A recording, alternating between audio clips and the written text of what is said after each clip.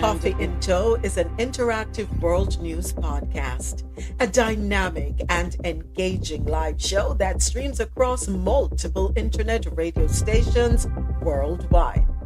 This podcast brings you real time news updates, in depth analysis, and interactive discussions on global events, making you a part of the conversation no matter where you are.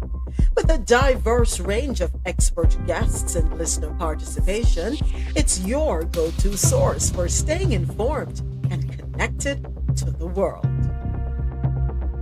Coffee in Tow is brought to you in part by Lormel Skin Food. Log on to lormelskinfood.com. Discover the range of natural skincare solutions. Indulge in the radiance of natural and organic beauty with the best natural and organic soap bars, whipped soaps, body butters, and oils. All 100% natural products. Lormel Skin Food for a natural, beautiful you. The world's best coffee from our farms to your cup. It's Grand Coffee House.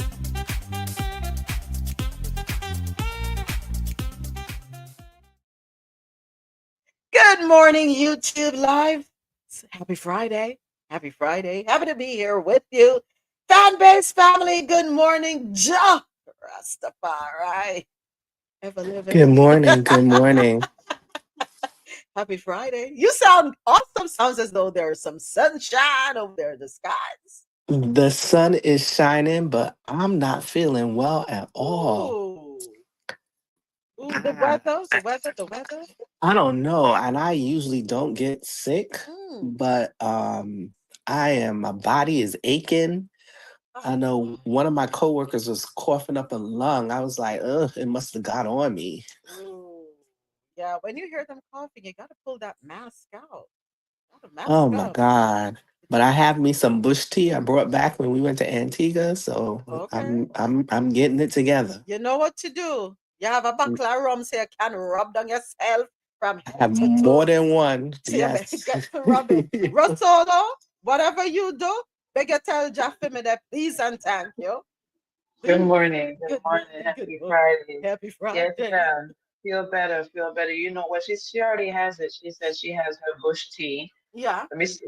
Let me see what the ingredients in mine was: ginger root, fever grass, soursop leaf, lemon, orange cloves, pepper, virgin olive oil, the whole water, damn forest. The whole and garlic. The whole forest was in mine.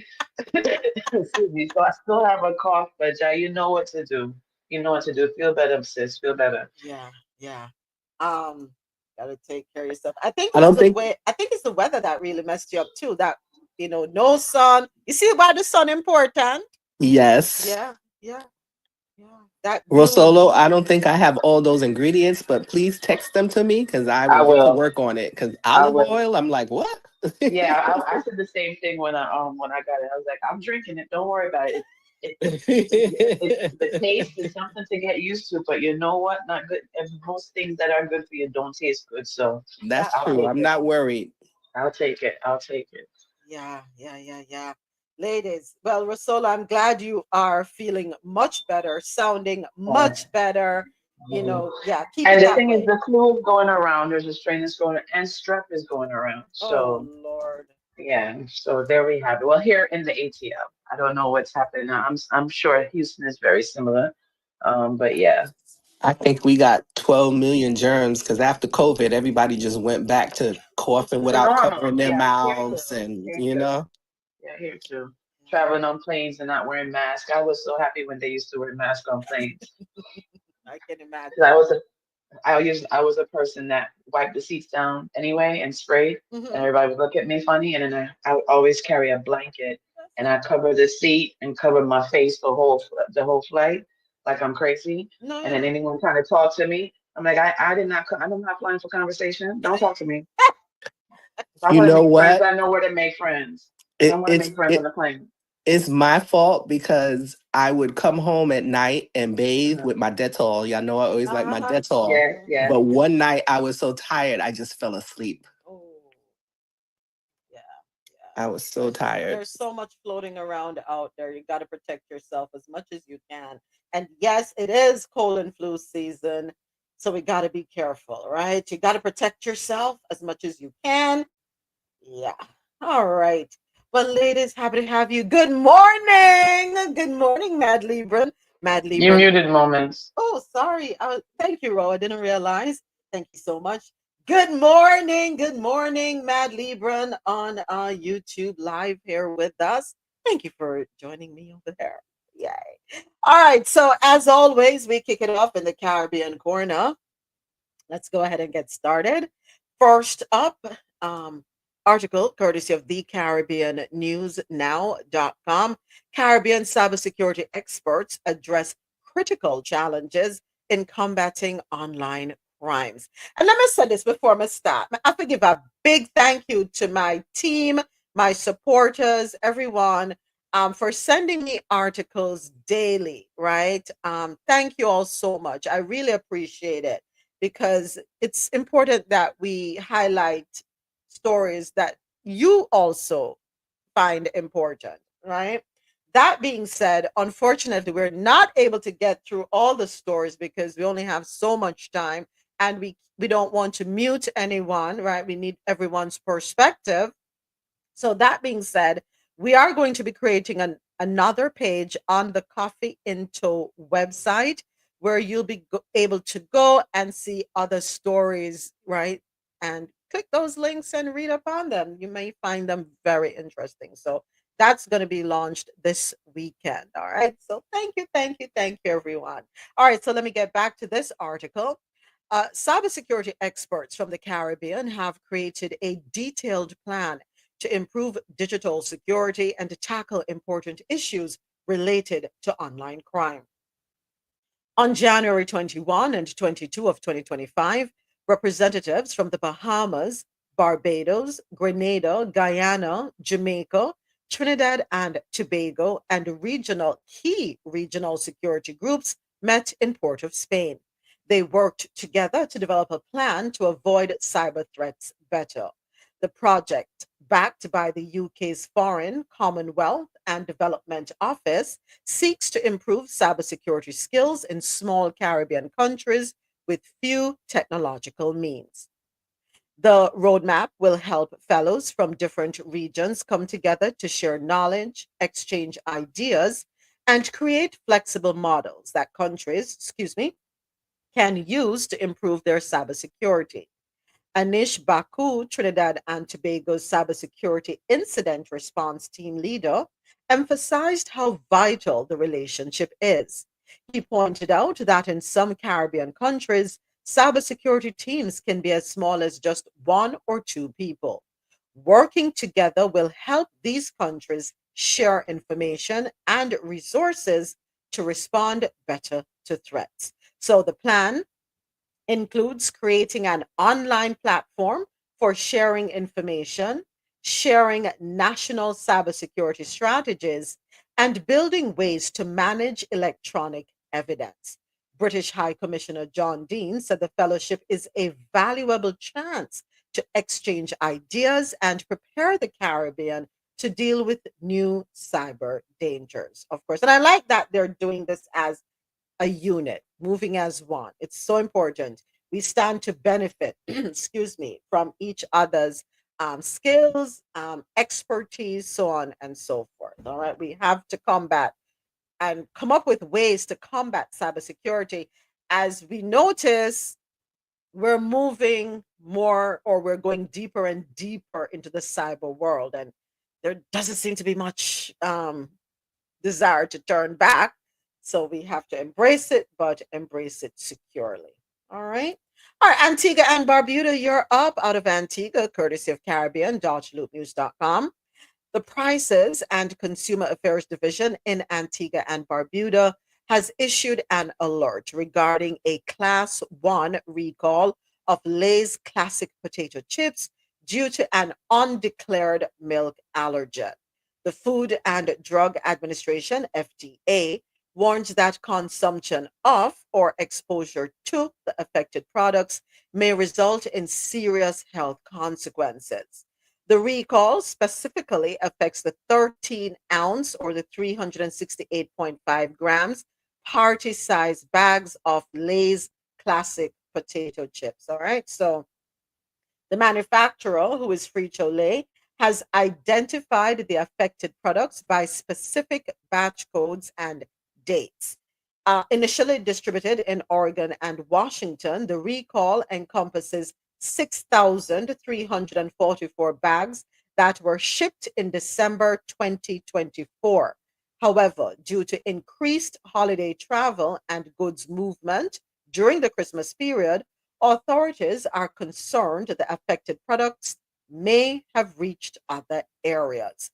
Consumers are urged to check their pantries and verify both the guaranteed fresh date and manufacturing code to identify recalled products. Any affected bags should not be consumed and should be returned to the place of purchase for a full refund. So the UPC code 28400311041, guaranteed fresh date of 11 February 2025, and the manufacturing codes are 6462307 or 6463307. The easiest way to look for it is look for the guaranteed fresh date of 11 February 2025.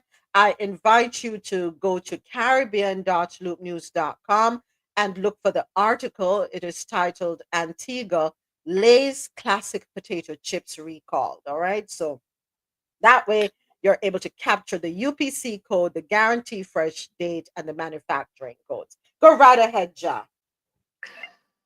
So America is just shipping their poison to the Caribbean and we just accepting it? Wait, did I say that out loud? Yes, but you said that out loud. But the truth is, it's also, there is a recall here in the States as well for it. I saw that one as well. So it's not just the Caribbean that has been affected.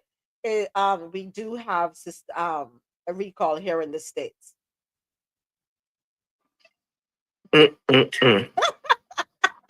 Just All right, so let's go ahead. So, folks, again, go to Caribbean.loopnews.com. Look for the article Antigua Lay's Classic Potato Chips Recalled. All right, so you can get the details you need to match up with if you happen to have the party size Lay's Classic Potato Chips in your possession. All right, moving right along, it's time for us to head on over to Barbados.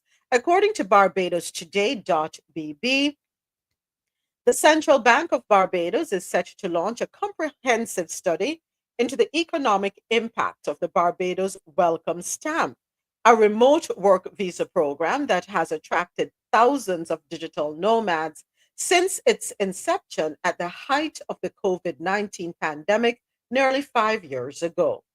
The program establishes a visa to allow people to relocate and work remotely in Barbados for a maximum of 12 months for a one-time fee and can reapply at the end. While being unable to supply any figures, Central Bank Governor Dr. Kevin Greenidge revealed to journalists that the bank will be working with the Barbados Tourism Marketing Incorporated and others to do an evaluation. Yet he maintained that the scheme had major economic spin-offs based on anecdotal evidence. Dr. Greenidge declared that the program has been contributing substantially to the economy during a press conference on the country's economic performance for 2024. The welcome stamp is very strong, he said, and also went on to add that he was doing a survey the other day, and so many of those welcome stampers converted and brought homes, or I should say bought homes, I think that's a typo there, and bought homes and real estate and spent in the economy and owning businesses. All right. Dr. Greenidge recalled speaking with a welcome stamper who lives in London that recently bought a house on the west coast of Barbados.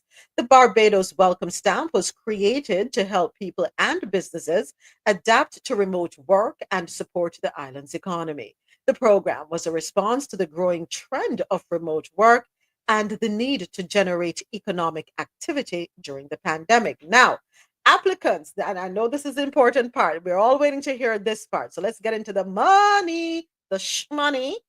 Applicants for the program must make an annual income of at least $100,000 or US $50,000 or 40,000 pounds over the 12 months they intend to have the travel stamp.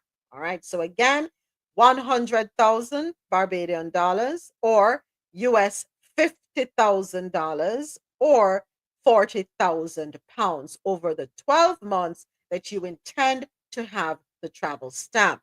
Applications are typically approved within 7 business days, after which the payment of the applicable non-refundable fees will be due. Fees must be paid within 28 days of application approval. All right. The fee for individuals is $4,000, and that is Barbadian dollars, or US $2,000 or 1,600 pounds. If you want the family bundle, there is a family bundle. I guess we all can do a family bundle, no?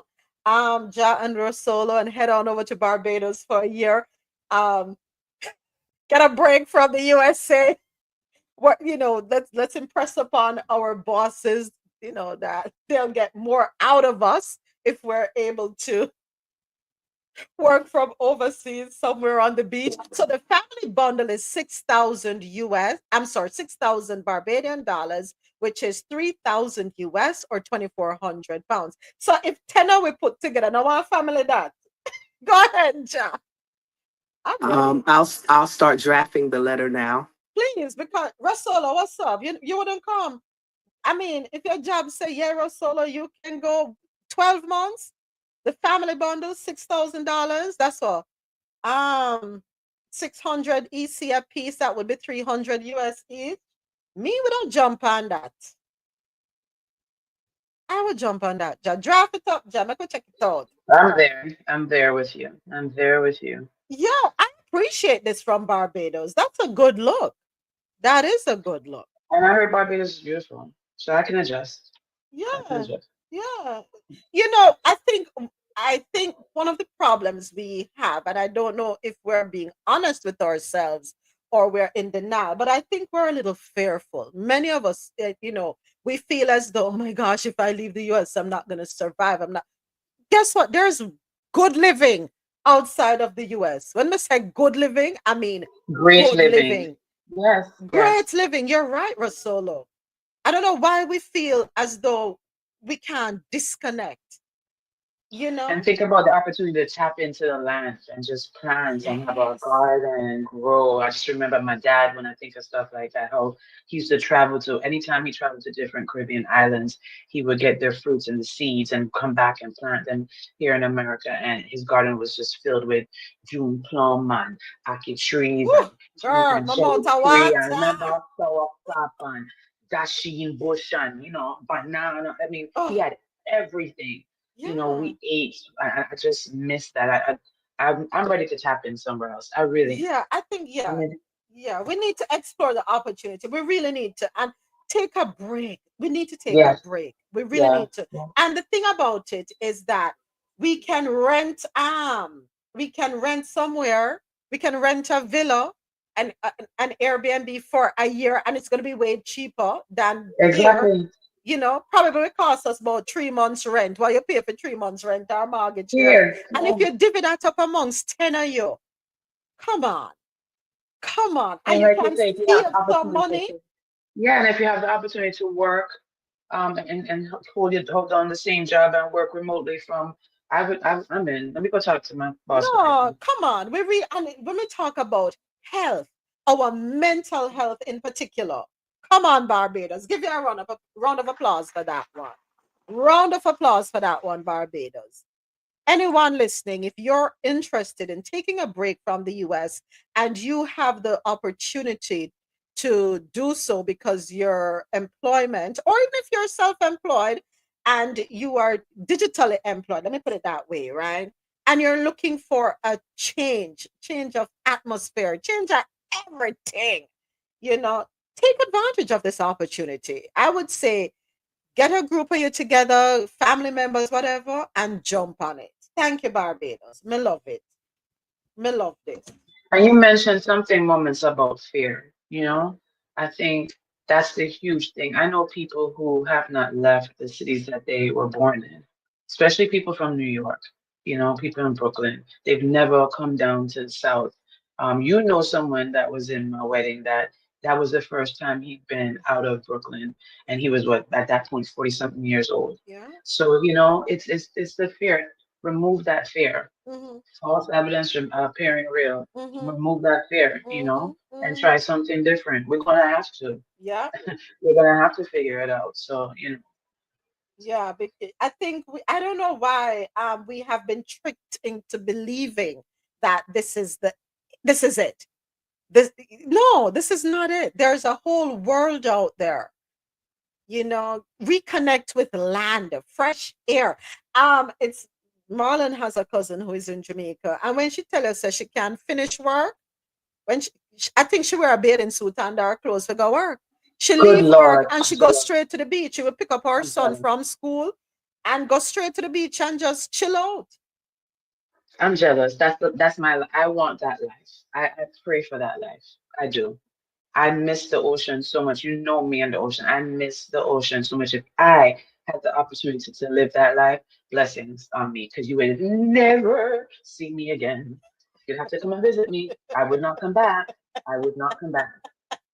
Ain't Listen. no way if I can leave work and go to the ocean on a daily basis or Mm-hmm. wake up in the morning and meditate by the sea or exercise or no way I would be back in them. There's no way. And Yeah. I am a born American. Let's be clear on that. So I can't go nowhere. I don't have to go nowhere. I'm Well, born here. you know our connection with the beach, Charlie. We love the beach. Yes, Yeah. I love the beach. I love the Yeah. ocean. You know that. And I can feel when I need to go back.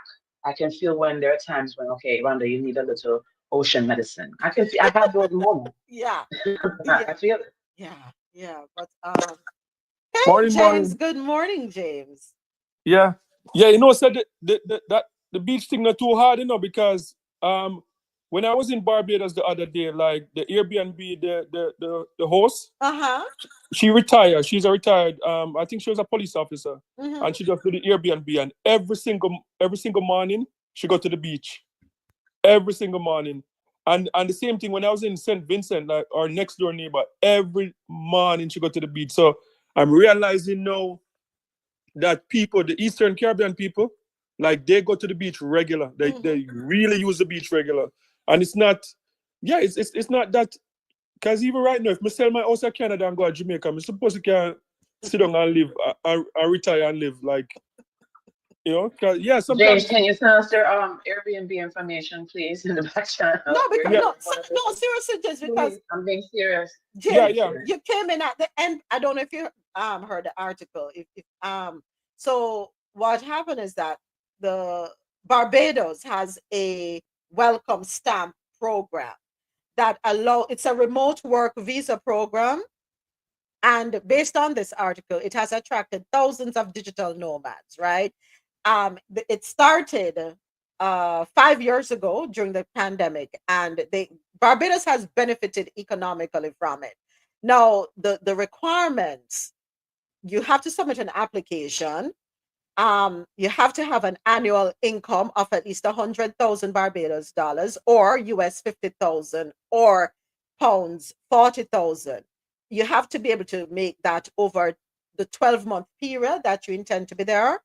Applications are typically approved within 7 business days, after which, once you get the approval, you have to make your non-refundable payment application fee, and that fee for individuals is 4,000 Barbados dollars, or 2,000 US, or 1,600. But they also have a family bundle And that family bundle is 6,000 Barbados dollars or US 3,000 or pounds 2,400. So we're saying just 10 away. I mean, can go get to an Airbnb and chill out for a year as long as you're able to work remote. And come on, people listening, jump on the opportunity. Take a break from the US if you can. So Moments, repeat where you can go to get the info for the application. You think that you can repeat where you can. Okay, so what it doesn't give us the website. What I would do is go to barbados.bb, barbadostoday.bb. The article is there. I'm trying to see. I guess if you type in welcome stamper program in Barbados in Google, it should pop up something that a link that no, she's have mercy. The more I think about it, Barbados, welcome. Stop. Quick moment. Quick. Listeners, don't mind us right now. We're looking for alternatives. All right. So I jumped on Google. How can a person applications may be submitted online or via a local service provider? Completed application. Okay, no, that I want to know which part figure. Hold on. Let me see. And while you're doing that, Moment, let me ask James. James, how is the educational system in Barbados? It's the same across Jamaica. Yeah, they're number one. They're number one in the Caribbean. They're 98% literacy rate. Okay, a little bit is coming with me. Okay. Yeah, I think them get free education to up to tertiary level in some cases. Yeah, so they're good. All right, Moments, keep researching. Okay, here it is. I found it. I found it. You got number one. You're going to go to www.barbadoswelcomestamp.bb/apply.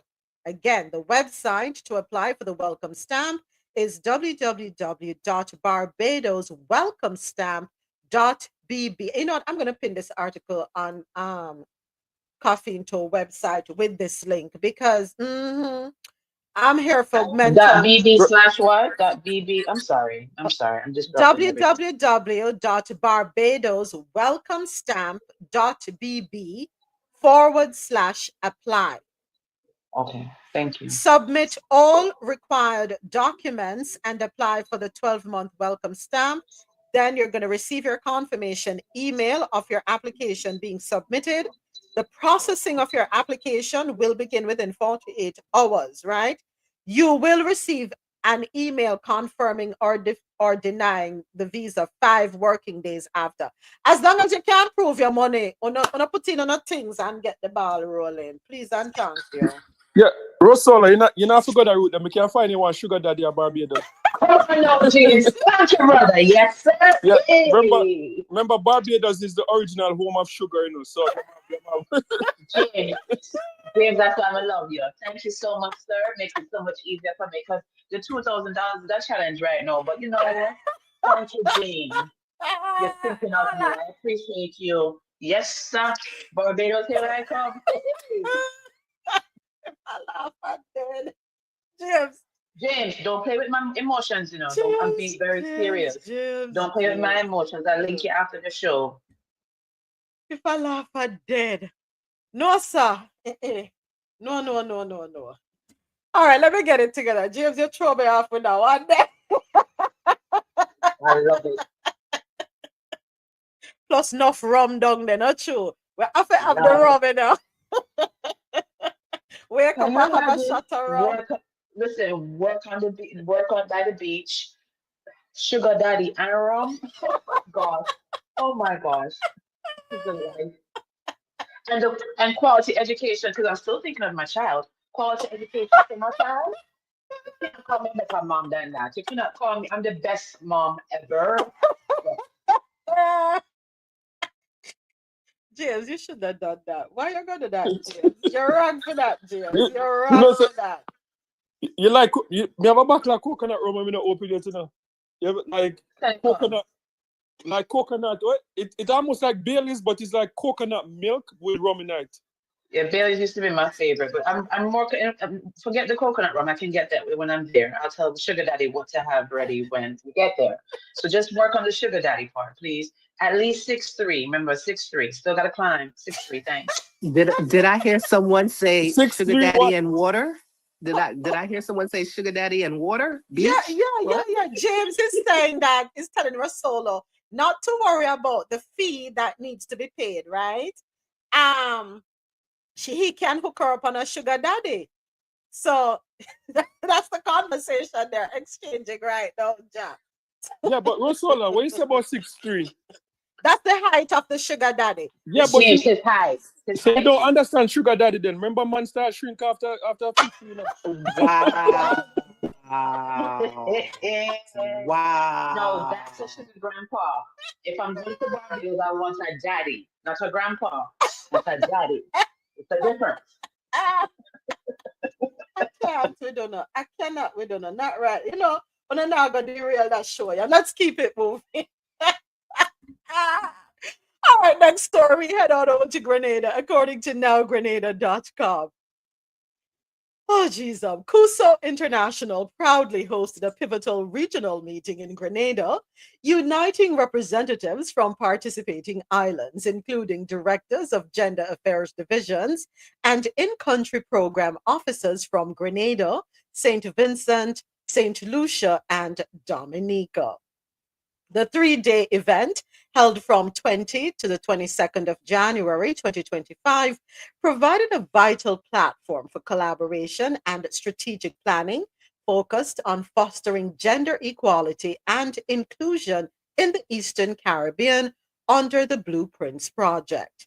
In attendance was Senator the Honorable Gloria Ann Thomas, Ministry of Social and Community Development, Housing and Gender Affairs, who made a remark, and her statement is, and I quote, "As a nation, we are committed to integrating gender equality and social inclusion into all facets of public policy and service delivery.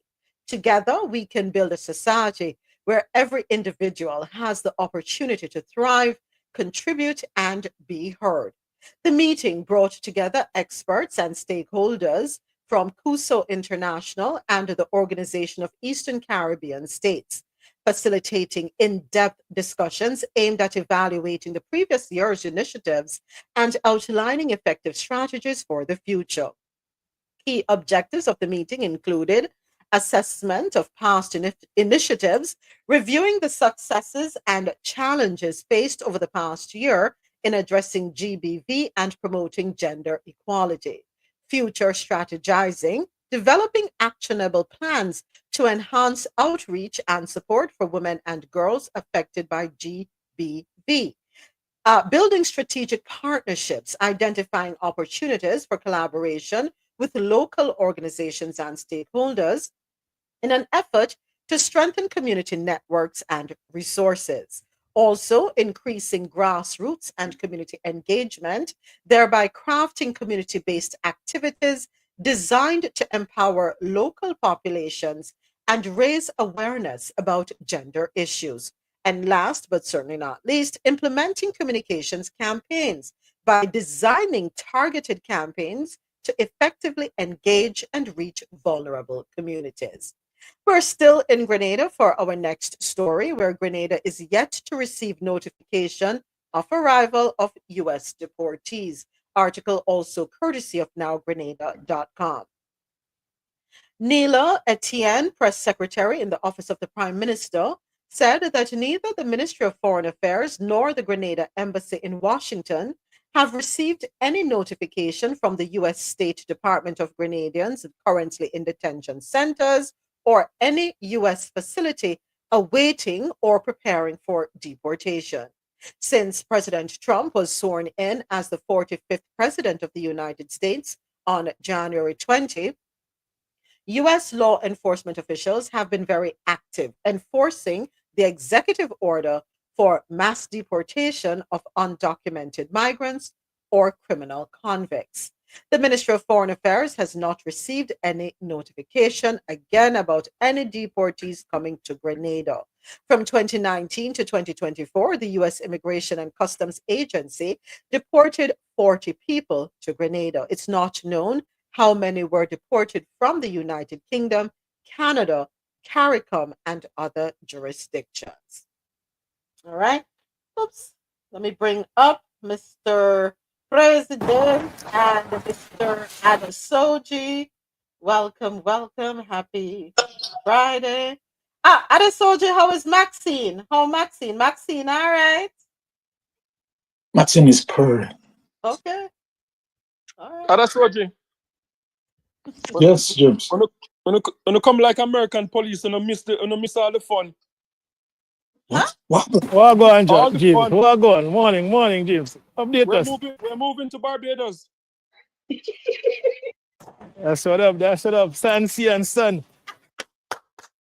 Flying fish. I want. Don't forget the cuckoo. I want the fish and bacon shark. And that me want bacon shark. No, bacon shark is Trinidad. We catch our own fresh fish. Oh God, this life is. Lord of mercy. What am I doing here with all of that? I should be packing my bags. Yes, I'm already packing. Sun and sea and drinking men. You know what? Let's keep it moving, James. You're too outside. At moments, I was planning to get a free trip home, but jumping, sending back nobody. That's the first.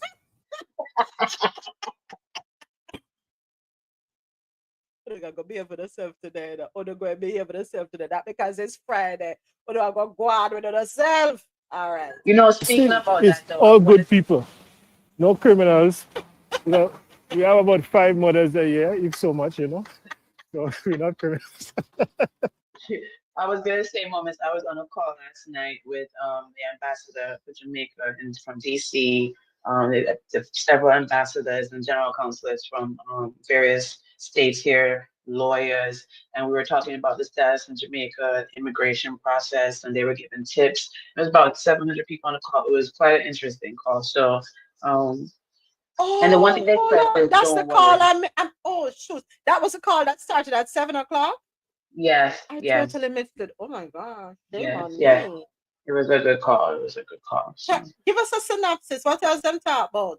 It was a town hall. I think Favour Williams and Audrey Marks was Audrey Ambassador Marks was hosting it, and Favour spoke. She spoke about several things. They had questions for her regarding the 124 million missing dollars and stuff like that. And she's saying research is being done. I know that's key. So let me just get to work. The gist of everything. She says they are doing research. It's not that the money is missing. It's that they're doing investigations to, you know, I don't know what the difference is. Find where it is, which means it's missing. So, you know, and they talked about the infrastructure and various programs. Let me get my notes. Various programs that they have in Jamaica: the HEART program, Spark program that assists our youth. We talked about key conversation was immigration, because at the time here in Atlanta, they had just invaded a church. ICE had just invaded a church, so immigration was a key part of the conversation, and there were lawyers on there, a lot of immigration lawyers just actually providing their resources and also telling people and giving tips, you know, carry your paperwork on you. If you have overstayed, get in contact with a lawyer immediately. They're going to have programs to assist. And we also talked about what happens when the people who have overstayed or people who are currently being sent back, what happens when they go back to Jamaica and they've never been there for years, they haven't lived there, what are the resources and programs available to them? So they had a lot of conversation around that. That's awesome. Yeah. So I think it's monthly, so you know. Okay. We should be doing it again. I'll send you the invite. Yeah, please do. Yeah, I think that's something we all should be engaged in, because it's not. Is it just for Jamaica or is it the entire Caribbean? This call is just for Jamaica, but they did mention other calls that were dedicated to the diaspora. So, but this particular call is something that they've done on a monthly basis, specific to Jamaica. So yeah, we had Fable Williams there. She spoke about the Aspire program. She's very proud of the work that's being done. She spoke about the SPEED program and streamlining processes for efficiency and economic development. Today were asked questions about Bitcoin proposals for government accounts. They talked about sovereign wealth fund accounts for the Jamaican government. Let me see. We had Dr. Franklin Knight there. We talked to Attorney Suku Clark was there and Attorney Xavier Francis. So yeah. Okay. So yeah, I definitely need that, Nick, because I want to be a part of that conversation. They won't hear my voice, but I want to be able to listen in and take notes. That was key, being able to listen in and take notes. A lady here asked about being able, and they talked about investment into the community. How do we invest? What are the programs? What are the links? And how we should invest. Or how we would have the opportunity to invest in the community, because and then a lot of people spoke very nice. They said they traveled to Jamaica recently over the holidays, for the new year, and they were impressed with the infrastructure and what's building, the condominiums, the roads. Of course, we know there's a lot more work that needs to be done, but they're pleased with the progress. Okay, sounds good. Sounds good. I like that. Thank you so much for that. What do you call it? Short form, the clip notes. The clip notes. Yeah, thank you so much, RoSolo. And we're going to stay on top of that, and we're going to keep abreast, because it's important that we keep the lines of communication open, right? So important that we do that. So thank you once again, RoSolo. Yeah, excuse me. And let me say one thing more. They said, do not fear anything that's happening right now. Don't be scared. There are resources to help anyone that has any questions. Fear is not going to help you. Yeah. Educate yourself and figure out what needs to be done to either just figure out if you can stay here, if you have to go back temporarily, whatever needs to be done. Yeah, yeah. So important. All right. Thank you so much, RoSolo. Thank you for that. All right. Next up, we head on over to Guyana. According to CaribbeanNewsGlobal.com, Guyana's exports soared by 285% in 3 years. Did I tell you CaribbeanNewsGlobal.com? Okay, I didn't. All right. So between 2020 and 2023, Guyana's exports increased by a massive 285%, moving from US $2.8 billion to US $10.8 billion. And this is according to Minister of Foreign Affairs and International Cooperation, Hugh Todd, as he was defending the 2025 budget in the National Assembly. This accounts for a 106% improvement in our non-oil exports. Awesome. Hold on. Round of applause, Ghana. Minister Todd emphasized that the government has consistently engaged in negotiations with trading partners to remove market access barriers and to expand market presence for local products in regional and international markets. As a result, Minister Todd explained that trade with the country's major extra-regional partners increased significantly. And here's a quotation from what the minister said. Exports to the United States and Canada expanded by US $6.2 billion and US $385 billion, respectively.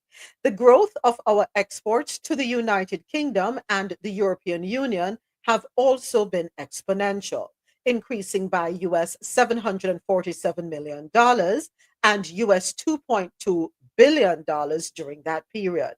Exports to non-traditional markets have also increased substantially, with the United Arab Emirates, Singapore, and India, yes, India, being ranked among Guyana's top 10 export destinations. Since 2020, exports to these countries have grown by US $2.1 billion. The minister further noted that this increase is a result of the government's efforts to implement measures directed at the expansion of the economy and enhance both traditional and non-traditional export profiles. Well,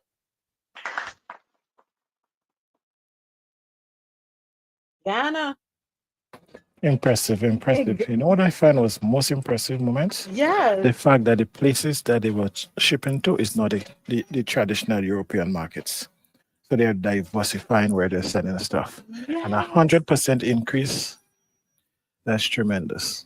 Listen, I'm in shock. So can that be replicated throughout the Caribbean? Can we? And I'm assuming that it is not happening. Okay. I'm going to assume it's not happening. If it is happening, awesome. If it's not, can we have Ghana lead the way, where we move as a unit, have somebody, have a board that starts that opportunity leads the way with these opportunities for us. Take us into uncharted territory, so to speak. As much as we sometimes criticize the governments, I think in recent times there have been a push through the Caribbean for that kind of stuff. I think the diversification of economies, the new governments and so now they're really making some headways in terms of that, at least on the conversational level, trying to free up access to markets, trying to provide resources for local producers, etc. So on a whole, I could say throughout the Caribbean, there has been a push in recent times to increase it. Okay. We may not be where we want to be now, and it's not the collective that we would like to see, but there are movements happening. Okay. Yeah, that's true. Like from what I've seen in the past, I would say 2 years, Guyana and Barbados, if it's up to them alone, like the Caribbean, they'll bring the entire Caribbean with them because they're moving in the right direction. My only concern with Guyana, because based on my interaction with people from Guyana, the mindset need to change. Like a lot of the interaction that I'm having with people, a lot of people are expecting free money. They're saying like, oh, Guyana have oil, they have gold, they have all this. Why the government not giving us the money? And I don't know, like the mindset need to change. And they're even trying to find workers and they can't find enough people to fill jobs within Guyana. So yeah, but they're definitely moving in the right direction. Like a lot of people, it could be political because I like what Ali is doing. And then I get confused when people are saying like, oh, he's corrupt and he's this and he's that. And I'm like, based on what I've seen him done in the past 12 months, like I've not seen anyone else in the Caribbean or in the West Indies that have been doing anything like that. Like Trinidad got their money with oil, they didn't do that. Jamaica got their money with bauxite, they didn't do what he's doing. So I think he's good, and hopefully he wins whatever election is next election, so he can continue the progress and don't break it, because sometimes a changing of government is all it takes for things to collapse. Fact. So yeah, hopefully he can think. And James, to that point, I want to say, if there is a change of government, we hope that they would just pick up the baton and carry on the work, do what's right for the country, not try to jeopardize or sabotage anything. Because when you do that, that only works to the detriment of the economy. The goal is to move forward. You know why it might not go that way, because they're dealing with like a race issue also. Yeah. Because is it race for them, or is it discrimination? Race. No, I think it's race, because race. he's from India. He's India, right? His ancestors are from India. And even though like he's doing more things, like he's getting like awards like in Africa, Ghana and those places. He's doing a lot of stuff more than even some of the more for like the black population than other leaders were doing. But people still are like, oh, like, looking at that he's Indian and like that type of stuff. So the mindset, hopefully the mindset, because sometimes the biggest thing that's blocking us is our mindset. Yeah. So hopefully the mindset change. Yeah. Thank you, James. Go ahead, Mr. President. Yeah, what you have to realize is that Guyana literally splits almost evenly down the middle, with people of Indian descent, people of African descent. And there has been political discrimination throughout the history of Guyana. Wow. Also, you have to look at how Guyana is set up. The electoral system is a proportional representation system. It's not a first past the post system. So you're voting as a block. So it's always really tight. So when you do that now, how you allocate the resources in that system sometimes could be disadvantageous, because there is more flexibility in the allocation of the resources as opposed to a first past the poll where you win your seat for a constituency and you represent that constituency somewhat exclusively in theory, etc. Okay. So that caused an issue. Okay. And as James said, from the outside looking in, it seemed like he's doing good. You know, we'll have to go into the numbers and whatever, and there would always be dissent, no matter how good a leader you are, right, or how bad a leader you are. Yeah. But the trend that he's taken, as James said, he and Barbados especially is going in the direction. As the continuation, I would like to also look at, when I look at the Grenada government, right? When I look at some of the contracts and so that was done by the previous administration, this current administration came in and basically honored those contracts. They tried to renegotiate a lot of it, but they honor it. And I think I talk specifically with the 45-year deal I think they had with the development of the international airport through Chinese, where we're saying that the country may not even be able to afford it, but they went in, they renegotiate, and I think they're in talks. But the point is, they didn't renege on a lot of the stuff. Right. And that is what we want to see happening throughout the Caribbean and stuff like that. Yeah, you. Definitely. Thank you, Mr. President. We do have another article out of Ghana. It seems to be good news all around. But before I jump into that, I went on went on Google, sorry.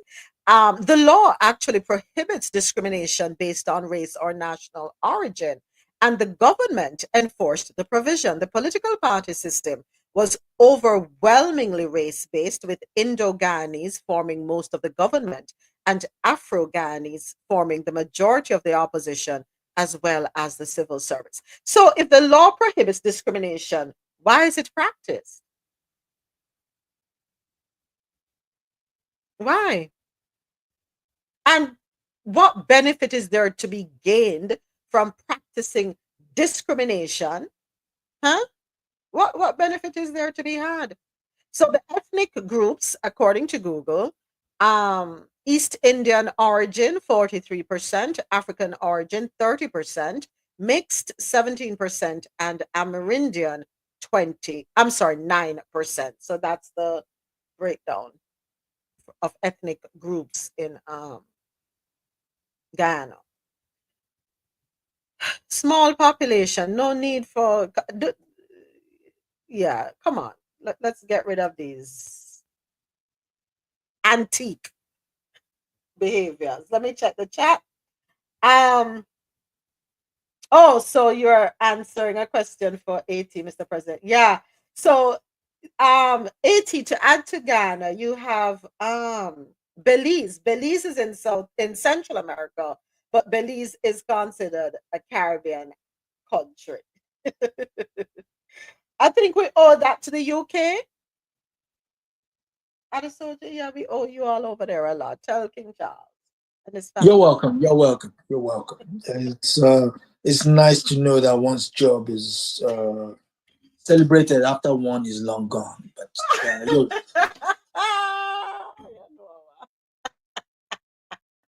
all right. Our next story out of Guyana, according to CaribbeanNewsGlobal.com. The government of Guyana expects to receive more than US $12 billion in oil revenues for the period 2025 to 2028, derived from the sale of crude oil and royalties. This substantial income, when combined with other sources of national revenue, forms the backbone of the government's development plan. Over the past 3 years, oil money has been used strategically to fund initiatives aimed at improving the lives of all Guyanese through investments in energy, infrastructure, healthcare, education, and social programs. More than US $3 billion has already been withdrawn so far, and the results of this spending are already being felt across the country. A key focus of the government's agenda is the expansion of Guyana's energy generation capacity. One of the most transformative projects currently underway is the gas to energy project being executed in partnership with ExxonMobil. So this is projected rather to reduce the cost of power across the board by 50%, while also cutting emissions from electricity generation. Such a reduction in energy costs can not only ease the financial burden on households, but will also stimulate economic growth by fostering a more competitive business environment. Vice President Dr. Bharat Jagdeo has said the cost of power will be reduced once the project starts up. So, okay, go on with yourself again, girl. A round of applause. You see, I like this sort of thing when you can pass on relief. Yes, ease the burden of your citizens. This is so important. Not just, store up in the storehouses. Go ahead, James. Yes, yes. So what they're doing, and that's why I say it's important that this guy stays in office too, because what they're doing, they have a strategic plan Mm-hmm. to pretty much be like the breadbasket of the Caribbean, right? Because remember what Trinidad was back in the 60s when Trinidad was able to produce a lot because of the cost, the low cost of energy. So that is what they're aligning themselves to do that. So with the energy, the regional ferry system, they're connecting, they're in talks to connect with Suriname, a bridge to drive across to connect both countries. So like and Brazil they're too, James. huh? Brazil to improve the access to Brazil and South America, that road that exists now. Yes, yes. So they're taking on a lot of things. So and what I like too is that they're inviting Caribbean people to come into. So that might be like a good place to invest. Might be the best place in the Caribbean now to invest. Like whether or not you're in like like any of these companies, whether Grace Kennedy, whether any of those companies, go there and set up shop because it's going to be easier, cheaper to produce than anywhere else in the Caribbean. Well, we on that, right? Moments. A couple of years ago, there was an idea floating around, and I'm not sure if it happened within Barbados and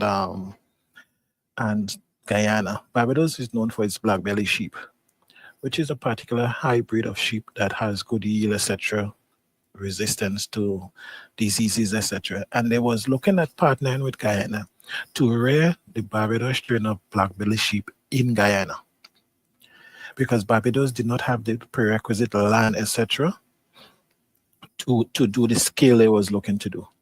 So things like that could make a whole difference in the Caribbean, you know?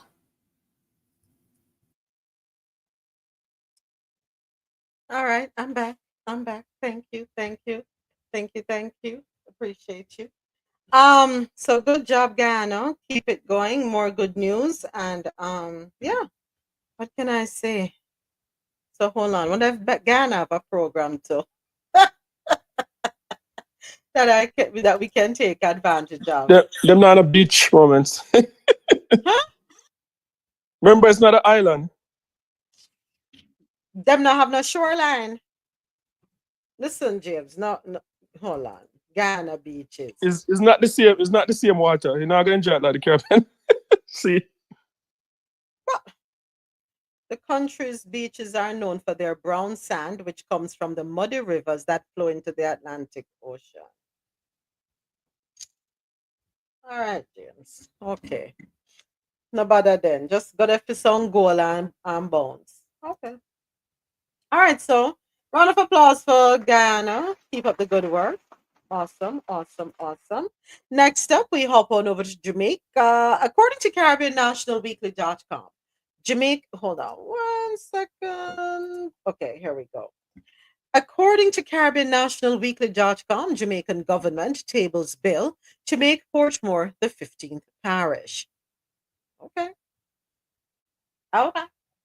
Portmore is on the verge of becoming Jamaica's 15th parish following the tabling of a bill to amend the Counties and Parishes Act by Minister of Local Government and Community Development Desmond McKenzie in the House of Representatives on Tuesday. Once approved by Parliament, the city municipality of Portmore will officially attain parish status, marking a historic milestone as the first parish to be established in post-colonial Jamaica. Under the proposed changes, the newly designated parish Portmore will include the Hellshire Hills and Goat Islands, while excluding areas such as Lakes Pen, Grange Lane, Lime Tree Grove, and Quarry Hill. The capital of the parish will be Portmore, mirroring the structure of Kingston, serving as both city and parish capital. The city of Portmore will also encompass lands east of North Arscott, as well as key facilities, including the municipal building, police station, Inland Revenue Department, and parts of Nago Head and Brayton.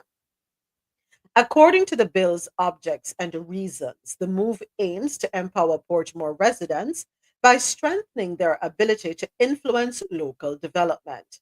It also seeks to enhance the municipality's lobbying capacity and grant it autonomy over resource management, which is currently overseen by St. Catherine, the parish to which Portmore presently belongs. The push for Portmore's parish status aligns with a long-standing election promise by the Jamaica Labour Party. Senator Kamina Johnson-Smith previously highlighted that the vision for Portmore's autonomy was first championed by former Prime Minister Bruce Golding, but had not been realized. Currently, Portmore is the only city in Jamaica with its own municipal council that operates independently from its parish's local government. The Jamaica Labour Party has argued that granting Portmore full parish status will allow it to receive its own share of parochial revenue funds and facilitate the development of key infrastructure, including a market, hospital, improved schools, water supply, and road networks. The government intends to finalize the transition before the upcoming general elections, which are due by September this year. So, question: Portmore have a hospital yet? Portmore, eh? I don't know. Yeah, that's my problem with it. So how are you going to push forward when the key infrastructure is not in place? Shouldn't the JLP, for how many years under the leadership of Andrew Holness, should they have not been working on this arduously? Yeah, it's a bad idea. Like I don't like it. And Portmore should be a parish by itself, but nothing has been put in place. Because from 30 years ago, I heard that they have the land. Like the land was given as a gift for the hospital, and there's no hospital on it yet, right? Also, in a year when they're spending millions of dollars to conduct a referendum to become a republic, you're going to take on becoming a republic, and then building a new parish at the same time. That just seemed extremely expensive, and we still can't get a hold of crime. I think crime is more important to put money into crime fighting and get the crime rate to a decent rate than to be focusing on like parish. That can come at a later date. Yeah. No, I don't like it. Yeah. Go ahead, Mr. President. Go ahead. Yes, I noticed they were saying that if they become a parish, they would get better resources so that they could have their own schools and all the stuff properly funded. And my question was, in a place like Jamaica that is so small, why does it matter whether you're a parish or not to affect the funding for the schools? And all the schools is public schools, for the most part. That's what I thought. So why becoming a parish allocating resources to things like schools and so on? Why should that be any significant difference? I don't understand that part. The last part of what you read, I don't understand it properly. Sorry, I just comment. What's the reason? I still trying to find overarching reason as to why it's I guess it's such a need for Portmore to become a parish, I guess. So let me see here. So Kamina Johnson-Smith had stated previously that we are renewing the vision to ensure that Portmore, with its young, vibrant population, will have the opportunity to have its own municipal corporation so that it can collect its own property taxes and determine its own development plan.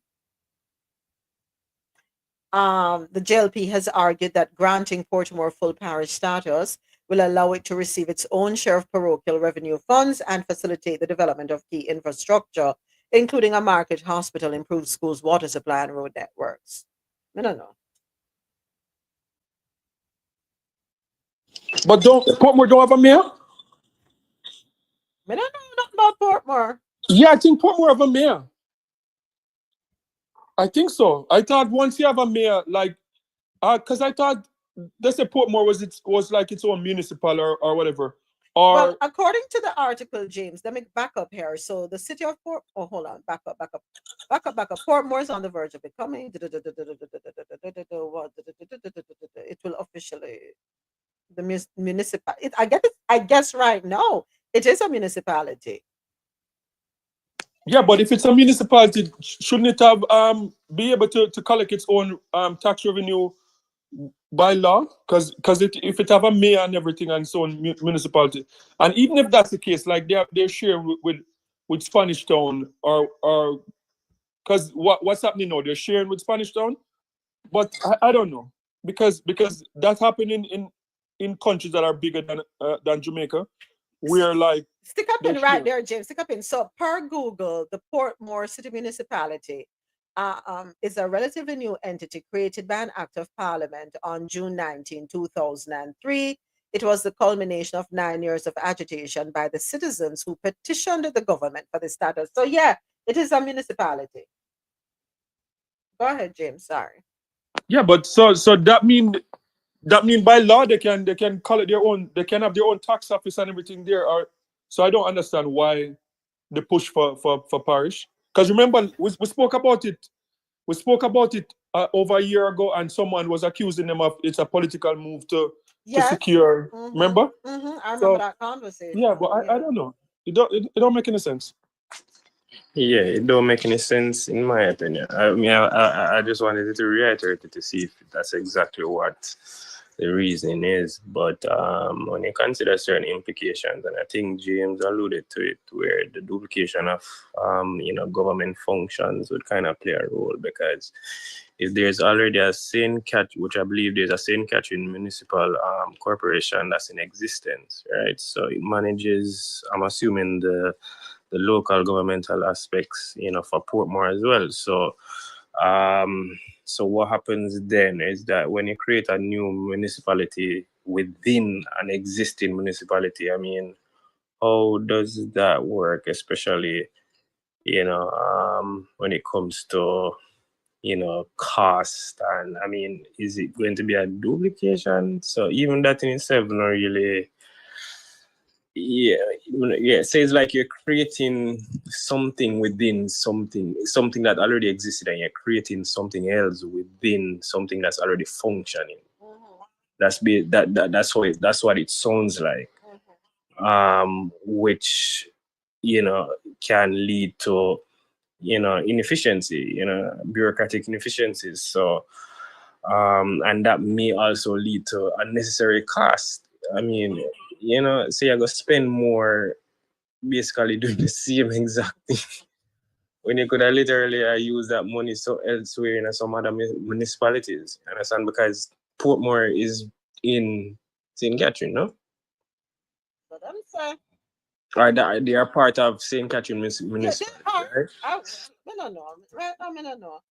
They must know what them stand to benefit from doing that. So and then knowing that it's, I guess, I think it sounds as again, it sounds like, of course, it's a political move. It sounds as if that's what it is. But I feel it may bring more harm than good. Especially to the citizen, because looking at it from also like a tax perspective as well. Portmore would I'm assuming, because most people in Portmore, they work outside of Portmore. Yeah. Right, they work outside of Portmore, right? So that being that happening, right? What would eventually happen is that you're going to run into increased tax burdens on the residents. mainly because, all right, you know, Portmore themselves would have required more local revenue, you know, within that specific area in itself. But the fact that you're looking at individuals who, again, they work outside of Portmore, right? You know, the cost that cost would have to come from somewhere, right? Especially if there's not enough local revenue that's being generated within Portmore itself, right? Because I know that they have, you know, a few, you know, corporation. I know they have a few banks and so on, but just enough in terms of to alleviate any tax burden that may fall on the residents themselves. So I don't know. It just seems as if it may be more harm than good, but I don't know. We stay tuned, President. We stay tuned for more information. All right, one more comment and then we keep it moving. Go ahead. What President just said is a very important point, because like even where I live here, like we have like it's like a region where like two, three small city, they come together to build like they call it like a region where they share taxes. And one of the region that's close to us, they share, I think it's like three of them that come together also. One of them that they generate a lot of revenue. The mayor wanted to pull away because she think that too much money is going over the other side. So what President just explained is that Portmore don't have enough business. Portmore is a residential city, and the similar thing is happening in Canada. The other place is a residential city, and another place is where most of the business are. Residential city don't generate a lot of tax compared to, you know, like all the people going into Kingston, going into Spanish Town to work. So that could be a big problem that could end up bankrupting Portmore. Well, let's see. They must run the numbers. They must have crunched the numbers and see where it is, and they have seen where it's beneficial. So let us wait for more information, more details, more transparency. Remember, the same government are missing millions of dollars. So that's just the numbers. You know, also out of Jamaica, UNAIDS gets waiver to continue HIV treatment to Jamaica, HIV treatment Jamaica and Trinidad to benefit. According to Caribbean National Weekly.com, Trinidad, Jamaica, and Trinidad, along with several other Caribbean nations, will continue to receive HIV treatment and funding under the United States President's Emergency Plan for AIDS Relief, otherwise known as PEPFAR, in 2025, despite a 90-day suspension of foreign aid. This decision comes after U.S. Secretary of State Marco Rubio signed a waiver on Wednesday. UNAIDS welcomed the move, noting that the emergency humanitarian waiver approved by Rubio will ensure ongoing access to life-saving HIV treatment across 55 partner countries globally. More than 20 million people living with HIV, representing 2/3 of those globally receiving treatment, are directly supported by the United States President's Emergency Plan for AIDS Relief, the world's leading HIV initiative. UNAIDS Executive Director Winnie Bayanyima expressed support for the recent decision, stating, UNAIDS welcomes this waiver from the US government, which ensures that millions of people living with HIV can continue to receive life-saving HIV medication during the assessment of US foreign development assistance. Yay, thank you. Okay, Marco, do your thing. Next, we're still in Jamaica. No, lie. Where are they? Nevis, for God, Nevis. Oh, this one is so unfortunate. 19 persons found dead on drifting vessel off Nevis. Article courtesy of Caribbean.lootnews.com. Authorities are investigating a tragic discovery after 19 individuals were found dead aboard a vessel drifting off the coast of Nevis. The St. Kitts and Nevis Defense Force Coast Guard located the vessel shortly before noon on January 29, Following reports about a craft floating without apparent direction or control in territorial waters. Upon boarding the vessel, Coast Guard personnel made the grim discovery of 19 deceased individuals. Oh boy. And we do have another story related to this one. I think it's an update, also courtesy of Caribbean.loopnews.com. So the identities of the victims at the time of this article remain unknown. Authorities have not yet released the information rather about the vessel's origin or intended destination. So let's see what's in this update here. According to Caribbean.loopnews.com, documents found aboard a vessel discovered near St. Kitts and Nevis suggest several of the deceased individuals originated from Mali, West Africa. This is according to the St. Kitts police and their officials in a report. The tragic discovery included 19 bodies aboard the drifting craft.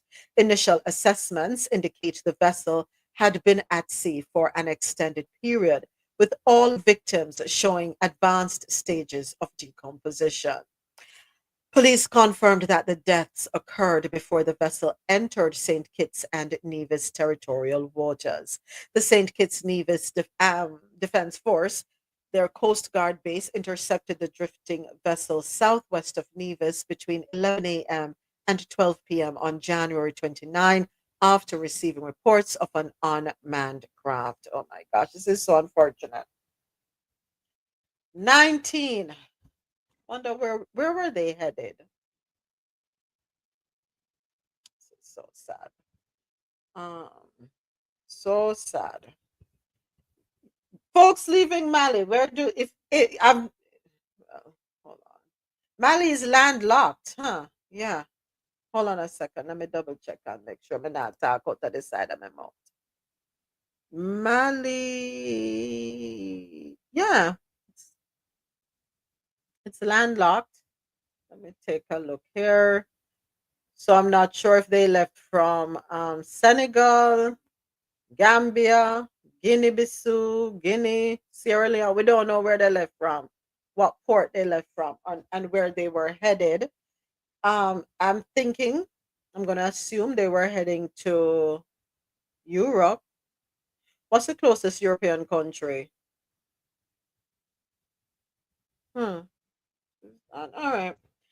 May their souls rest in peace. So unfortunate. So now lies the task of having to um, get in touch with family members back in Mali and let them know what happened. Oh boy. Okay, next up, according to Caribbean National Weekly.com. Oh, by the way, we are now in our features, travel and lifestyle segment, Down in the Islands. Jamaica named top global destination for food, romance, and culture by TripAdvisor. Let's get into this one, according to Caribbean National Weekly. What happened, Ja? Wow, we know romantic down there. Wow, Ja.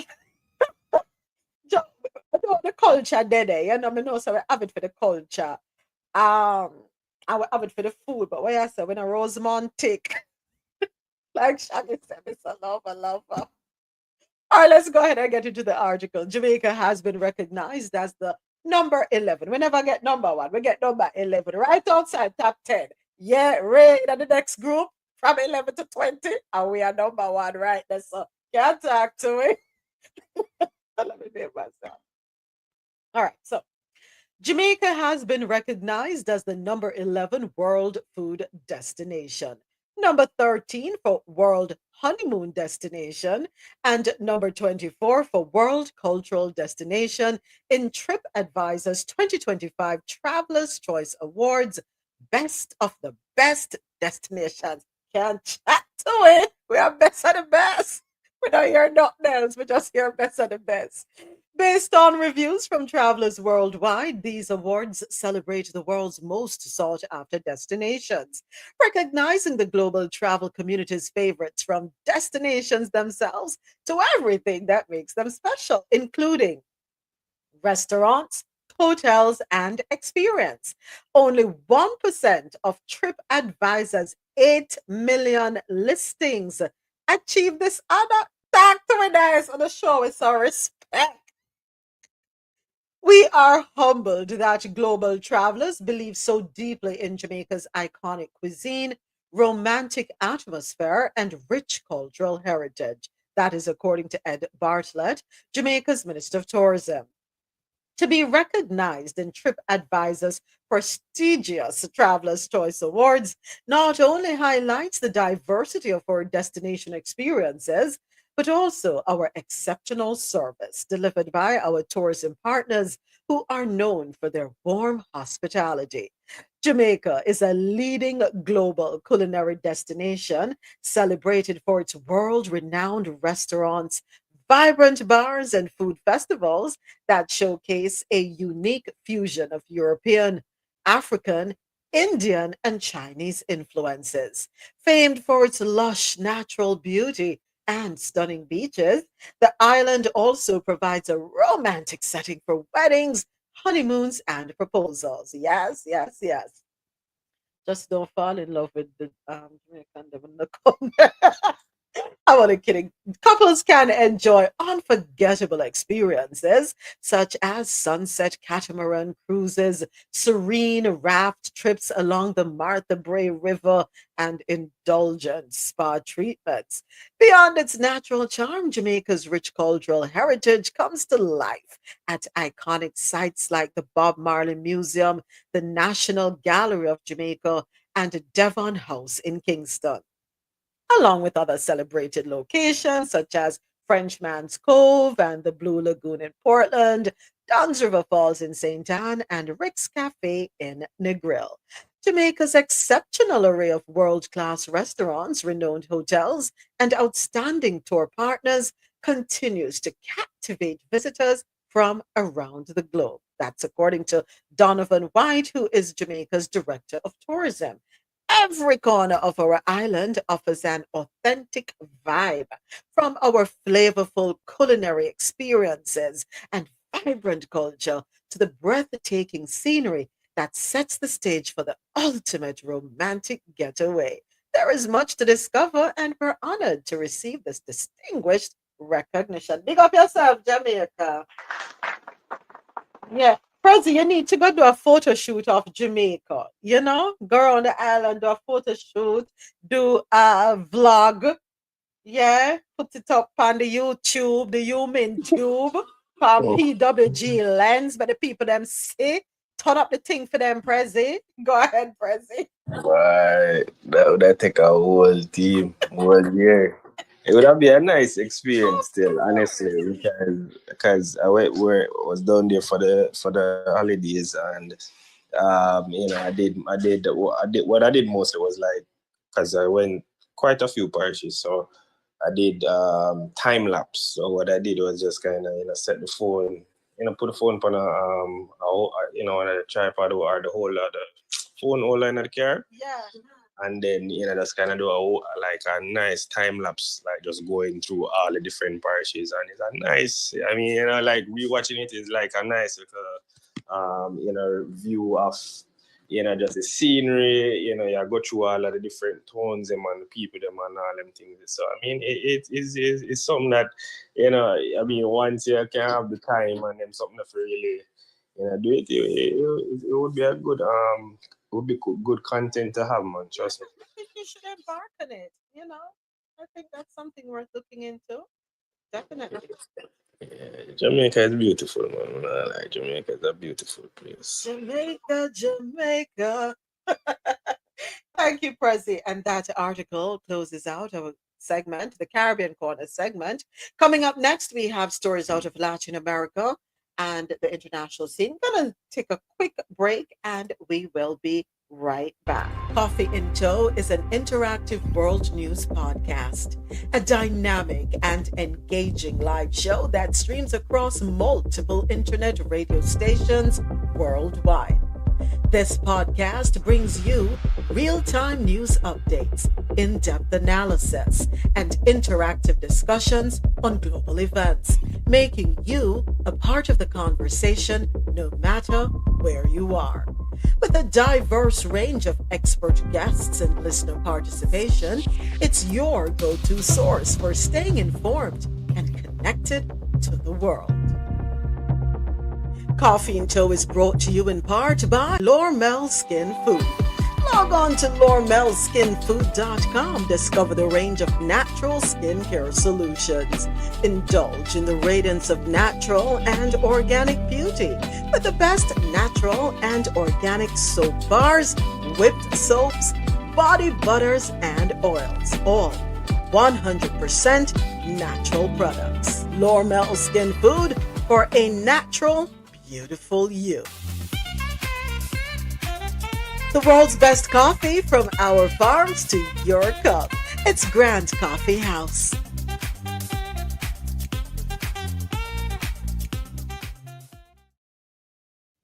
Welcome back, YouTube Live. Our first story out of Las Noticias takes us to Brazil, South America. So Brazil is seeking funds for Venezuelan migrant program after Trump freezes U.S. aid. Article dated January 29 and can be found on usnews.com. No survey, no thank you. According to this article, the Brazilian government on Wednesday said it is scrambling to fund a joint operation with United Nations agencies to resettle Venezuelan migrants in Brazil after President Trump imposed a sweeping freeze on U.S. foreign aid. Brazil's Operação or Operation Welcome offers humanitarian aid to some 15,000 Venezuelans crossing monthly into the state of, I think this is Roraima, before offering them work and housing around the country, thereby reducing onward migration to North America. The UN High Commissioner for Refugees and International Organization for Migration, key partners in the Brazilian operation, had both relied on substantial US funding. According to the Brazilian Justice Minister, when speaking with journalists, he said since the United States stopped providing funds to the IOM, Operation Welcome suffered a huge setback, and we initially considered suspending the operations, but we're going to seek resources. We do not yet have the resources defined or the necessary personnel, but all the ministries involved are going to do everything possible to receive the Venezuelans with dignity, as Brazil does with all those who come to our country to seek a better life. Asked about potential cuts, the UNHCR office in Brazil said it would have to make some exceptions regarding the allocation of funds to humanitarian assistance programs. Something just came to my mind as I'm reading this article. Is this an opportunity for the various organizations that are focused on humanitarian assistance and aid, these charities, is this an opportunity for them to look into establishing a reserve? Did they have a reserve to begin with? I would think that if I'm operating a charity, I want to put aside for a rainy day. Is this something that, and I don't know how charitable organizations work, is this something that is allowed, or is it that they have to exhaust everything that is given to them? Anybody familiar with the operations?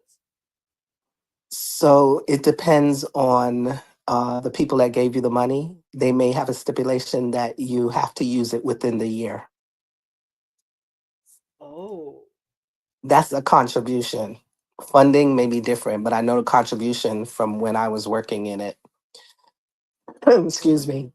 There was a stipulation that we had to do specific things within that year.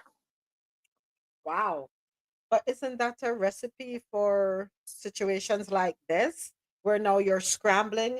I think every organization, if should revisit the mandates that they put in place, meaning yes, you're giving the money, but also say put aside 10%, 20% for a rainy day, so to speak. So I think funding and contributions is two different things. Okay. Because when we got a contribution check, we had to use it within that specific time. We gave them what program we wanted to do, and it had to be used within that specific time frame or that specific year. Okay. All right. Thank you for that, Jazz. So to go a little deeper into what Jazz just explained to us, contribution or grant, knowing the difference. So simply, a contribution is a gift of funds, typically with no stipulations, though more on that later. Frequently given by individuals. A grant is funds awarded as part of an application process, usually given by a foundation that sets specific rules for allocating money. Of course, there's more to it than first meets the eye. Knowing the difference between contributions and grants can be difficult because they share many of the same characteristics. Okay. So, defining grant versus contribution, let me read this part. The University of Notre Dame states that a gift, also called a contribution, is a voluntary and irrevocable transfer of money, services, or property from an external donor for either unrestricted or restricted use in promoting the university's goals. No commitment of resources or services is required other than the stated donor restrictions. Contribution. Okay. Hmm. All right. So there's a thin line between both, but Yeah. it just depends on who you get the money from. Right. I'm not too sure about government funding. Yeah. Yeah. Yeah. Interesting. Would love to get some more insight on this. No? All right. Thank you, Ja. Appreciate your feedback. Thank you so much. All right. Moving right along. Hey! I'm laughing at this one. The headline had me. I don't know if I can read the word, but white powder starts with a C, ends with N, outpaces oil. Yes, it has outpaced oil as Colombia's most valuable export. What can go so? So, according to this article dated January 28, 2025, which can be found on oilprice.com, in a shocking development, Colombia's in production for the 10th year straight soared to a new record high. The UN Office on Drugs and Crime estimates that the year's annual output grew 52% year over year to a startling 2,664 metric tons, the largest amount ever produced, despite the government in the capital, Bogota, with US backing. I'm sorry, committing substantial resources to disrupt what is now an economically crucial illicit industry in rural Colombia, cocoa cultivation and in manufacturing keeps spiraling higher. The booming trade drives heightened insecurity and corruption, which are damaging key economic sectors, notably the fiscally vital petroleum industry, with oil being Colombia's most valuable export since the 1990s. Except for a brief period from 2011 to 2012, Colombia has consistently been the world's leading cultivator of the cocoa plant. The bushy shrub's alkaloid rich leaves, long chewed by indigenous South Americans to boost energy and ward off altitude sickness, are the vital precursor needed to manufacture the popular recreational narcotic blank blank hydrochloride, which is widely consumed in developed nations around the world. The volume of AIN produced is spiraling ever higher, despite Colombia since the 1980s waging a multi-billion-dollar US backed war on drugs. The conflict not only failed to stem the flow of aid, but prolonged Colombia's civil war and cost hundreds of thousands of Colombians, Spanish, mostly civilians, their lives. There are multiple reasons for this, but the key is the weakness of the Colombian state, which is exasperated by Bogota being caught in a protracted countrywide, multi party, asymmetric conflict rooted in inequality, Cold War politics, and foreign interference. And I want to say heavy on foreign interference. Colombia's widespread poverty and lawlessness create favorable conditions for the growth of illicit economies, such as smuggling, thereby allowing the trade to take root. While the business has existed since the early 1970s in Colombia, it was the formation of the Medellin and Cali cartels toward the end of the decade that put the Andean country firmly on the global map as the leading exporter. The vast profits that this product generates caught the attention of a multitude of illegal armed groups across Latin America, including those waging a vicious decades long civil war in Colombia. This led to a significant escalation in the conflict among cartels, leftist guerrillas, and right wing paramilitaries, all vying for control of the lucrative $1 billion illicit industry. These events sparked a vicious cycle of escalating violence, which fueled further lawlessness, thereby perpetuating the conditions that allowed the trade to thrive. So, all me want to know, where them I export it to? Who are imported? Moments. Yes, Mr. President. This is an illegal drug. How is it we have so much detail as to how much is exported, the growth over the years, the effect on every aspect of the economy and social life? How we have such good metrics on an illicit drug? I'm asking for a friend. Right, that's so. Right, that's so. Hey.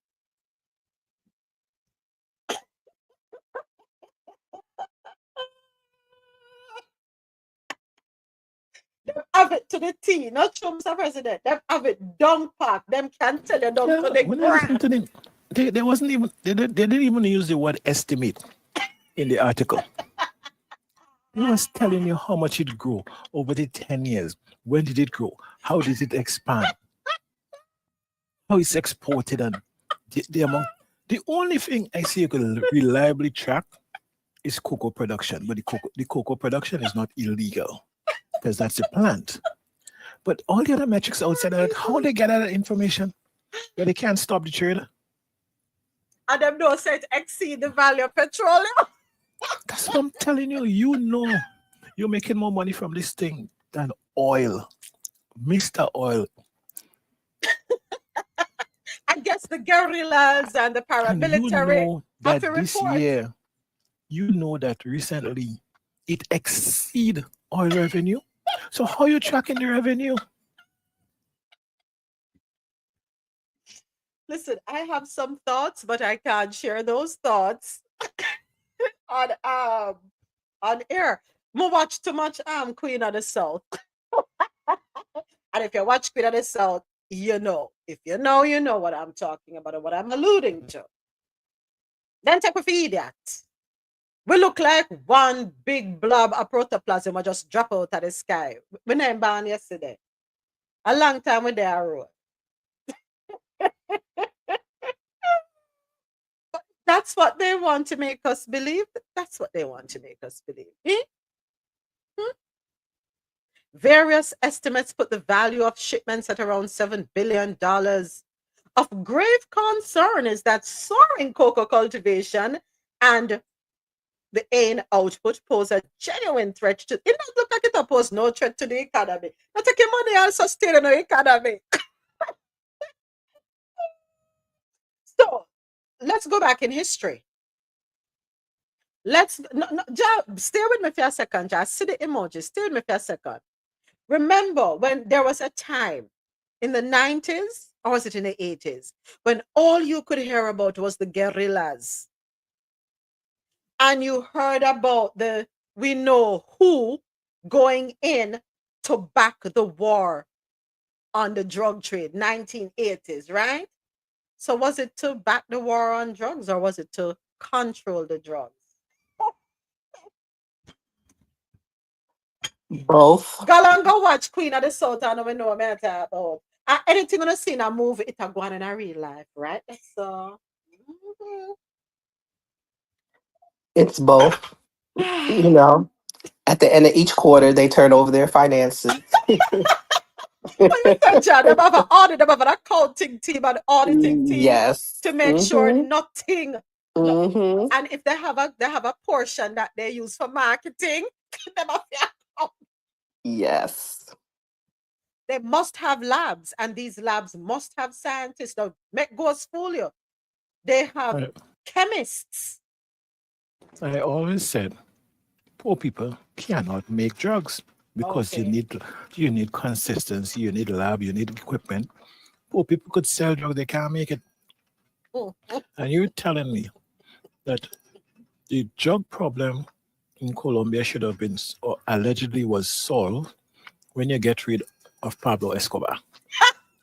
He was the face of it, the big drug kingpin. So now you're telling me they are producing more drugs than when Pablo Escobar was there? That's what you're telling me, right?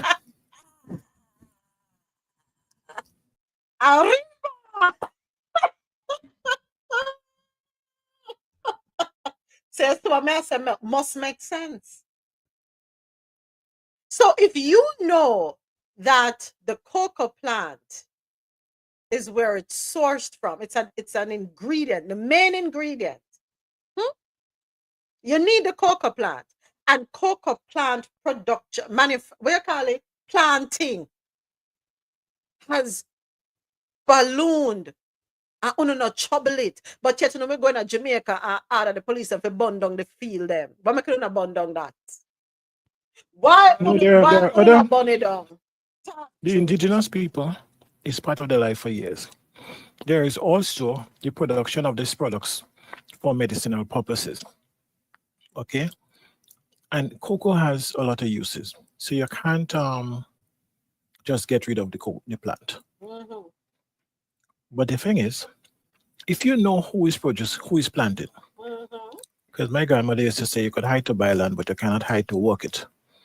So if you know who is working those land and who the land belongs to, then you know where the most likely sources of the production is coming from. It shouldn't be too hard to track a substantial portion of it, or at least some portion of it, because you know all this stuff. So you could at least you have somewhere to start. But the maths ain't too good for me. Jamaica need them accountants there. So the Mexico with problem then. So how we don't have a war on Colombia the way we have a war on Mexico? How is it that we're not threatening to put boots on the ground in Colombia the way we're threatening to put boots on the ground in Mexico to gain control of the illicit trade? Explain that to me. The U.S. don't want any smoke with the cartels. So which cartel worse, Mexico or Colombia? Which one? I have no idea. Why you surprising? Vibes cartel. I want to get that new shoes. I want to get that new Clarks and Daddy. So, my love is very what XO, my love is very special. And they can't tell me no about the true. Mm-hmm. Where's the Rick Ross in your song? Let me tell you something. Tom drunk, but Tom the fool. Tom drunk, but Tom is not fool. Okay. Next up, El Salvador, Europe, up front and center. According to the block.co, El Salvador's Legislative Assembly approved a bill to revise and potentially scale back the country's Bitcoin adoption strategy. This is to comply with the requirements of the $1.4 billion deal with the International Monetary Fund. It's a mega stop right there. So this is our problem. Countries who are aligned and depend on the IMF are constantly being dictated to. What the $1.4 billion deal with the IMF have to do with the country's Bitcoin adoption strategy? Allow the country to progress and do its thing. What if this Bitcoin industry, or let me get it right, their Bitcoin adoption strategy will allow them to be able to sever ties with the International Monetary Fund and move forward independently without any so-called assistance? That's not what we want. Isn't this a form of putting the boot on one's neck? But anyway, let me continue reading. Get it together, moments. According to Reuters, the bill was approved by Congress with 55 votes in favor and 2 votes against, only minutes after President Nayib Bukele sent it to the Assembly.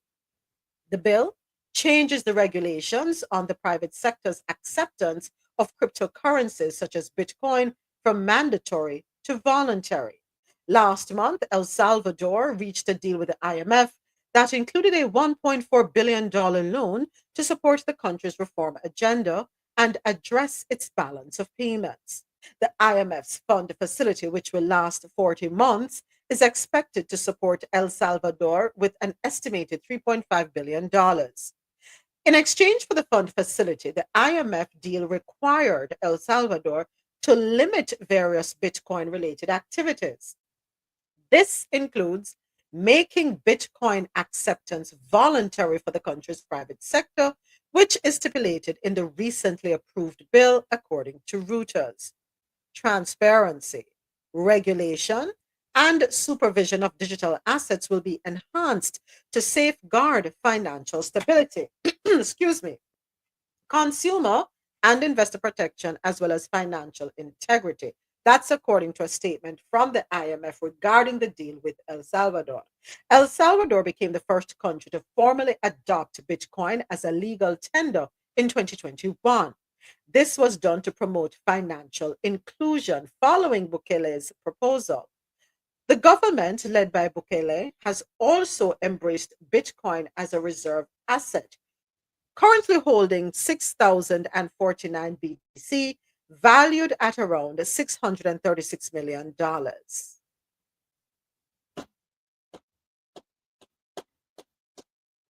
I was just saying because I was looking at the report from December 11th where they had 5,900 BTC, right, and made a profit of $333.5 million from an initial investment of $269.74 million. So they literally more than doubled their investments with the policies they had in place. The question is, why are you changing the policies right now? And I could understand you're hedging because it could be volatile, so you're hedging your bets and stuff like that. But it's like they did that and the IMF now come in and got in the entire program. In whose interest? Because when El Salvador did that, everybody criticized Bukele because they thought he was a crazy person. It happened that he speculated, he gambled, whatever he did, but he won. I think that it's time that they take what they make, your hedge, to make sure you not have too much exposure, and you continue to develop the country. Bringing in the IMF and all these austerity measures that comes along with the IMF, I would agree to go with it. If anybody could go back from the last 20 years and show me one country the IMF lift out of poverty or improve the situation. Just give me one, just a single one. So let me read this article here. According to Google, as of December 31, 2024, El Salvador owed the International Monetary Fund $71,800,000. So why them not pay it off?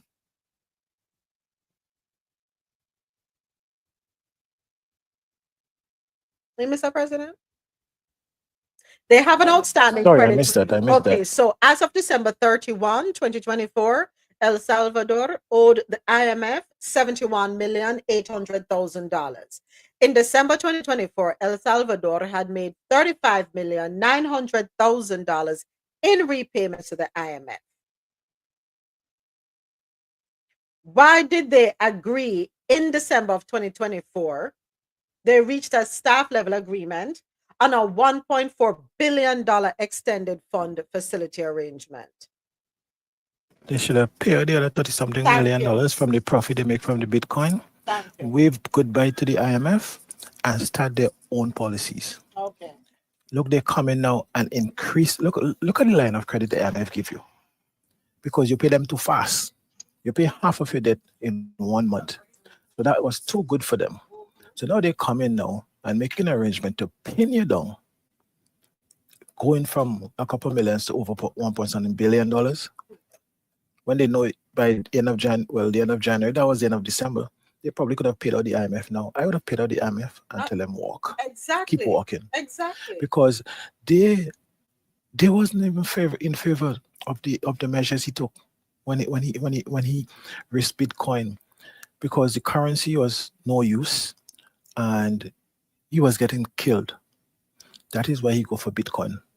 Because as volatile as Bitcoin is, a weak currency was not helping you. A currency that has literally very little value.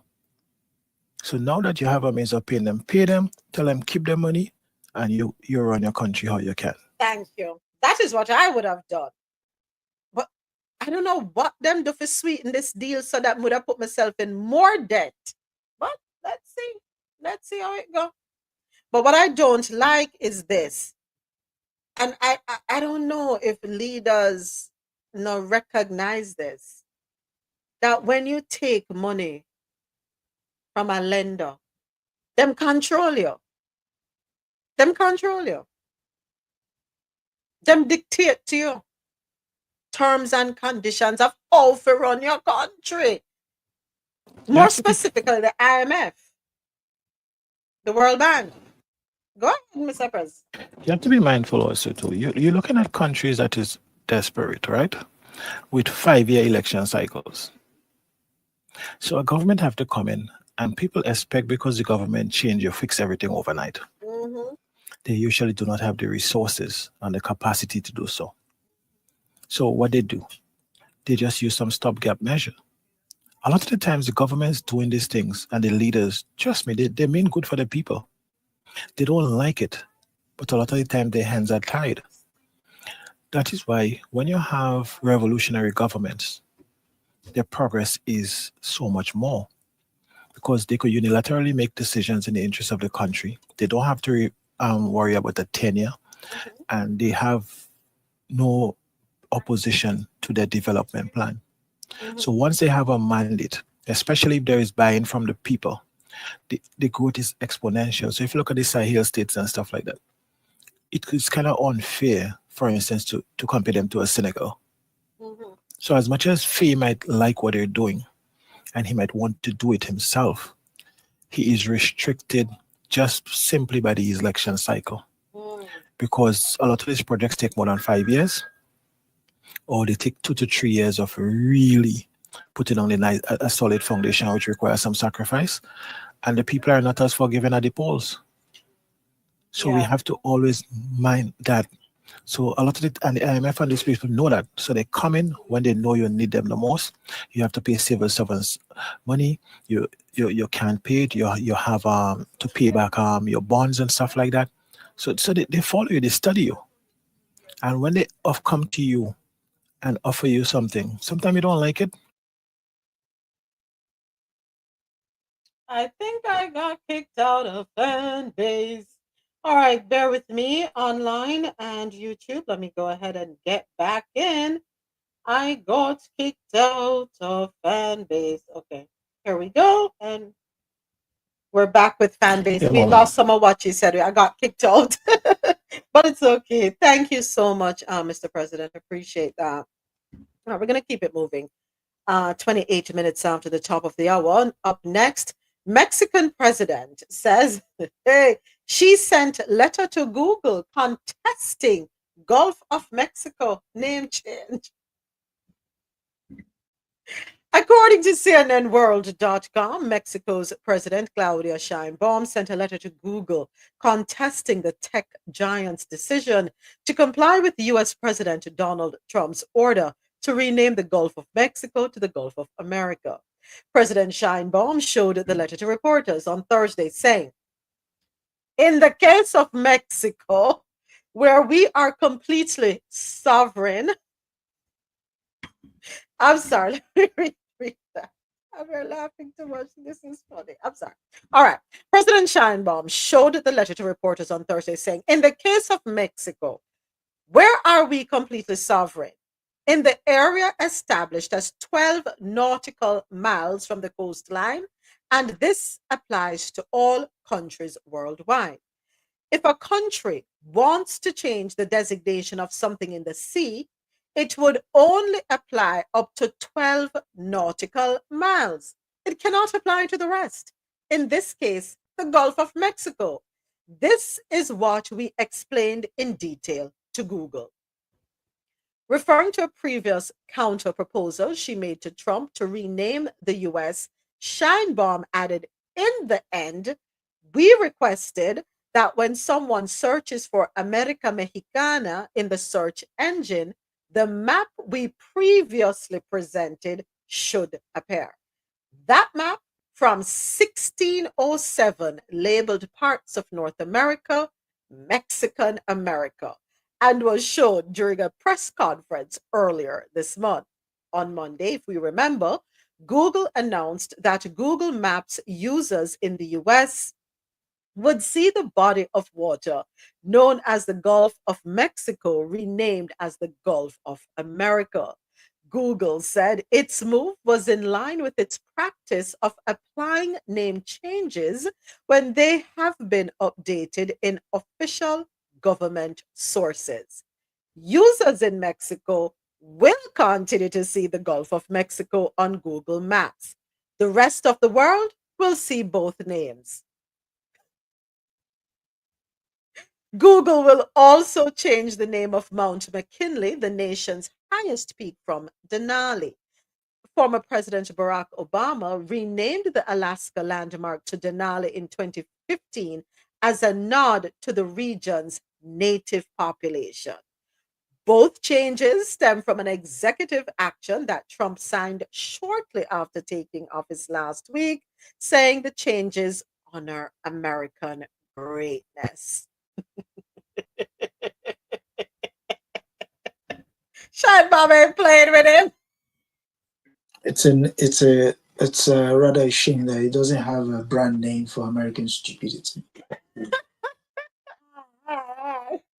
Careful how you label me. Careful. Please do not use one person fat for Friday. Wallaway. Like I've been saying to my friends, I said, well, it seems as if the clown in chief is basically out there, controlling the circus, and all you have is a bunch of clapping seals. I'm done with you. I'm done with you. I'm done with you. Next up, our final story in stories out of Latin America. Rubio to take up Trump's Panama gambit, migration crusade in Latam visit. According to USnews.com, when Marco Rubio arrives in Latin America this weekend on his first foreign trip as Donald Trump's Secretary of State, he'll find a region reeling from the new administration's shock and awe approach to diplomacy. In the first days of Trump's second term, the new president has doubled down on his intention to reclaim the Panama Canal, angered Brazilians by returning migrants in shackles, and briefly imposed crushing sanctions and tariffs on Colombia in a tussle over deportee flights. Rubio's first stop will be Panama City as the Trump administration shifts back Washington's focus to Latin America, aiming to counter the already extensive Chinese influence in the region and stem migration. The first Latino Secretary of State, Rubio, has already indicated that the State Department will be instrumental in helping Trump achieve his policy to curb mass migration. And the topic will be front and center as he continues on to El Salvador, Costa Rica, Guatemala, and the Dominican Republic. The Trump administration has stepped up deportation, sending migrants in military aircraft to Latin American countries, including Guatemala. The flights, of course, sparked a brief spat with Colombia on Sunday after President Gustavo Petro refused to allow two military planes to land, before later agreeing to sending Colombian planes to bring back the deportees. Kevin Whitaker, a former U.S. ambassador to Colombia, said Trump's immediate imposition of tariffs, as well as rarely used sanctions and visa restrictions against Colombia, a long-standing U.S. ally, in response, signaled to countries in the region how seriously the Trump administration is taking migration. The message it sent is how willing the Trump administration is to use these tools. Trump has indicated he wants to reassert U.S. dominance of the Western Hemisphere, saying Washington also needs control of Greenland, an autonomous territory of Denmark, an aspiration, of course, steadfastly rejected by Danish and Greenland officials, alongside his threats of the Panama Canal. Rubio, I like how this article is reminding Rubio who he is, right? Rubio, the son of Cuban immigrants and a fluent Spanish speaker, is a longtime hawk on Cuba and Venezuela policy. During Trump's first term, he was a driving force behind a rollback of predecessor Barack Obama's historic reapproachment with Cuba, and also played a major role in crafting a maximum pressure campaign against Venezuela, including sweeping sanctions on the OPEC nations' energy sector. Migration focus. Immediately after taking office, of course, Trump declared a national emergency at the US Mexico border, banned asylum for people fleeing conflict in their home countries, and issued an order that attempts to block the children of some immigrants from becoming US citizens. Rubio quickly took up the mantle, saying, our diplomatic relations with other countries, particularly in the Western Hemisphere, will prioritize securing America's borders, stopping illegal and destabilizing migration, and negotiating the repatriation of illegal immigrants. All right. So, I'm going to stop right here. So, Marco Rubio. ¿Quién es? Marco Rubio, copy. Paste it over here. Huh. A little bit. Let me, I got to dig a little deeper into who he is. Yeah. Per Wikipedia, of course. Scroll. He is a Cuban American from Miami, Florida. We know that much. Yeah. Scroll down. Number one, more about him. Early life and education. He was born in Miami, the second son and third child of Mario Ruby. Yeah. Parents were Cubans who emigrated to the United States in 1956 during the regime of Fulgencio Batista, 2.5 years before Fidel Castro ascended to power after the Cuban Revolution. His mother made at least 4 return trips to Cuba after Castro's takeover, including a month-long trip in 1961. Neither of Rubio's parents were U.S. citizens at the time of Rubio's birth. Boom. I didn't want to assume or rely on memory, but that's what I thought. Some relatives of Rubio's were admitted to the U.S. as refugees. So, can we take back his birthright citizenship?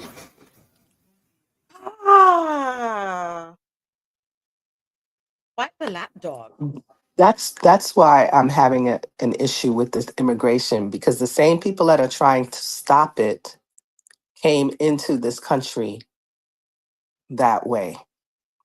Now, I hear people say, well, we can't accept all of them. If you accept some, you got to accept all. Back then, did we know if his grandparents were criminals? But here's the thing. That word criminals they're putting on every immigrant. So they were criminals then. Yeah, because they came illegally. My question. Okay, whether or not they were criminals, okay, let's forget about that. If you came in as a refugee, okay, seeking refuge, how is it possible that his mother was able to return to Cuba 4 times? As a refugee, can you go back? Wasn't he the one, or was it another one? Wasn't he the one who said, if you're a refugee, why are you traveling back and forth? Wasn't he the one that said it last year? When he was trying to double down on the whole immigration thing? Hold on, man. If I know him, what the other one name? Out of Florida. I'm sure it's him.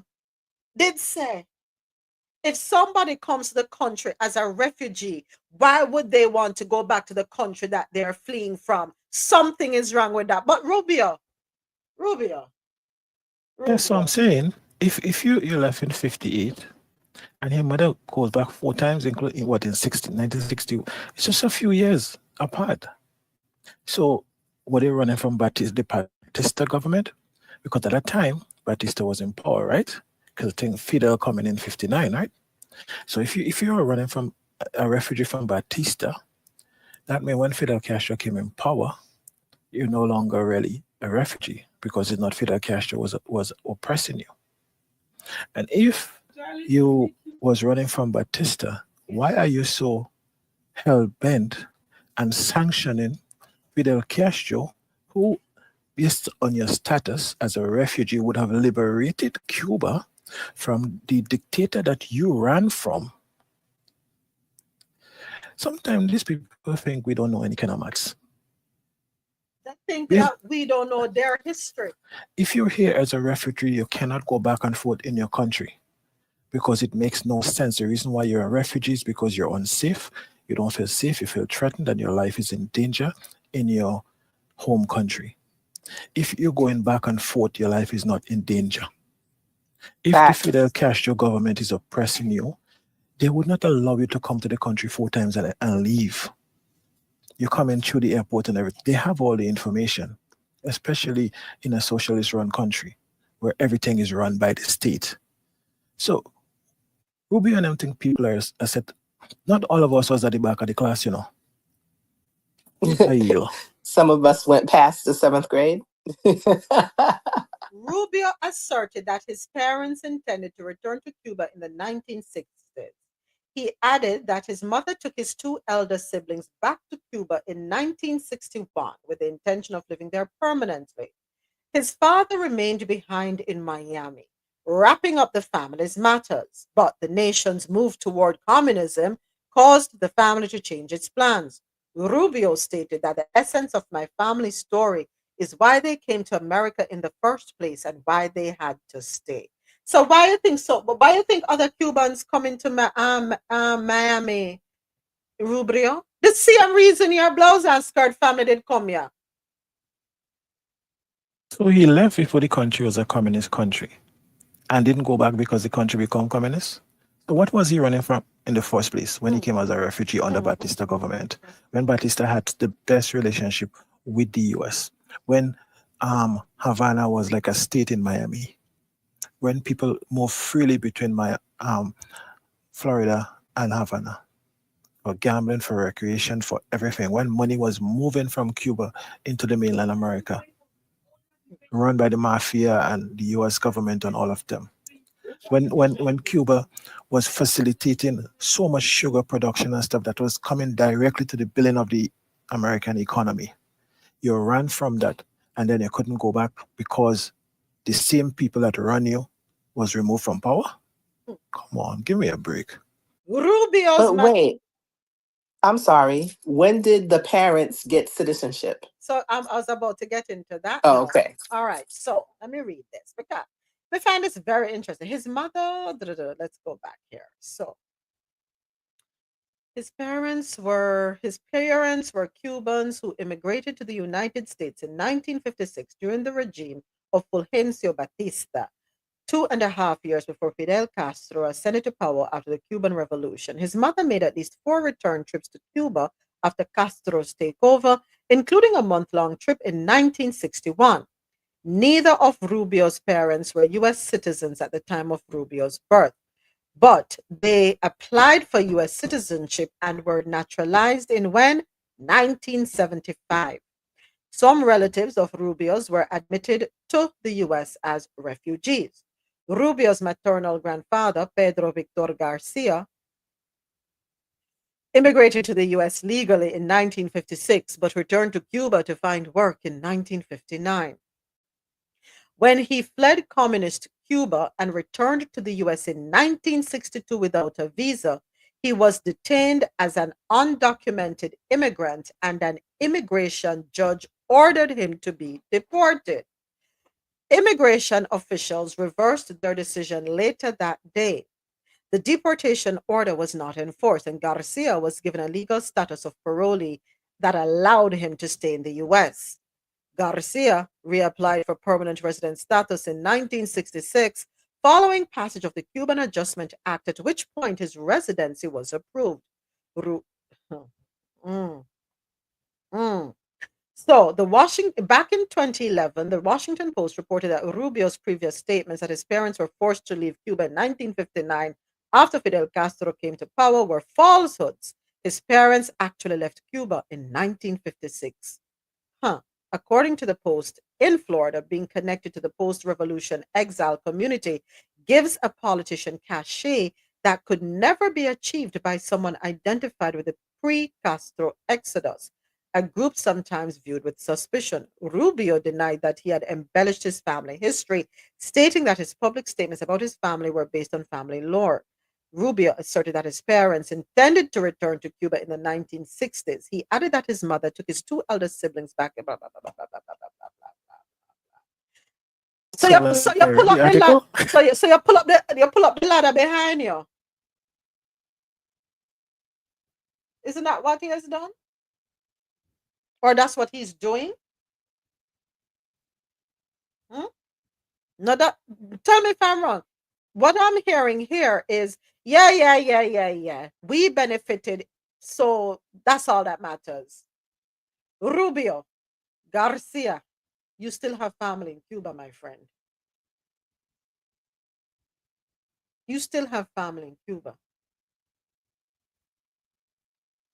So, do you not care about your family in Cuba?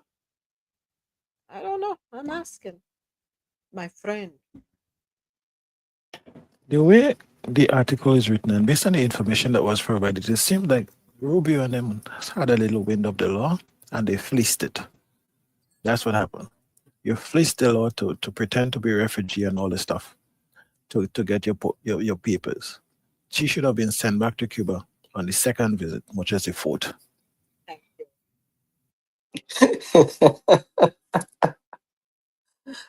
Oh, boy.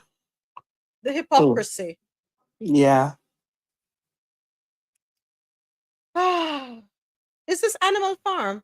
I don't even know. I know. Need another book. Me need one different book.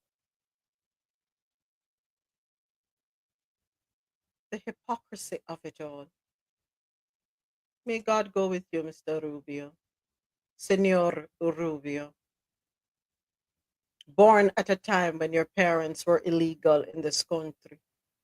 You too should be stripped of your birthright citizenship, no? Life. Them say, Jackass said the world no level. Oh, they know that. All right, it is 12 minutes before the top of the hour.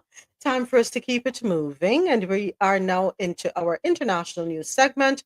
First up, Denmark grants Russian-owned company permit for Nord Stream 2 pipeline work. Let me go ahead and make some changes here on YouTube. All right, here we go.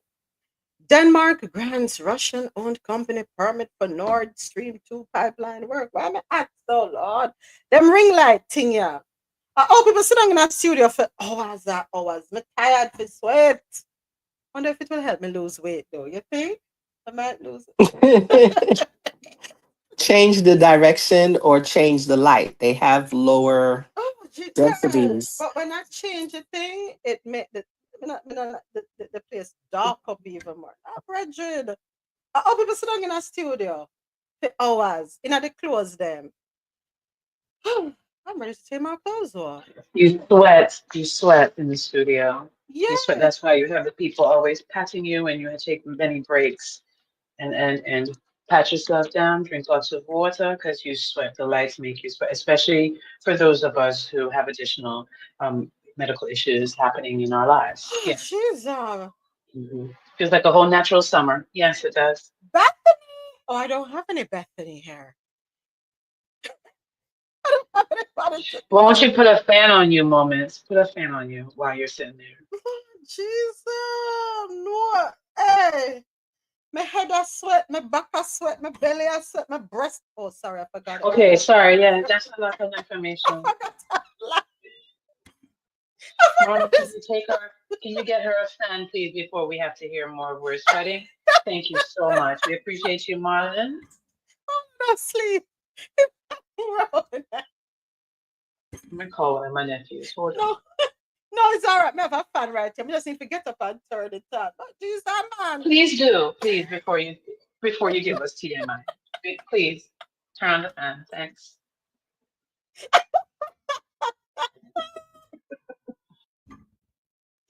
Lord, listen, the joys of being a woman and being a woman in her 50s and a woman going through menopause. Who don't reach there yet? Who don't go reach there? Who pass straight turn them up before them? But anyway, let's keep it going.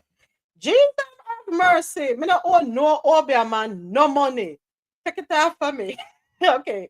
All right, let's go ahead and get into this article courtesy of KyievPost.com.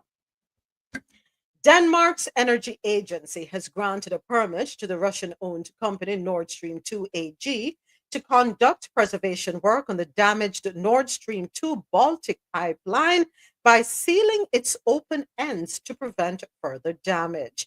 The Nord Stream 1 and Nord Stream 2 pipelines transport natural gas from Russia to Germany and cross the exclusive economic zones of Russia, Finland, Sweden, Denmark, and Germany.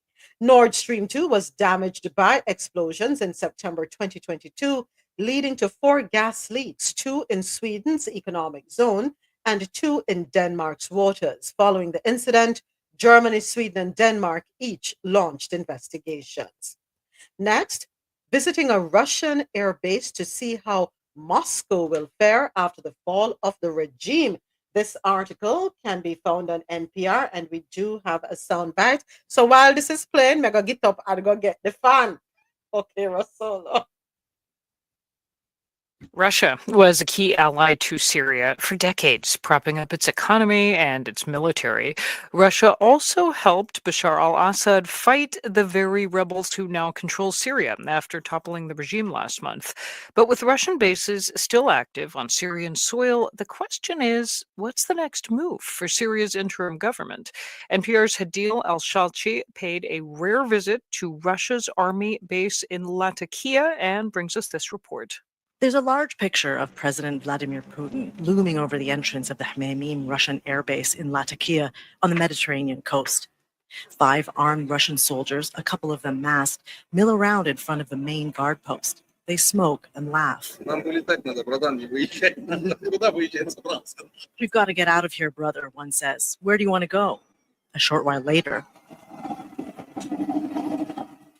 about a dozen military vehicles roll out of the base, the Russian flag flying on the dashboards. They're carrying bombs, heavy equipment, and other military supplies.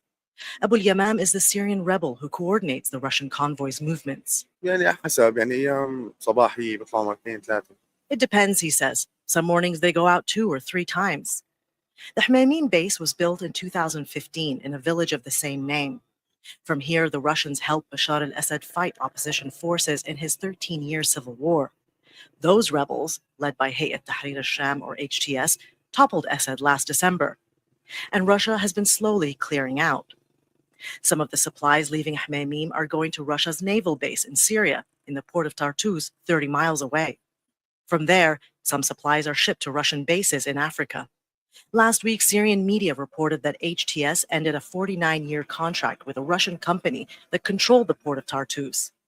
The naval base will still remain, But Joshua Landis says HTS may be sending a message by terminating that contract.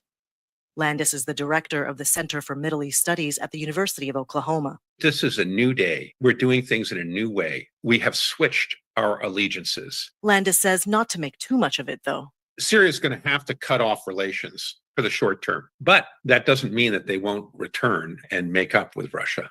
HTS wants to be taken seriously, internally and internationally, and there's one way to do that. When you look at today, where can it go? Who can it get arms from? Who's going to rebuild their army? Landis says help from Turkey and Qatar, who funded HTS during the war, isn't enough, and leaning on the United States comes with its own complications. The U.S. still has sanctions on Syria, whose neighbor Israel is Washington's closest ally in the region and has been officially at war with Syria for almost 70 years. But ultimately, if they come to the United States, they've got to make peace with Israel and align themselves with the pro-Israeli lobby in Washington. That leaves Russia, the very country that bombed them. And Russia seems ready to cooperate.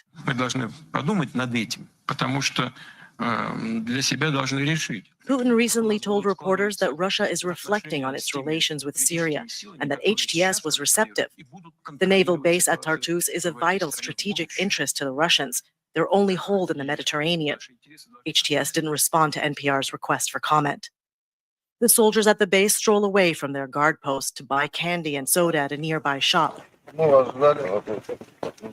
The store's sign is in Russian, like all the other shops in the village.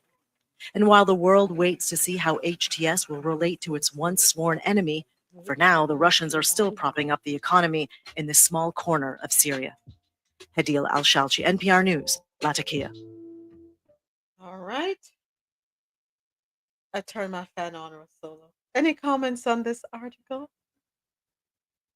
before we move on? All right, let's keep it moving.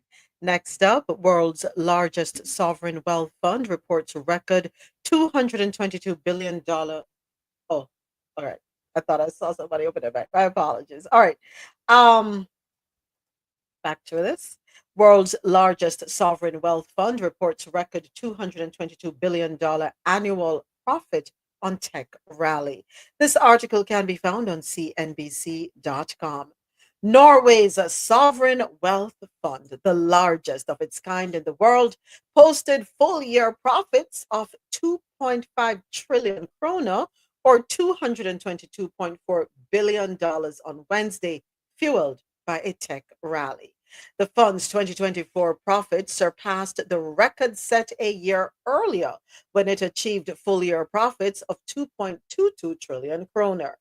The government pension global fund was valued at 19.7 trillion kroner at the end of 2024. Norge's Bank Investment Management, NBIM, said in an earnings report, the fund's return on investment came in at 13% for the year, 45 basis points lower than the return on its benchmark index. These numbers, wow. The fund achieved very good returns in 2024 as a result of a very strong stock market. The American technology stocks in particular performed very well. Speaking at a press conference on Wednesday, the deputy CEO of NBIM described a very, very strong year for equities as the biggest driver of the fund's return in 2024.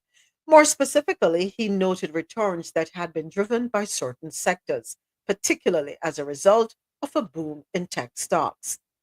Tech, he said, has been really strong, driven by AI and also financials due to interest rates being higher for longer.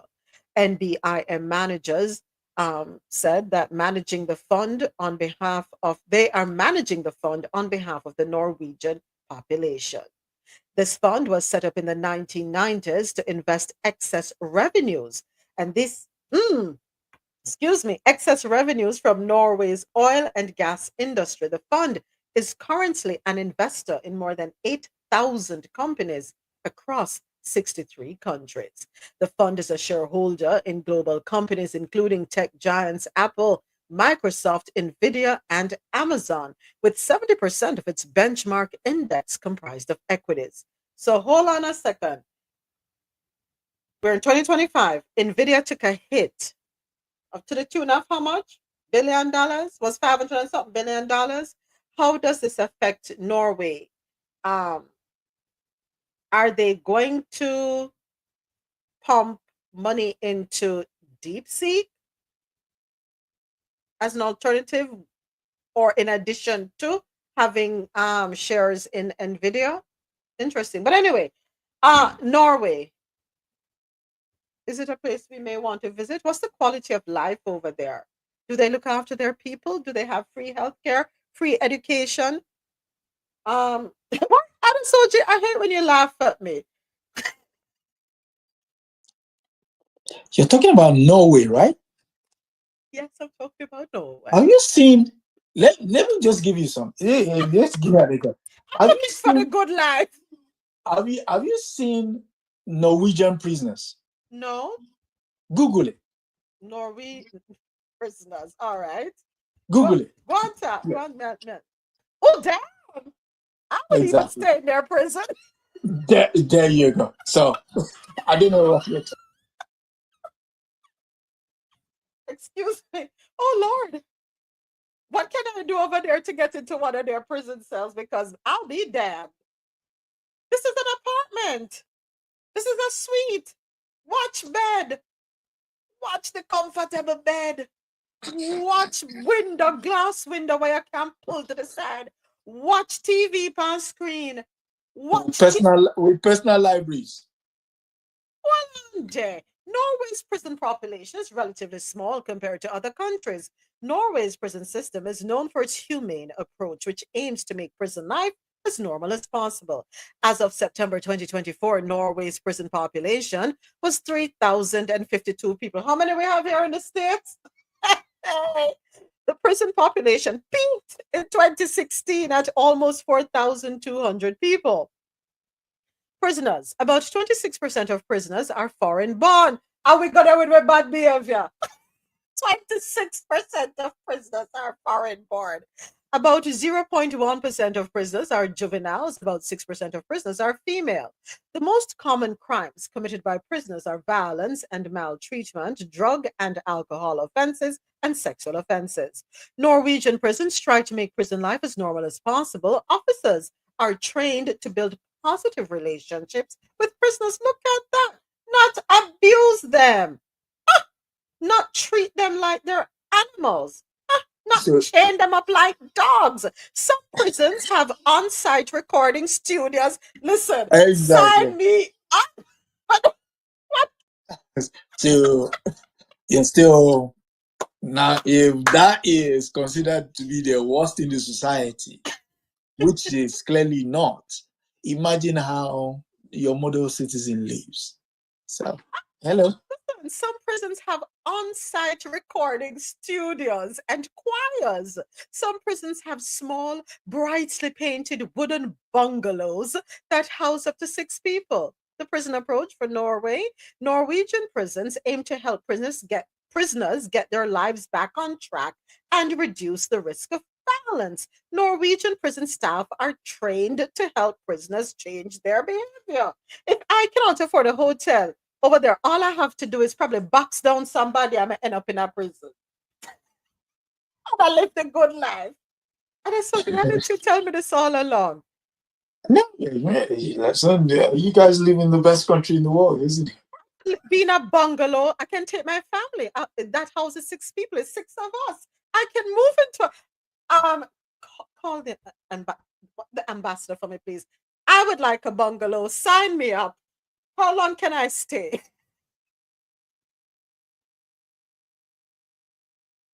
Can the US take a page out of the book? And here's why I'm saying that. When you treat people in an inhumane fashion, all you're doing, in my opinion, and it may work for some, may not work for some, but I think you're reinforcing bad behavior. You know, you are telling people they're the worst of the worst. They're the denigrates of society. You're treating them like outcasts. You are not providing them with any value so that they can come out and be functioning members of society. What are the statistics when we talk about the prisoners in the States going back, repeat offenders? Hold on, let me jump on Google. Repeat offenders in the US. All right. Read the many people. Let's see. In 20, okay. So recidivism rates in the United States, according to a 2023 Department of Justice analysis, 43% of persons released from prison were rearrested within 1 year.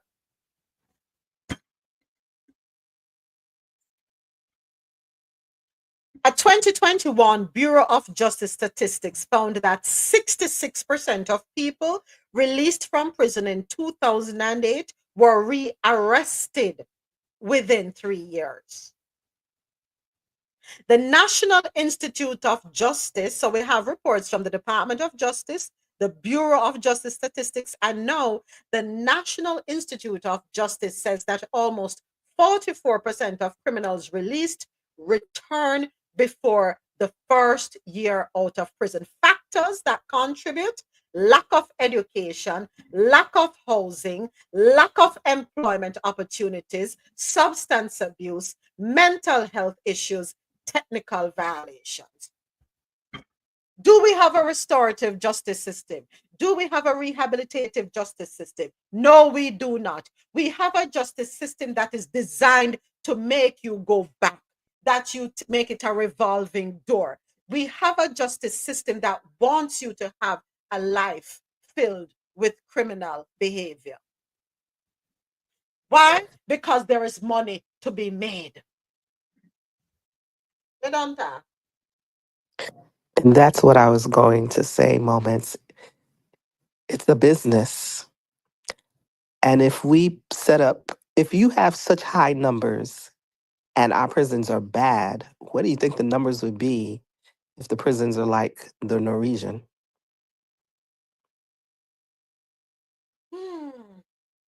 Our prison system breed homosexuality. And you can't argue with no woman argue with me panda one day. In Norway, people have them own apartment, what you call it, studio, flat. Yeah, and them one in the room. Them have them on a TV. Them bed look nice, look like them have down comforter, them have window for look out a door where sunshine can come in on them, make them feel like a normal human being. That is what you call rehabilitation. Their staff are trained to treat the prisoners like human beings, have relationships with them that will enable them to be functioning members of society. What we are doing over here in the best country in the world.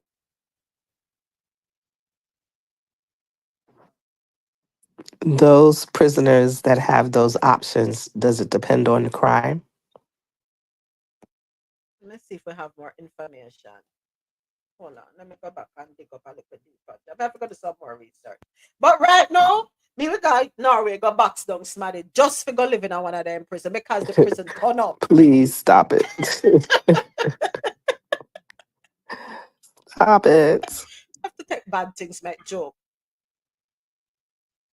When you hear persons here in the US who have been to prison or who have who are even still there because there's interaction, they tell you about the conditions in the prisons.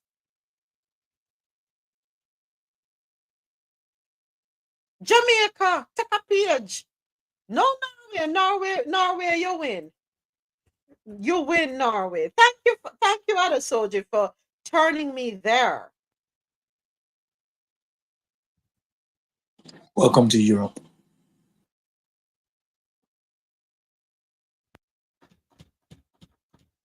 In total, Norway has a capacity of just over 3,600 cells in 33 prison units in 58 prisons. Almost 70% of these are high security. Norway has no special prisons for those in pre-trial detention.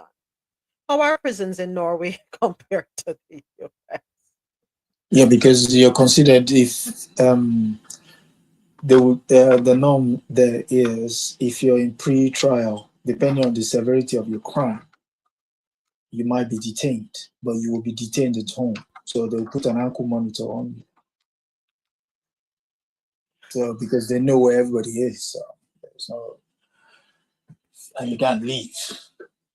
So Physical dimensions and layouts of prisons differ drastically between the US and Norway. Instead of Oh my large, gosh. centralized prisons in the US, Norway utilizes a system of small, community based correctional facilities that focus on rehabilitation and reintegration into society. Can US prisons take a page from Norway? No, when don't do the comparison. Just leave it right there. because when the US build prisons, they build prisons for animal. They don't build prisons for human. What For you say? animal. No comparison. Leave it alone. Yeah, it's not a comparison. It's not. It's not. It's two different. They're called the same thing, but they're not the same thing. It's not even close. You know, even violent offenders in Norway are rehabilitated. You know, there are prisons in Norway with 3 guards, if so much. Hey, you. All right, I'm falling in love with the Norway prison. I think I need to keep it moving right along. Yeah. It was when you called Norway, and I was like, okay, all right. Somebody's about to get it culture shock. You could finish it for informational purposes. No, we can't go no further. I'm stuck on it. No, finish it. It's good. No, you have to Other people complete the would story. know. Yeah. Exactly. You want me to go into depression? Is that what you want me to do? No, it's to show the world and those listening. You can go and talk at Adesoji. Show the world Adesoji because I'm depressed. It's to show the world that yes, you could hold people to account. You could get people to take responsibility for their actions. But even then, you know, when they come back into society, they will be redeemed, not punish them or someone to make money off the fact that they're being punished, or so that kind of thing. So yeah. Women, you know, in Norway you could get a weekend off from prison. Don't tell her that you're now going to depress her. Don't do that. Don't do that. You leave Friday, That's all. And you come back by a particular time on Monday. On Monday, yeah. And you know, like 99% of them come back, or almost all, because their thing is, it gives them some freedom. If they mess it up, they lose it. If you mess up even the timeline, you lose it. So they go and they come back very happy. They walk around, they use knives, they have toilets, everything in these prisons. Not only that, now we have had so much empty prisons, they was considering renting it for neighboring countries because they can't find people to go to jail. How do you find people to go to jail? Come on now. No, what I'm saying is people were not committing crime to go to jail. You know, it was just being. I know. Yeah. But do we actually think that this can work in these United States? It's gonna take. It can work. This can work anywhere with the right intentions. It can work. It can work. It can work as long as you have a cultural shift. You must have a cultural shift. That part.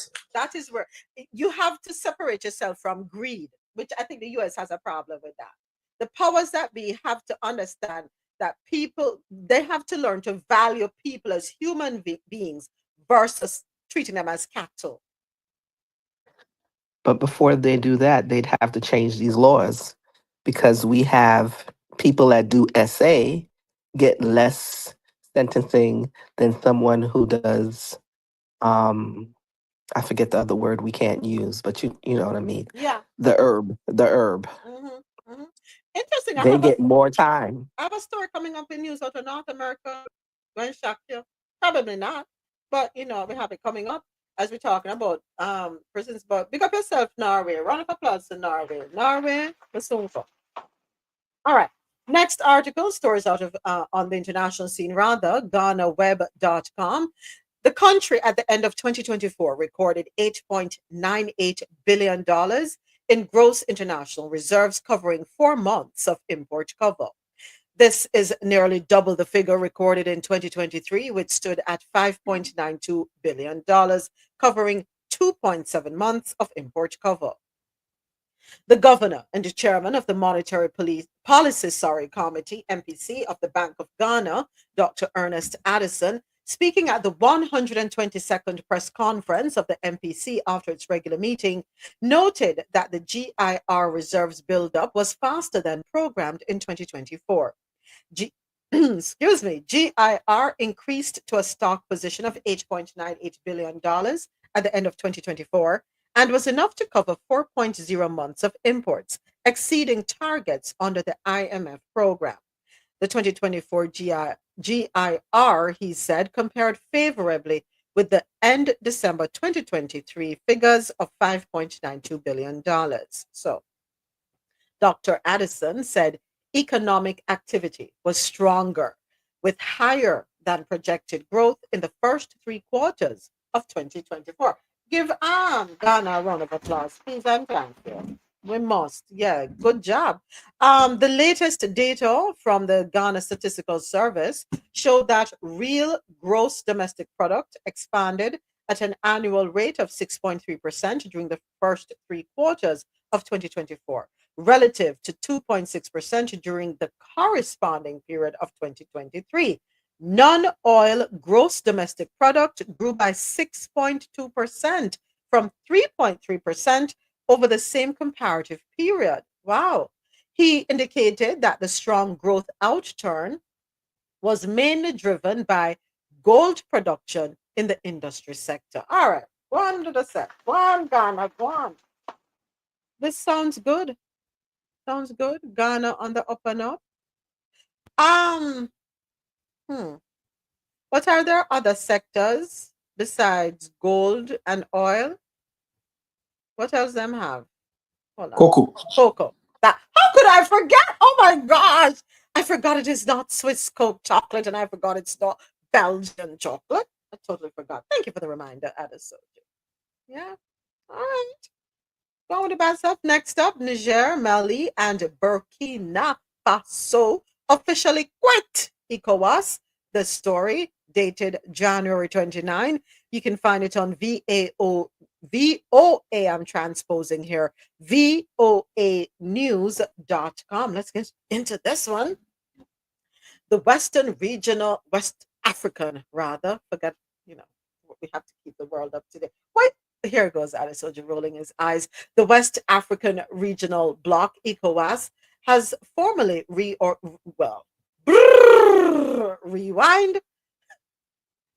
The West African Regional Bloc, ECOWAS, has formally recognized the withdrawal of Niger, Mali, and Burkina Faso after more than a year of diplomatic tensions.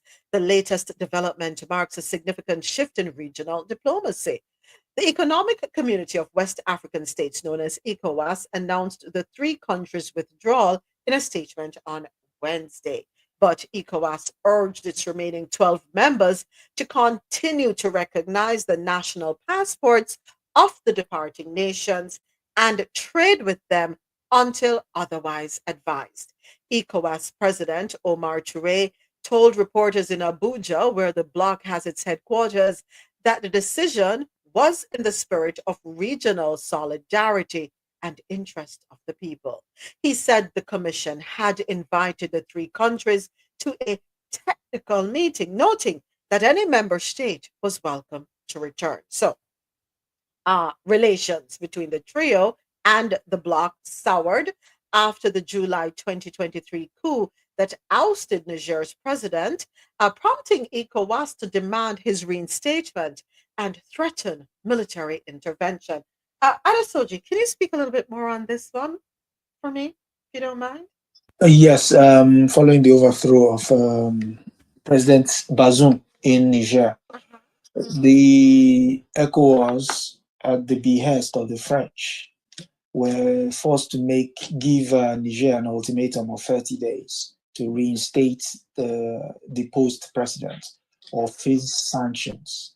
No, not sanctions, actually. Face military sanctions. And then Burkina Faso and Guinea and Mali then said, well, we're going to draw in a lot with Niger Republic. If you attack them, you attack all of us. And so Nigeria, being the bully in the corner, was forced to climb down. But basically, they are the face of the ECOWAS. They were forced to climb down. And once that was done, it was the death knell for the economic region.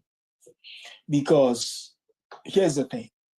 Since ECOWAS started in 1975, based on the Lagos and Lomé Accord, the idea has always been that the region was going to come together under economic terms, then cultural terms, then eventually what Nkrumah wanted, or what he envisioned, that eventually there will be a model that people can then say, oh, I think we should come together as Africans and form one United States of Africa. But the French has always undermined that idea. Why? Because they basically controlled the French-speaking side of West Africa, of which there are about 8 members.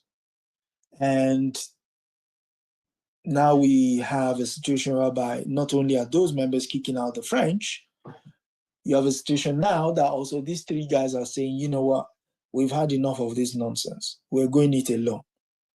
You see, when the guy was saying, oh, they can continue to treat their passport as because he knows exactly, because he knows the practicality of it is impossible.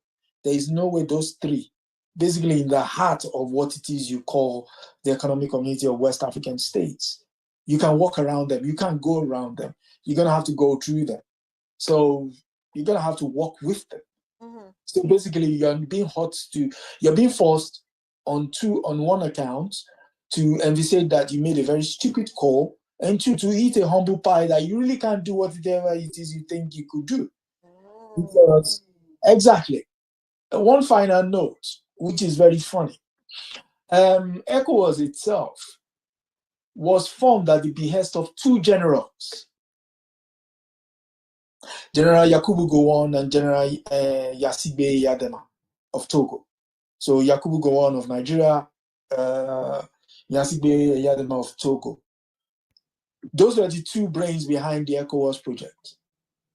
So it's so funny that 2 military guys will start the idea, and then when 3 military guys said we're not going to do that, you throw them out because they were not democratic. Which is which? Make up your mind. Learn your history. I yield. To add to what Adesoji said, the 3 Sahel states right now is more in keeping with the mandate of ECOWAS than ECOWAS itself. Interesting. Okay. Yeah, and we have to also understand too, outside of just the kicking out of the French in these states, Senegal kick out the French, and Faye is reasonably aligned to the Sahel states, or is cordial to them. Now you have Chad next door also kicking out the French and is looking at forming a better relations with them. Mm-hmm. And then you have Ghana with the new government, who invited, and President Traoré of Burkina Faso attended the inauguration of the new Ghana president. So ECOWAS don't have nothing to stand on, and Tinubu of Nigeria would go on record as the one that dismantled ECOWAS, because he prematurely threatened military sanctions and invasion of Niger on behest of the French before trying to reconcile the situation diplomatically. And that is why he forced the union, because when they threatened to invade Niger, and Burkina Faso and Mali said, if you touch Niger, you touch all of us. And then the 3 countries then form an alliance for security in the Sahel, because they allege the French was the one perpetuating a lot of the terrorist attack while pretending to be there to fight it. Mm-hmm. And they just get stronger from then. Now they're looking at an economic union. They're looking at one telephone system. They're probably looking at a passport under one umbrella, stuff like that. And the development is exponential. The economies has been soaring since this guy's come in power. So it's a very interesting dynamic. To say the least. Interesting to say the least. All right. We'll see how this continues to unfold. All right. Next up, thank you, gentlemen. Appreciate the insight. It is time for stories out of North America. All right, let's take a quick break and we will be right back. Earth me one moment here. One moment. Did somebody come off mic before did I see a flash? Or is my eyes playing tricks on me? Could be my eyes playing tricks on me. All right, so we're going to go ahead and take a quick break. We will be right. Coffee and Toe is brought to you in part by Lormel Skin Food. Log on to lormelskinfood.com. Discover the range of natural skincare solutions. Indulge in the radiance of natural and organic beauty with the best natural and organic soap bars, whipped soaps, body butters, and oils. All 100% natural products. Lormel Skin Food for a natural, beautiful you. The world's best coffee from our farms to your cup. It's Grand Coffee House.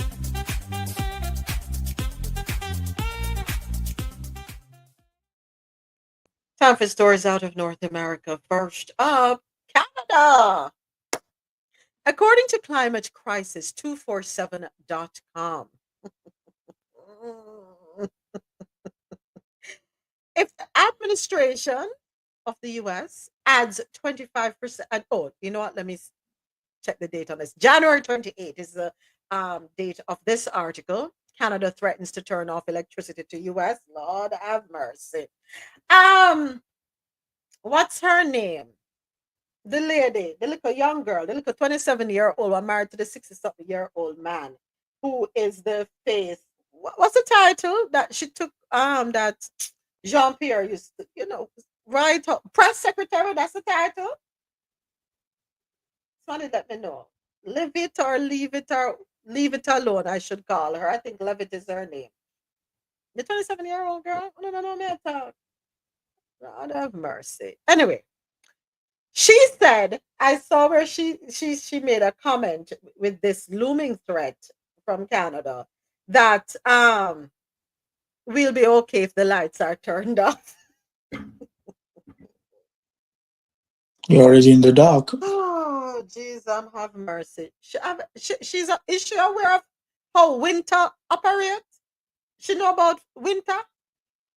She understand that people will die in the cold because they don't have anything to warm them up if there is no electricity. How are you sure that's not the intention? Is she living up to the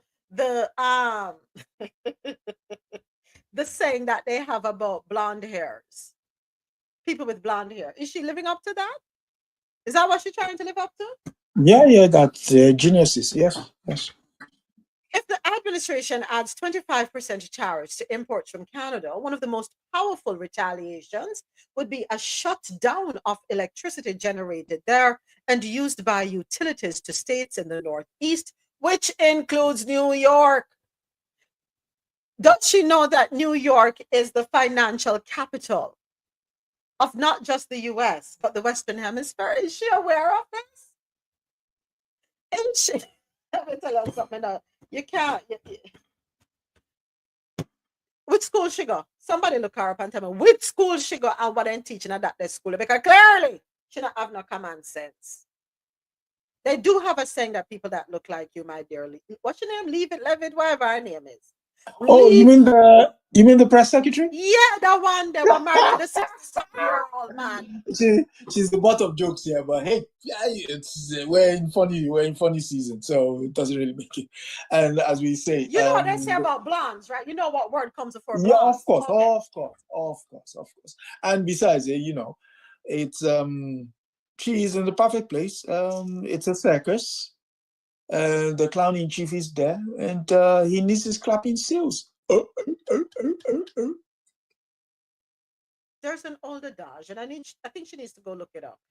And right now, she's walking with all lights on her, wearing the crown of the blank blondes. Next up. Oh, where was that? Yeah, so it's hard to imagine a move that Canada would do this, but yeah, it would give Canada more leverage. According to Bloomberg, Mark Carney, Canada's former central banker, told Radio Canada that It is not the first card. However, the news service reported that Carney added negotiations with the US would be very tough. It is an indication of how hard Canada would strike back on tariffs. Carney said that Canada could interrupt its exports of crude oil to the US. While this might not be as immediately catastrophic as electricity supply, its effects would be staggering. And New York City, New York will be hit hard. Yeah. The threats by Canada are a reminder of why the US needs growth in alternative energy and EVs. EV use trumps the threat of higher gas prices. Oh, but he did say we don't want the birds, the birds. Yeah. Wind, solar, nuclear, and hydropower makes reliance on electricity generated outside the US fall.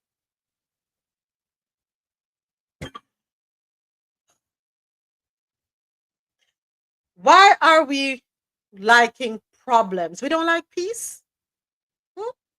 We don't like peace. We like problems with our neighbors. Our neighbor to the north. I feel it for New York. New York. I don't know who you have as your representative up there that you can rely on to knock some common sense into the people in Washington. And really, we do need some common sense knocked into Washington, because I don't know how on God's earth we're blaming DEI for the crash that happened up there. How on God's earth can you blame Obama and Biden for an accident? By the way, I want to make sure I have my facts right, so please correct me. Did he fire people before the accident, or was it just after the accident that he got to firing? Before. Elon Musk, the chairman of the leader, the guy in charge of Doge, Department for Government Efficiency, is it? Yeah, efficiency. Yeah. Fired the FAA inspector, because the FAA inspector fined his company for flying rockets that failed, which is part of his job. But he was fired and he left. And the freeze also blocked the hiring of air traffic controllers. And guess what happened? The guy who was on duty that day was looking at 4 screens at once, and he had overworked himself in the course of the day because there was no one to take over from him. So you know what's going to happen, yeah? There you go. So him having a press conference and saying DEI is to be blamed for the accident is his way, and I hope the American people are paying attention. It is his way of deflecting, of throwing blame, of shifting accountability. No, babe, it happened on your watch. Yeah, but why are we surprised though? Has he ever claimed responsibility for anything? He's always literally blamed somebody else. So to think all of a sudden he's going to have a change of heart, that's how that's his modus operandi. He's always operated like that. But unfortunately here, it's one thing for you to shirk blame, but the bodies were barely cold. They're not even cold. They're still being picked out of the Potomac River, and you come out there and you start casting aspersions. And Caitlin Collins asked him, are you sure? Oh, we don't know, but, anyone with a common sense can say. Does that sound like somebody who's reasonable? I mean, come on. He's not reasonable, and he was very disrespectful. And again, spreading the rhetoric that anyone hired as a DEI does not have the capacity to do their job is ridiculous. Just like he's spreading the rhetoric that immigrants are criminals. I am so over him. But isn't he a benefactor of the DEI program?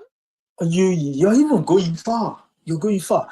When he came on the podium and he spoke, and he stood to his to his left, and then the minions came on to lick the boots, starting with JD Vance, Peter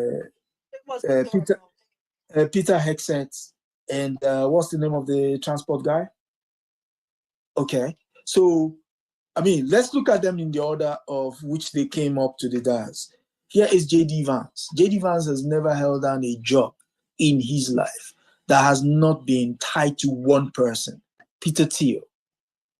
This guy worked for Peter Thiel right from outside. He came out when he came out of college. So basically, you're a one-man, a billionaire who basically just handed you everything. That is the guy who is blaming somebody for, what's it called? DEI.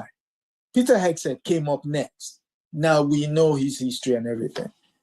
But this guy replaced a 4-star general and then does something, removes the security detail of a previous 4-star general, the Joint Chiefs of Staff, Mike Milley. Why? Because he took your big daddy to task.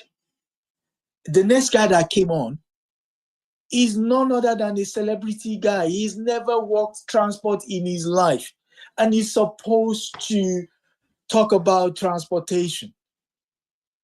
And they're then pointing DEI. My people have a saying, when you point a finger, 3 are pointing back at you. And every time they were screaming DEI, all I could see was just them. I was like, yeah, you're telling about yourself. You're telling. You yourself snitching right here. I yield. So, another news. I'm just all right. I know y'all are gonna get so sick of me, like with these posts. So on January 1, and I'm looking at the screenshot of it on X. Elon Musk made a post. January 9, 2024. He made a post. It will take an airplane crashing and killing hundreds of people for them to change this crazy policy of DIE. He didn't even write it right. He put DIE, not DEI. Anyway. But I just can't let it go. I want you to pay attention to the dates right here. On December 15th, 2023, Elon Musk, who we all know is Donald's new BFF, whatever, he's talking and he says, DEI must DIE. The point was to end discrimination, not replace it with different discrimination. And then he makes another post January 9th, 2024. So a year ago. And he's replying to whoever this eyelasher is, which I couldn't find. I guess I could if I wanted to, like, really dive down the rabbit hole, but I really don't know if I want to do this. But this right here is damaging enough from his own platform, nonetheless. He typed, it will take an airplane crashing and killing hundreds of people for them to change this crazy policy of DIE. Let that sink in. Let that sink in. So, because of those posts that he made, he has a lot of people asking. A lot of people have their eyebrows raised, and a lot of people are making speculations. I don't know. It's not looking too cute. Not at all.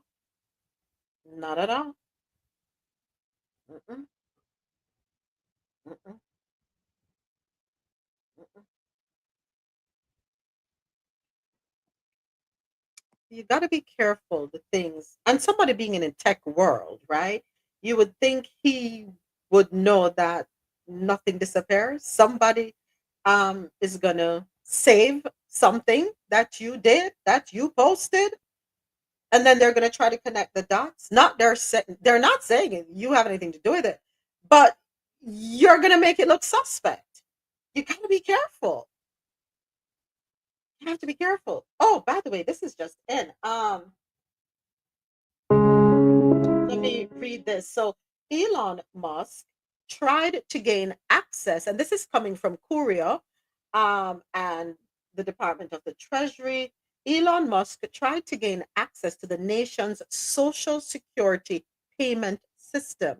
The highest ranking career official at the Treasury Department is departing after a clash with allies of billionaire Elon Musk over access to sensitive payment system, according to reports from the Washington Post. So, David A. Librick, who served in non-political roles at Treasury for several decades, announced his retirement Friday in an email to colleagues obtained by the Washington Post. President Donald Trump named Librick as acting secretary upon taking office last week. Librick had a dispute with Musk's surrogates over access to the payment system the US government uses to disburse trillions of dollars every year, the people said. The exact nature of the disagreement was not immediately clear. Typically, only a small number of career officials control Treasury's payment systems, run by the Bureau of the Fiscal Service. The sensitive systems control the flow of more than $6 trillion annually to households, businesses, and more nationwide. Tens, if not hundreds of millions of people across the country rely on the systems which are responsible for distributing Social Security and Medicare benefits, salaries for federal personnel, payments to government contractors, and grant recipients and tax refunds, among tens of thousands of other functions. When are we deporting him to South Africa? At this rate, they probably don't even want him.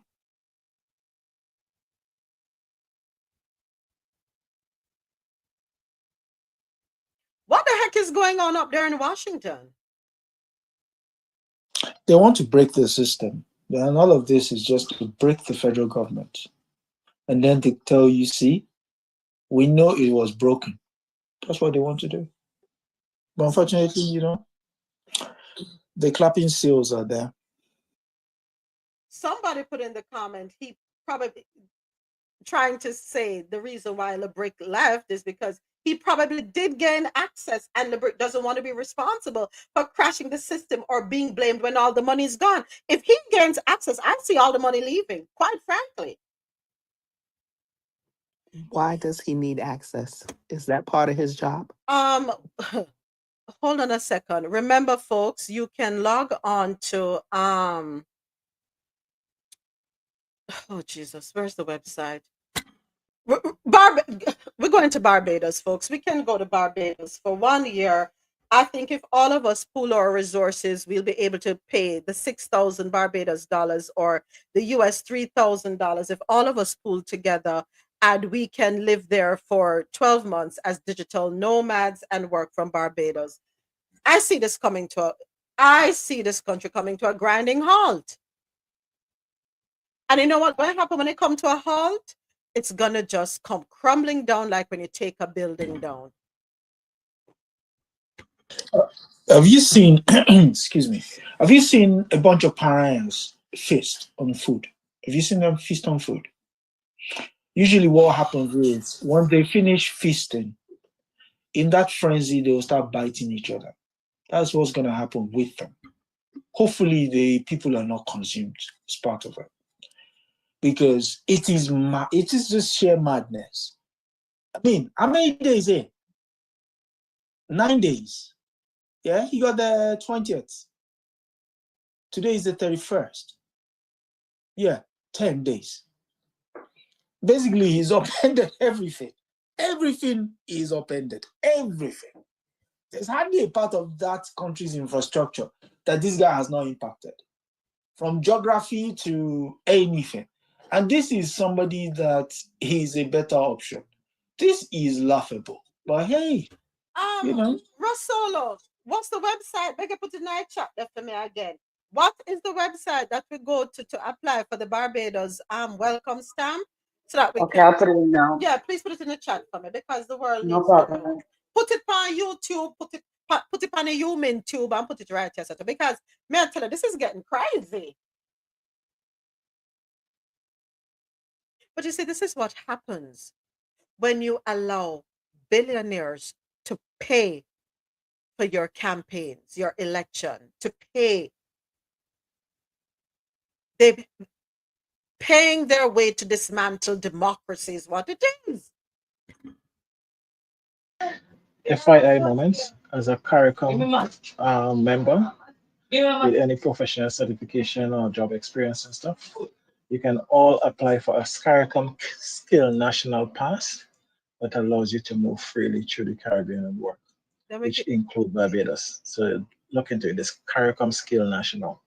As long as you have a degree, or associate degree, if you have extensive work experience in certain field and so on, you qualify for that, because I think there was amending it for skilled workers like masons and carpenters and those kinds of stuff. I'm not sure if they did make the amendment, but if you were born in the Caribbean and you're qualified, you can get a CARICOM Skill National Pass. My skill, I can't tell you my skill on air, but you think I'll get a pass for my... Well, yes, they need, Hello? They need them too.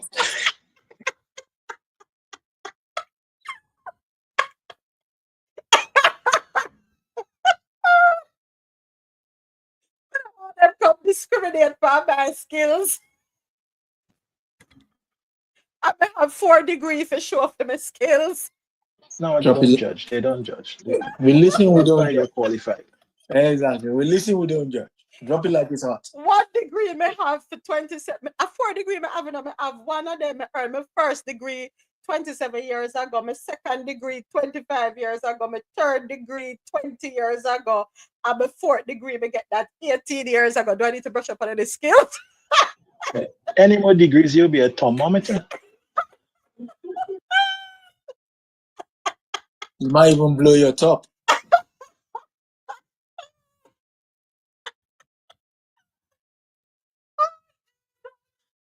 Lord have mercy.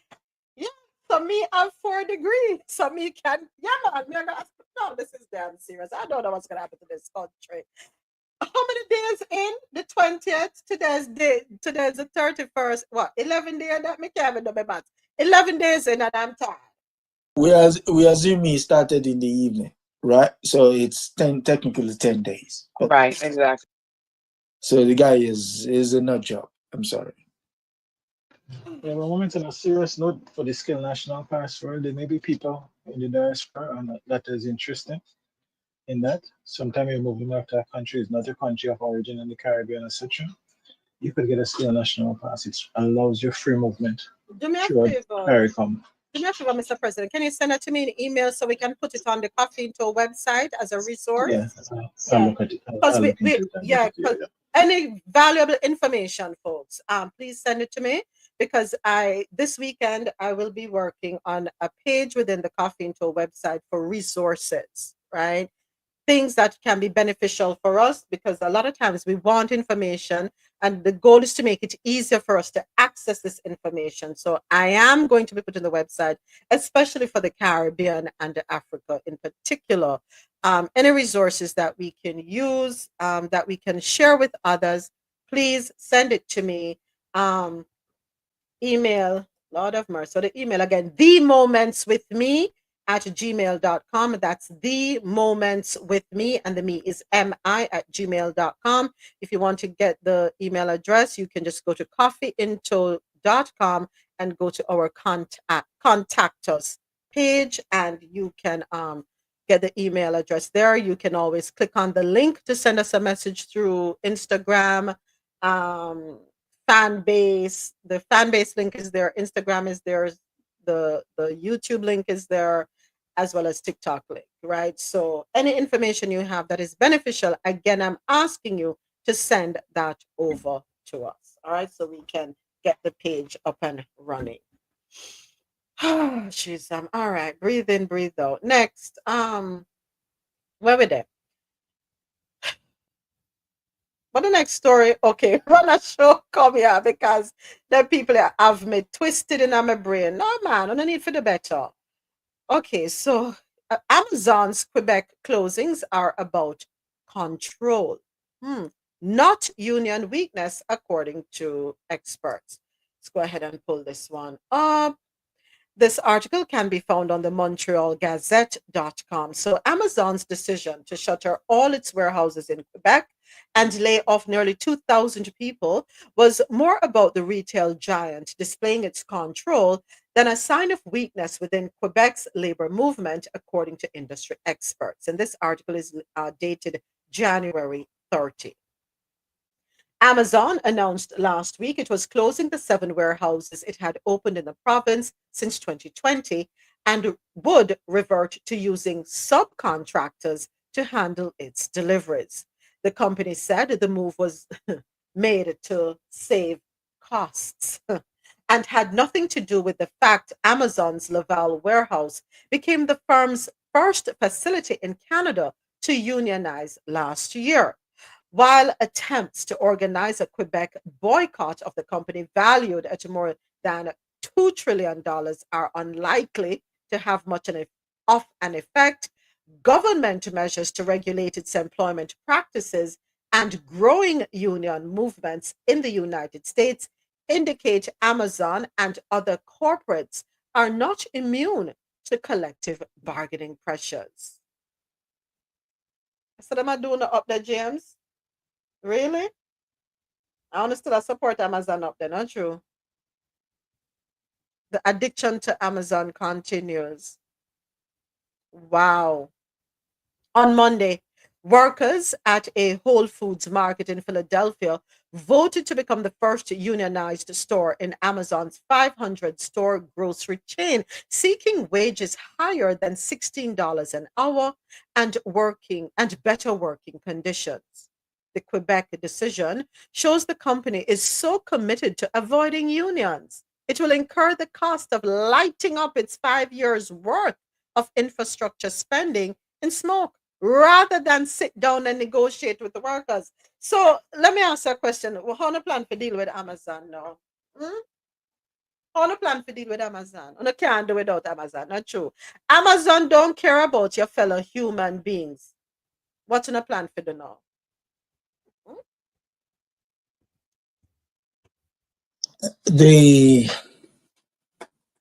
What's it called? The company is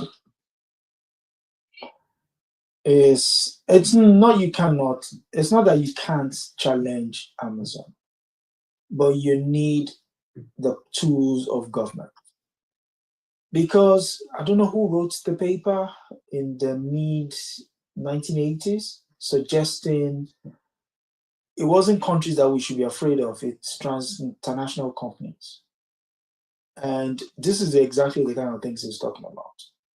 The fact that you can come into a market and you dictate to the people what happens, wherein their laws, their customs are not respected.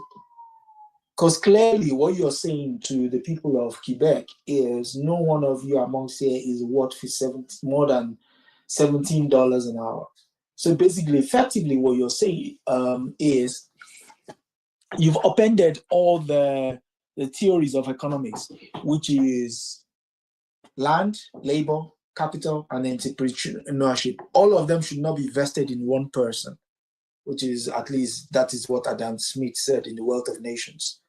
But now, basically, they can buy anyone. I yield. Of course, what's the size of the yacht? How many feet long? It's the size of a football field. No, you need to be spectacular. Which one are you? Which of the yachts are you referring to? The main one, because I know you have one. But I know there are about 3 that plus a tugboat that go behind the yacht. Exactly. One is used as a pantry. One is used to house the staff. And the other one is a tugboat. Yeah, exactly. Yeah. So yeah. So the main one is it's humongous. So all of you who are addicted to Amazon, check your cards and see what you need to toss out if you really need it. Because here we are funding the lifestyle of someone who does not regard persons who help to make him wealthy. People like you and me. I mean, I'm not an avid Amazon shopper. I don't sit on Amazon, oh my God, and have no Amazon not come on my doorstep for purpose. And when Amazon shop on my doorstep, it must be because it's something I cannot source elsewhere. Me personally, Amazon come to the door, but not for me. I'm like a drop shipment point for people in Jamaica. But me not run the Amazon job. I'm sorry. Yeah, only The whole idea is not to bash Amazon or any business or any millionaire, nothing else. The whole idea is to the people work, you give them a fair wage That's what I want. that they could live. And you make your fair millions and billions and live how you want. Buy a million yachts, it's irrelevant. But it should not be that when people are protesting for simple things as better working condition, not monitoring the bathroom breaks, how much bathroom breaks they have. And no, it's not just about wage increase. Not just that. There's a host of stuff that the union ensure that employers provide. And you're trying to get away from all those responsibility while flaunting your millions in people's face, the same people that help you make those millions. So just pay people fairly, treat people fairly. Everybody will be happy. Nobody would care how much millions you have.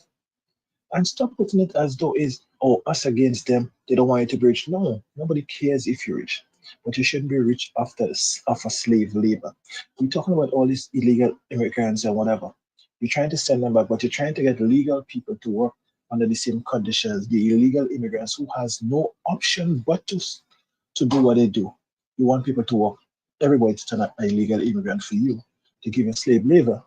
So you could continue to amass billions of dollars that you will not even be able to spend in your lifetime. Why? Oh boy. Thank you, Ja. Ja keeps me on track. Our live internet radio feed is coming to an end at the top of the hour. However, we will be continuing the show on YouTube Live, and we invite you to join us there so you can keep abreast of what else we have to talk about. We do have quite a few more stories. We have more stories out of North America. We have business and tech news, health and science news as well. So again, we are inviting everyone listening on qmzradio.com, janoradio.com, and madmusichouse.com to join us on YouTube. Coffee in Tow, the easiest way to get to us is to go to www.coffeeintow.com, and you can just hit the link and join us here. We invite you to come on over. All right, coming up, thank you, Ja, appreciate you. Coming up in our stories out of North America, criminal records of January 6 rioters have been pardoned by Trump. Well, they include rape and domestic violence. And we have this courtesy of NPR. But I'm going to go ahead and wrap up online, and I will be right back, YouTube and fan base. So let me go ahead and do a quick wrap up here. Coffee in Tow is an interactive world news podcast, a dynamic and engaging live show that streams across multiple internet radio stations worldwide.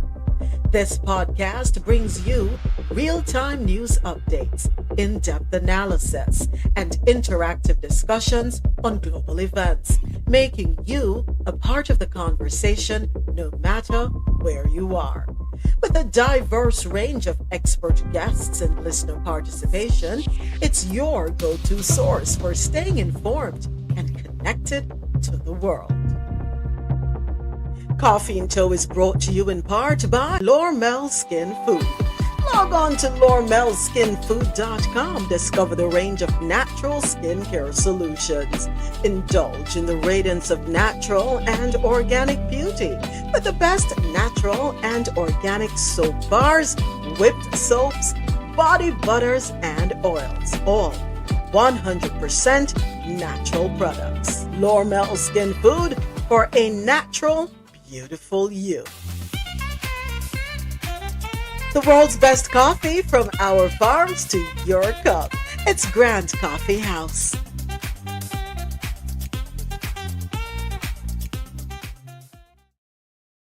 And we are back with you, YouTube Live and fan base. Thank you so much for your patience. We are still in stories out of North America. And now we are going to play a clip courtesy of NPR. Criminal records of January 6 rioters pardoned by Trump include rape and domestic violence. We are learning new information this morning about the lengthy criminal records of dozens of January 6 defendants who received pardons from President Trump. Yeah, the president gave blanket clemency to all January 6 defendants, regardless of whether they violently assaulted police on that day. People got clemency for January 6th, even when they had criminal records for other offenses on other dates, such as rape, sexual abuse, and domestic violence. NPR investigative correspondent Tom Dreisbach has been digging into the court records. He's here to tell us more about this. Good morning, Tom. Good morning. So what kinds of cases did you identify? Well, many January 6 defendants had no criminal records at all, but we found dozens of cases where people had a significant criminal history. One example that really sticks out is the case of Matthew Huddle. He pleaded guilty to entering and remaining in the Capitol, and he also had a lengthy criminal record, including for drunk driving. And there's one incident that I should say people listening might find disturbing. Prosecutors said, quote, Huddle spanked his 3-year-old son so hard that he left bruises all over the child's backside and the child's neck, and the child had such extreme pain on his backside that he could not sit properly for a week. Then even after Huddle took part in the Capitol riot, he continued to rack up charges for driving offenses in Indiana. And just a few days after Trump pardoned him for his January 6th case, he actually just got pulled over again by police in Indiana. We don't have a lot of details. It is under investigation, but we know a sheriff's deputy shot and killed him during an altercation. So how did these criminal records, or did these criminal records affect the January 6th cases? Well, federal judges always factor in defendants' criminal history when they decide on a sentence. One example, defendant was Peter Schwartz. Court records indicate he had 38 criminal convictions before he assaulted police with pepper spray on January 6th. And that's one reason he got a really lengthy sentence, 14 years in prison for his January 6 charges. And then Trump pardoned him, so he obviously did not finish that prison sentence. Trump has said, in general, these defendants got sentences that were too long, but the White House did not make any distinction between people who had a criminal record and those who did not. And I know that Trump has been asked about this, so what has he said about the decision to give clemency to all of the January 6 defendants? Well, I reached out to the White House. They did not respond, but Trump has made some comments recently on Fox News where he seemed to say that it would have just been too difficult to evaluate all of the January 6 charges individually. Most of the people were absolutely innocent. Okay, but forgetting all about that, these people have served horribly a long time. It would be very, very cumbersome to go and look. You know how many people we're talking about? 1,500 people. Almost all of them should not have been, this should not have happened. Now, Trump's pardons only apply to the January 6 charges. So are some people still facing some legal consequences for other cases? Yes, there's an example from a January 6th defendant named Theodore Middendorf. He separately pleaded guilty to sexual abuse of a 7-year-old child. He is still facing a lengthy prison sentence in Illinois on that case. Another defendant, David Daniel, is facing allegations that he sexually abused 2 young girls in his family and possessed child sexual abuse images. He has pleaded not guilty. That case is ongoing. That is NPR's Tom Dreisbach. Tom, thank you. Thank you. Huh? Wow.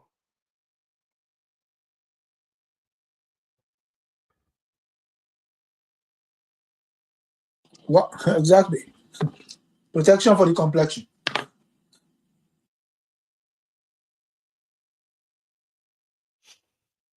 So in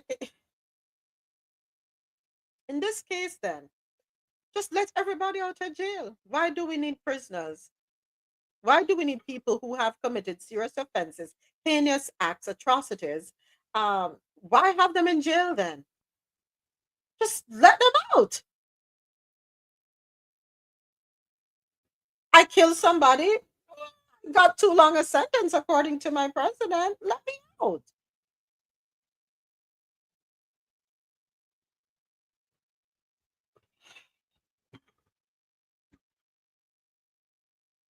Trump's FCC chief opens investigation into NPR and PBS. About public media. The new head of the Federal Communications Commission under President Trump has ordered an investigation of NPR and PBS. He is focusing on the corporate underwriting spots that you hear on shows like this one. NPR media correspondent David Folkenflik joins me now. And before I bring in David, I do want to note NPR has rules for reporting when we report on ourselves. Among them, no corporate official, no news executive has had a hand in this coverage. With that, David, what is this investigation about? Well, Mary Louise, on its face, involves concerns raised by the new FCC chairman, Brendan Carr, elevated by President Trump to that position, about the question of whether our underwriting spots, just as you say, the ones that we hear on shows like this on NPR and on PBS stations as well, are veering into becoming, crossing the lines, in fact, into becoming prohibited commercial advertisements. So, for example, if you hear something like Toyota, is underwriting NPR and stations like this, they can't say, go buy a Tercel or some other Toyota car. They can say, you can learn more on our website, and here's what you can do. You can't have a call for action, and there are other restrictions as well. And that's what he's doing there. It's worth also remembering the FCC doesn't directly regulate the networks like NPR and PBS. What it does is regulate the member stations, which even in this digital age have to get licenses approved by the FCC to broadcast their, and use airwaves that are owned otherwise by the public. What have NPR and PBS said in response to this investigation? Well, it's my chance, as always, Mary Louise, to point out I'm not speaking for NPR. I'm just the guy paid by NPR to cover it. But our chief executive, Catherine Mayer, as well as the head of PBS, Paula Kerger, both say, look, our programming and our underwriting messages comply with the law, they comply with federal regulations, and they comply, as we've tried to do for decades, with the guidelines that the FCC itself has given us to make sure that we're going on the straight and narrow, that we're staying within the rules. And both of them had said essentially that they're confident that this review or inquiry will ultimately affirm that they're adhering to these rules. These would have real consequences for our, these 1,500 public broadcasting stations around the country that are licensed by the FCC. But, they're saying we think that we do it right. And, presumably if their tweaks are suggested, they would live with that too. David, just back up and give us a sense of the broader stakes here. I think it's really important. In some ways, you've got this specific inquiry being raised by Chairman Carr, but it fits into his call, which he made expressly in his letters to the heads of NPR and of PBS, that he basically wants there to be an elimination of all government funding from the federal government for public broadcasting. And he said he's basically going to share what he finds with lawmakers on Capitol Hill as they debate that very issue. Trump tried without success several times to cut that funding during his first term in office. And it, of course, fits into this broader assault rhetorically by President Trump and his allies on the mainstream media. Trump has taken to the courts to go against major networks and major news organizations. He's, made clear he intends to use bureaucratic regulatory levers as well. This is one of them. So you see this as, really in some ways an attack on public broadcasting's federal funding and a questioning of its private funding and, creating a more hostile climate for media writ large. NPR media correspondent David Folkenflik, thank you as always for your reporting. You bet. Thank you for the laughing emojis. Adesoji. Yeah. At least you can laugh. You know what he's doing though?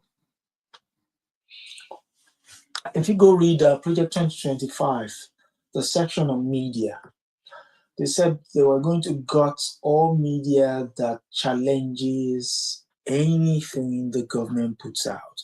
In fact, what they want to do is roll back the media reporting. What do they say?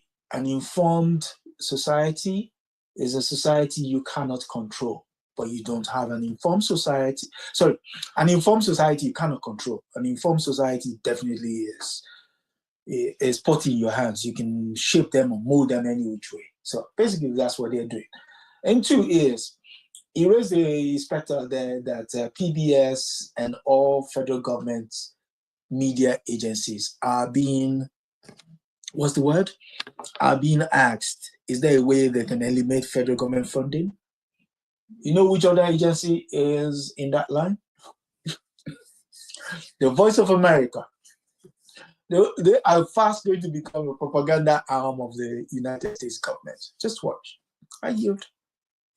That was why I was laughing. That when people are rolling into fascism, they don't see it until it's too late. I yield.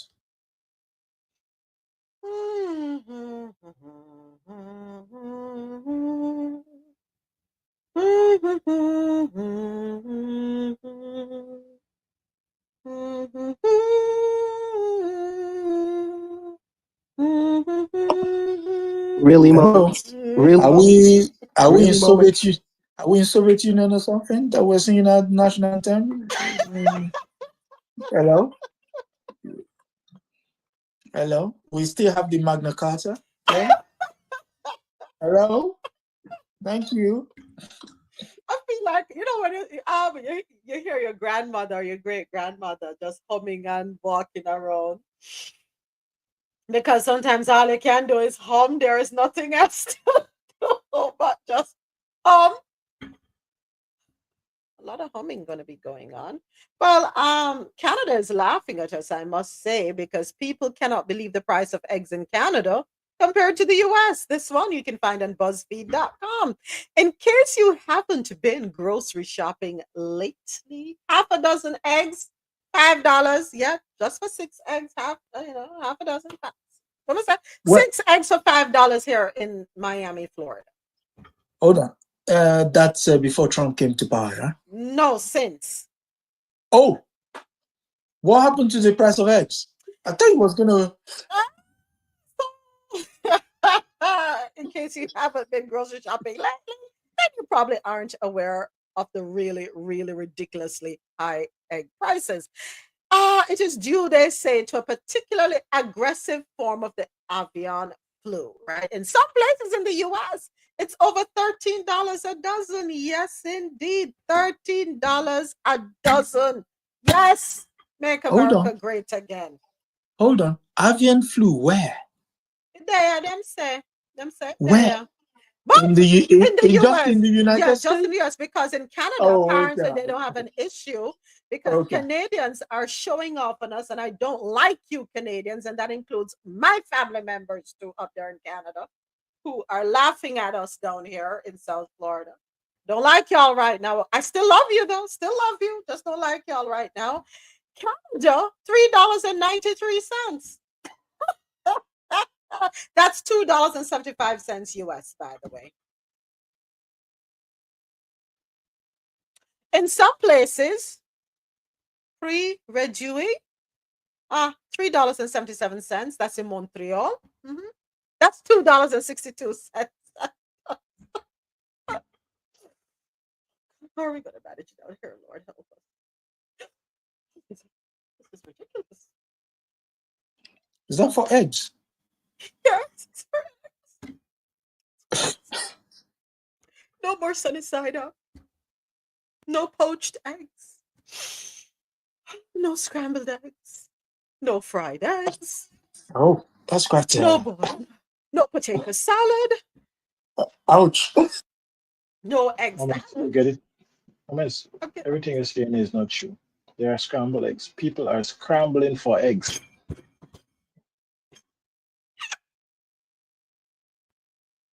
My poor hand. Oh, Jesus, my poor hand. And if you go to California or Florida, you might actually get it sunny side up.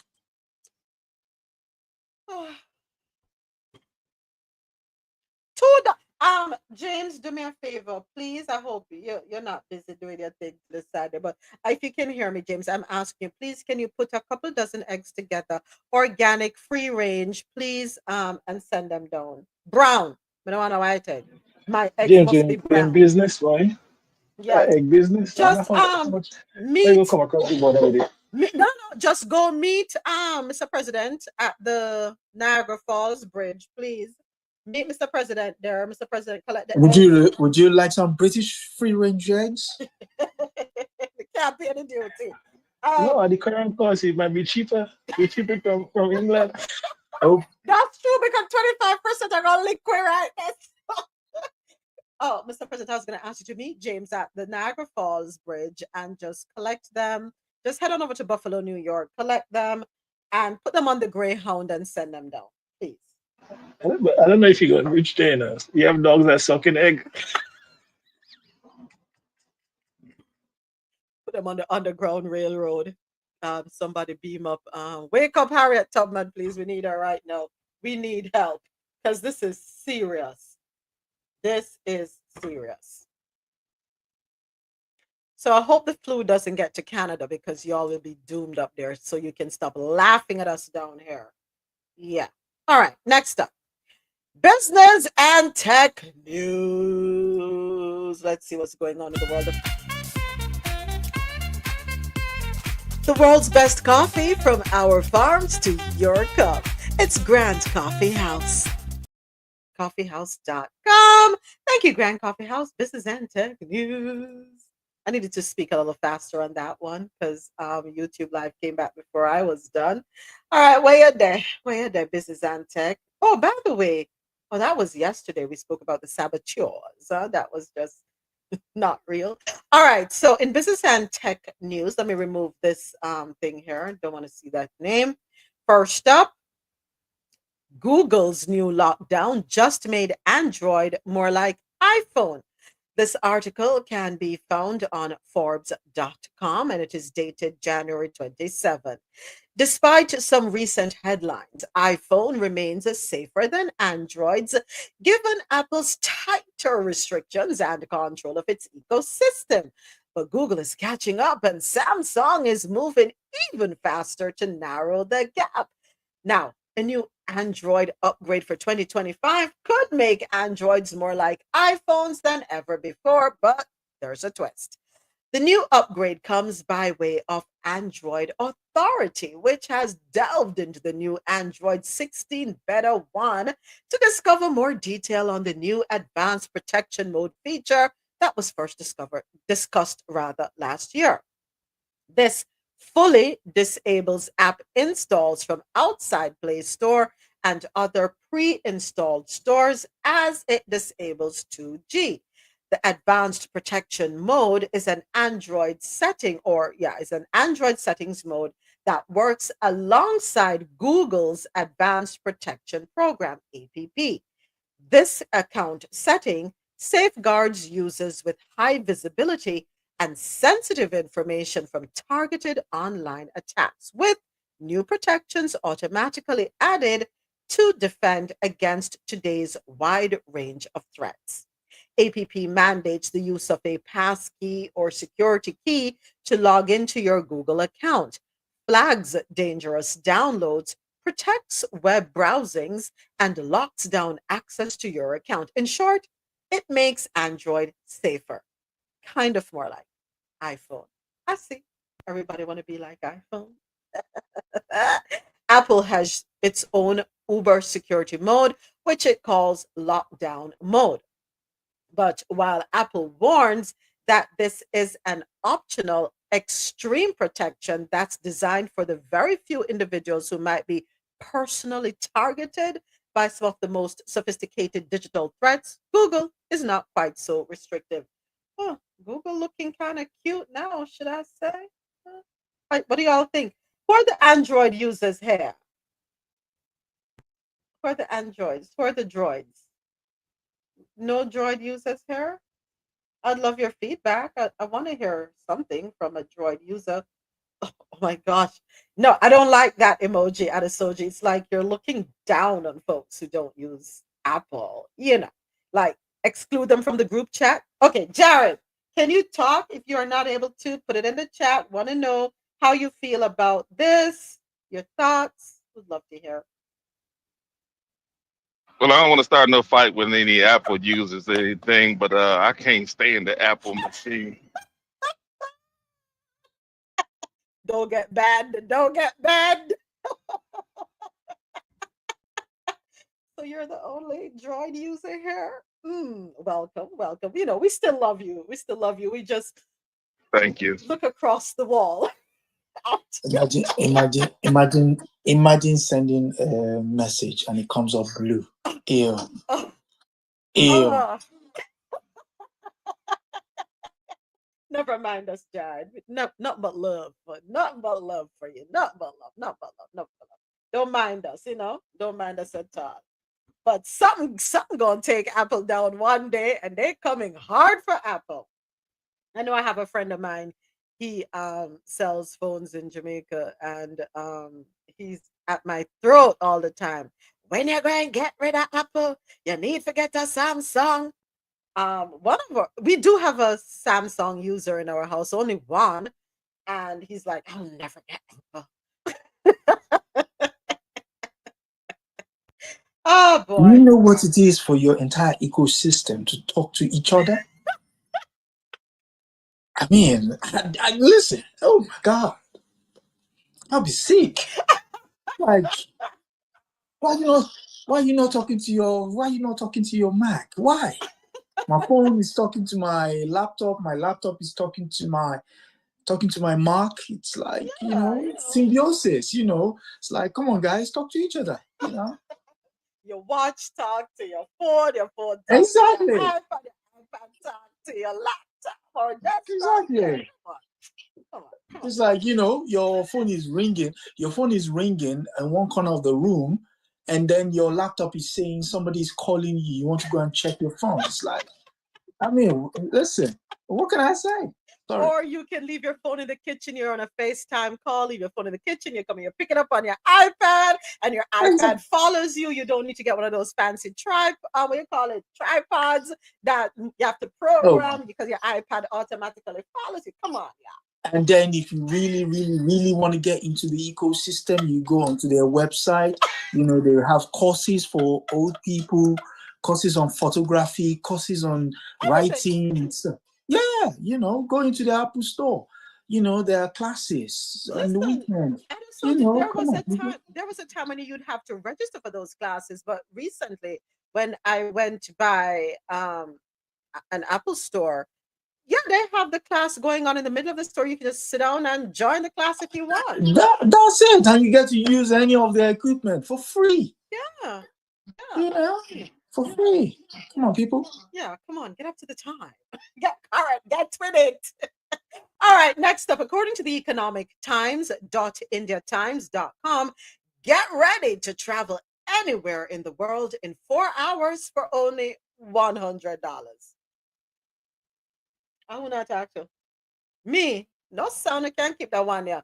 Article dated January 28. Supersonic flights may soon become a reality as not one, but 2 such aircraft are about to be tested in the U.S., while Boom Supersonic is set to demonstrate its XB-1 supersonic aircraft. NASA, miss me with the BS, is also preparing to test its X-59 plane. So Boom Supersonic's XB-1 demonstrator aircraft is scheduled for a supersonic test flight on January 28th at 7:45 a.m. So they had it already. How did it go?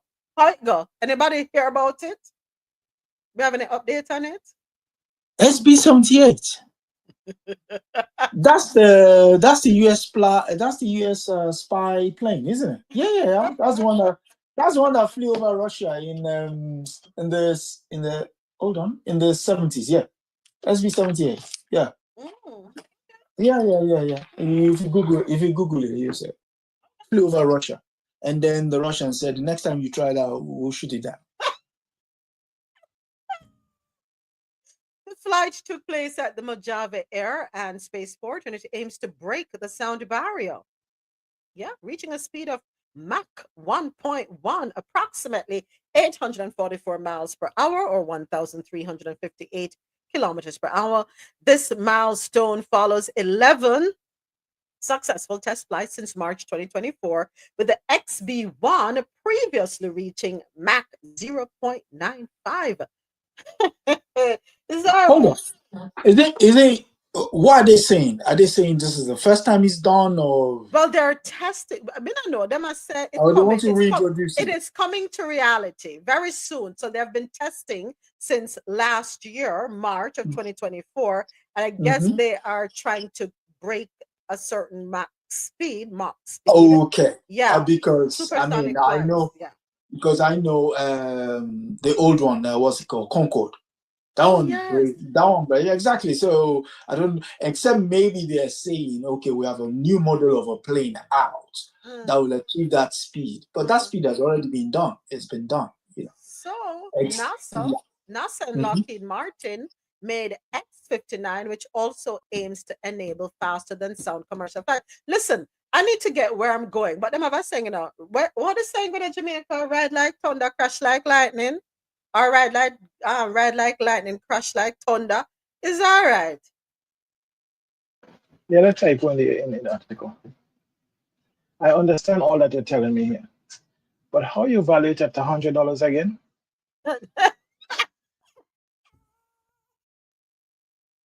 No, what they're trying to. I mean, initially when the Lady of the Sky was flying the 747, the thing was, oh, this is luxury lifestyle and everything. Before you know it, everybody and their donkey were flying, right? So when Concorde came out, it was for a select few.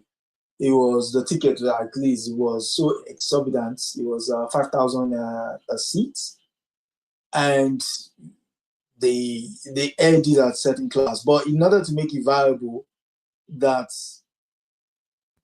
it can have a long lifestyle, you have to make it as cheap as possible, so that the more money you make on the run, I mean, if you can go to London in 3 hours, I might actually have lunch in New York and go back and return to my boudoir by 7 p.m. Which boudoir, on Earth or in the skies? No, definitely London. And I understand the logic. Yeah, I just can't verify the pricing. What is it running on? Listen. Not fuel. Under is nuclear powered? What is it powered by? Under the sea. Because that's a lot of power. Under the sea. Or they're going to go out into space with no return. Listen, you can't call me old-fashioned. Me no business. Me no care. Call me outdated. Call me anything you want. Call me. Sometimes it's best to go slow and steady and arrive alive. So you don't want to be in New York in 10 minutes? No. It's all right. I can't keep that one there. And everything with the hurry up and jump on. This sound like we know who's, will take advantage of this first. Won't be us. Well, certainly won't be me. I mean, certain things can be taken slow, but not this one. You know what going off in my head? I'm about to kill a song. Let's boy. I don't know why that's coming up in my head. Get yourself together, moments. I'm going to try to be a better person, Adesoji. Adesoji told me that I need to get my mind out of the gutter, and it's not easy. It's not easy, but I'll try. Meta agrees to pay Trump $25 million. Meta agrees to pay Trump 25. By the way, this year, did he say anything about not taking a salary as president? Because I remember the first time around, he said he wasn't going to accept a salary. He didn't need a salary, whatever the salary is for the president of the United States of America. Did he say any such thing this time? Anybody? Does it really matter? The guy needs to pay his legal fees, isn't it? So. I'm not gonna be able to I'm not gonna leave my president alone and allow. But why would he need a salary? Moments. Didn't he allege that the coin he just launched and pulled the rug, he make billions? So who cares about the salary when you could make that kind of income? He just made a lot of money from that coin. If my information is correct. Your information is correct. And he pulled the rug on them. Meta agrees to pay Trump $25 million to settle lawsuit over Facebook and Instagram suspensions. Article courtesy of NPR.org. Meta has agreed to pay this settlement to settle a 2021 federal lawsuit alleging First Amendment violations and other claims following the company suspending him from Facebook and Instagram in the wake of the January 6th attack on the Capitol. The payout resolves the suit Trump filed against Facebook and Mark Zuckerberg. I say Mark Zuckerberg got the inauguration, so I'm gonna kiki kaka with him. You know, this is a shutdown, right? Because prior to that suit being settled, he did drop the line that the gentleman might spend time in prison for yet to be confirmed charges. So, boy wanted, at least you could see he was staring at different things at the inauguration. He didn't want anybody playing in his curls. Exactly. He wanted to keep his mind on something else. So the payout resolves the suit Trump filed against Facebook and Mark Zuckerberg for allegedly engaging in impermissible censorship by removing the president from the social media platforms. A Meta spokesperson confirmed the settlement sum, which was first reported by the Wall Street Journal. The company official said about $22 million of the settlement will be directed to Trump's presidential library, and the rest going toward legal fees and the other plaintiffs that joined Trump in suing. So, you know what this tells me right here? Zuckerberg don't really like that man. They're only playing each other right now. Everybody playing everybody's purse strings and pulling. Yeah. There's no genuine likeness. I'm doing what I have to do to get what I need to get. Everybody, I use everybody. That's not they're not real friends. Because there's no way you are going to sue me. I'm going to come kinteet with you. I'm going to come laugh up with you. I'm going to come go on like everything is okay. Everything kosher. Everything Kappa said. Me, you're not a friend, brethren. You sue me. You stay over there, sir. Me stay over here, sir. I saw me look at it. And I know Mr. President is going to say something about taking the business stand. Me know that. But even in business, there has to be some moral compass. My gosh. No? None. Eh? No. You're talking, I mean, That's me now go rich. Me now go rich because if me have to gallant play then game me with people. Yeah. But doesn't it also lead to your constantly looking over your shoulder? Yeah, but you're talking about capitalists here. For the capitalists, the bottom line is profit. The capitalists don't have ideology. The only ideology is green. It's the color of the money. Sorry. Wake up moments. Wake up and smell the coffee. Yeah, it has nothing to do with relationships and likes and not like. It's only us that get personal in business about who like who. At the end of the thing is the truth. At the end of the day, what's good for business is good for them. I know they don't have to watch it back because that's what they all do. And if I'm in the position as a CEO, I won't tell you, I will make a decision in the best interest of my company. Because remember, a lot of these companies have shareholders. So it's not like you're making a personal decision. If you don't do what the shareholders want, your stock plummet overnight. You ain't got nothing. So it's different to if you have a personal company and you take a stand. Unless your shareholders are people like, for instance, Costco, who said, listen, we're going to continue with our policies, like your board decide that. Mm-hmm. It's difficult. And of course, the people that's on the board of those organizations.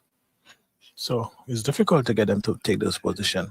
Yeah, you're right. You're right. All right. This one rounds out our stories in our business and tech segment. Coming up next, we have health and science news. And of course, our health and science news is brought to us by Lormel Skin Food. Lormel Skin Food. Log on to lormelskinfood.com. Discover the range of natural skincare solutions. Indulge in the radiance of natural and organic beauty with the best natural and organic soap bars, whipped soaps, body butters, and oils. All 100% natural products. Lormel Skin Food, for a natural, beautiful you. And our first story in our health and science segment. Recipient of pig kidney transplant reaches a milestone.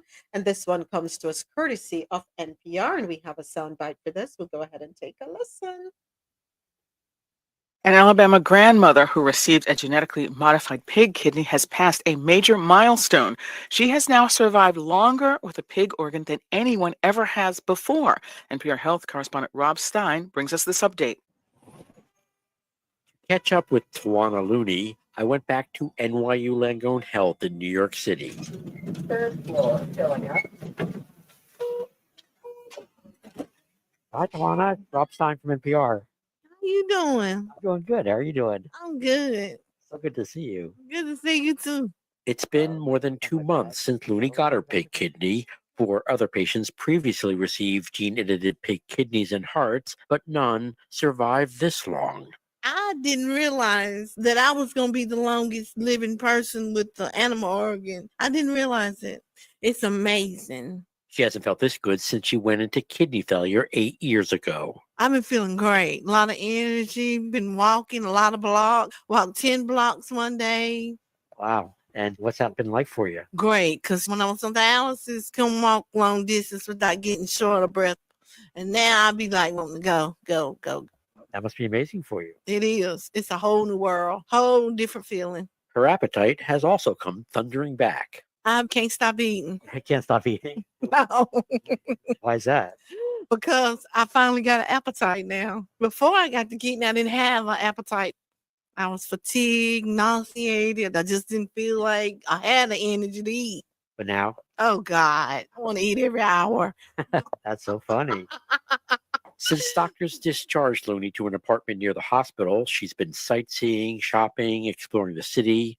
Looney has to stop by the hospital every morning to make sure she's still doing okay, but doctors hope she can go home to Gadsden, Alabama by the end of February. She's doing extraordinarily well. Dr. Robert Montgomery transplanted the pig kidney. It's a very different thing when you see someone walking around in the streets of New York looking like anybody else. If you passed Tawana on the street, you wouldn't have any idea that she's the only person in the world who's walking around with a functioning pig kidney. The hope is that pig organs that have been genetically modified to work in people could someday solve the organ shortage, saving thousands of lives every year. It does seem futuristic. It does seem like something I didn't think that I would see and actually be such a big part of in my lifetime. Montgomery, who himself received a human heart transplant in 2018, stresses, though, that no one knows how long the pig kidney will last. I hope that it lasts a good long time,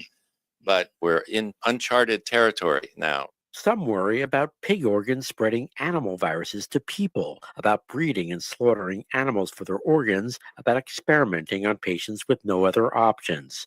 Critics say no one will really know how well gene-edited pig organs really work until researchers do a large, careful study.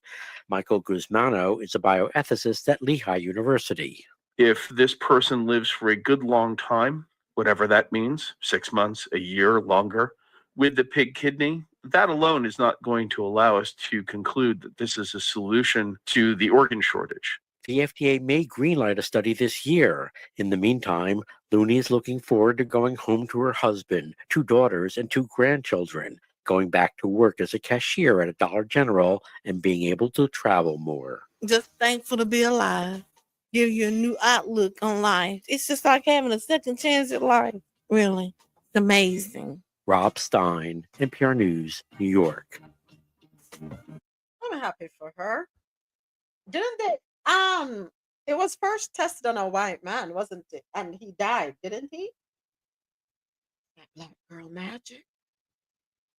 I wonder how we get to selecting a cashier at a Dollar General for such groundbreaking story. Oh, But Mr. President, go and eat your we'll lunch. come back to us. Go and eat your lunch. Come on. Go and eat your lunch, Mr. President. Come on, man.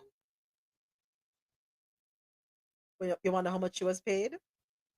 No, it's the class thing. He's being classist. I know what he's doing. Exactly what he's doing. It's like, all right, it's a dollar store, quite kind of dispensable, but let's try it. But since we are in the health and science segment, can you give me 1 second? I gotta step away. 1 quick second. I'll be right back. Carry on the conversation. I'll be right back. I think about them opening pig or any type of animal parts to humans. You run the chance of all those diseases that those animals have over into humans that were formerly not there. It's a real dangerous game to play. Yeah, but I think the thing about because they did make quite sure that people remember that they're genetically modified. So I think they've narrowed that aspect of possible, opening to, obviously, I mean, to be fair, using the pig itself is kind of is the extent of danger that you can go to, because as the only animal that hosts one of the most viral worms in the world. So if they can get her body not to reject it, I mean, they step in the right direction with regards to breaking some boundaries in science. But as far as other animals being brought into play, one would have expected the monkey to have been looked at, but it seems as if the pig is the first one. So we'll see. But why the monkey though? Because I know in medical school they use the pig skin to. It's a close, right? It's the closest to the human skin, I think they said. To their skin. Oh. Sorry, just had to mention that. Just oink oink. Sorry, just in case you lost sight of what it is you're talking about. Sorry to drop it on you like that, but I couldn't bring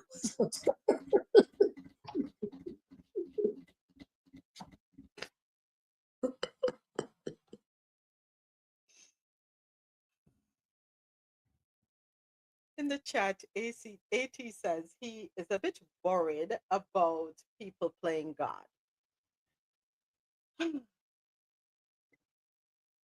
Well, one of the reasons why the boundaries of science has been broken is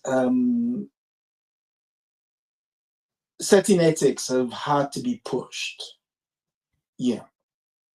As well, when we say play God, what do we mean by that? Are we saying, someone has died, we resurrected them, or someone is on the cusp of leaving us and we decided, we're going to renew them, give them a bionic arm, a bionic leg, hearts, fashioned from a pig, and, no.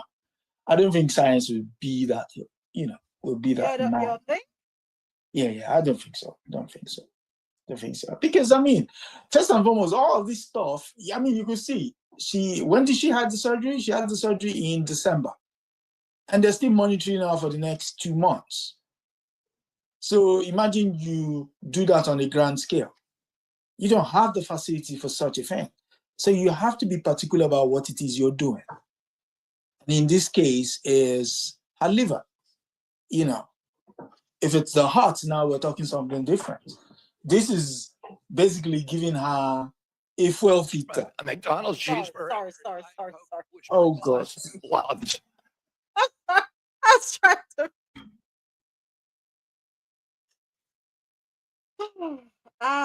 So the Psychogen in the chat put, God gave them the tools. AT responded, if they can think it, they will do it, not thinking if they should. The example you played there is science cannot help that one. I'm sorry. No, that one is far gone. Science will like, what do you mean? What do you want me to do with this? I'm trying to, you know which one I'm trying to find? The one that he said about black people and vaccines, and he was grilled on that. Oh, that would have been who grilled him on that?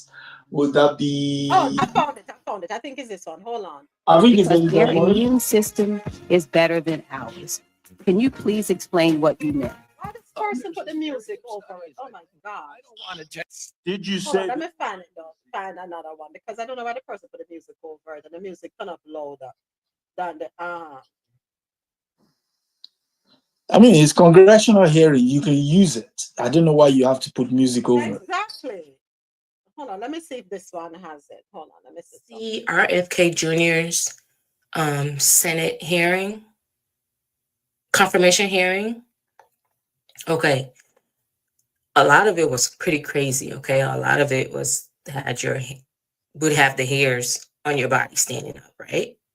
Pretty crazy stuff. But I pay keen attention because I guess it affects me in my community. When Senator from Maryland, Angela Also Brooks, was questioning him, and she said that she was quoting him that he believes that Black people should not be given the same vaccine schedule because our immune system is stronger. Y'all, that. Yeah, that's the clip I'm looking for because when I listened to it, I was like, huh?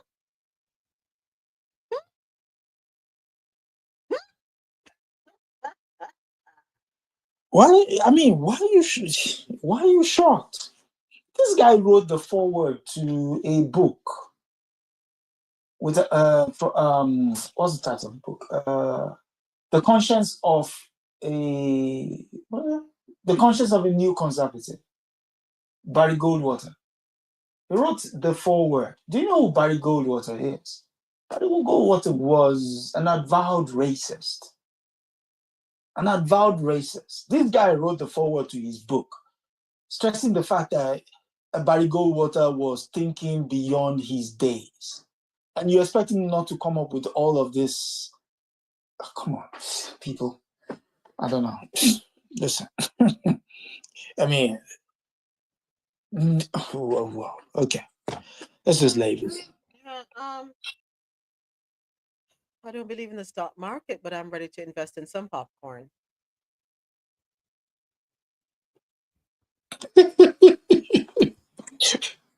But again, as funny as it sounds, I mean, I'm not in the eye of the storm. It's the impact on people who are powerless to push back against it. It's one thing to listen to it, to hear it, to read it, to laugh, but the impact, and the fact that there is almost like no reasonable people in the room, and for some reason, he says the most outlandish things, does the most outlandish stuff, and we just sort of, oh, well, it's just him being him. It's just take the crash, for example. If that were any of our family members, and the guy immediately goes to town as to what the issue is, and then in the same breath says, well, we're not really sure. So why are you talking? Mm-hmm. Why are you talking? And then he then continues and says, oh, anyone with common sense. Yeah, anyone with common sense will not even talk. That's it. You won't talk. He was asked this morning, have you visited the site? Guess what he answered? Do you know how he answered? He said, what do you want me to go do? Swim? Who said that? Listen, I'm saying we listen to this guy. No. Who said that? Wait, you have to add more to it, Adesoji. He also said at the end, even more crazy, that he's going to go visit those who were badly hurt. If you're not going to swim, how are you going? Badly hurt. Badly whatever hurt. he said.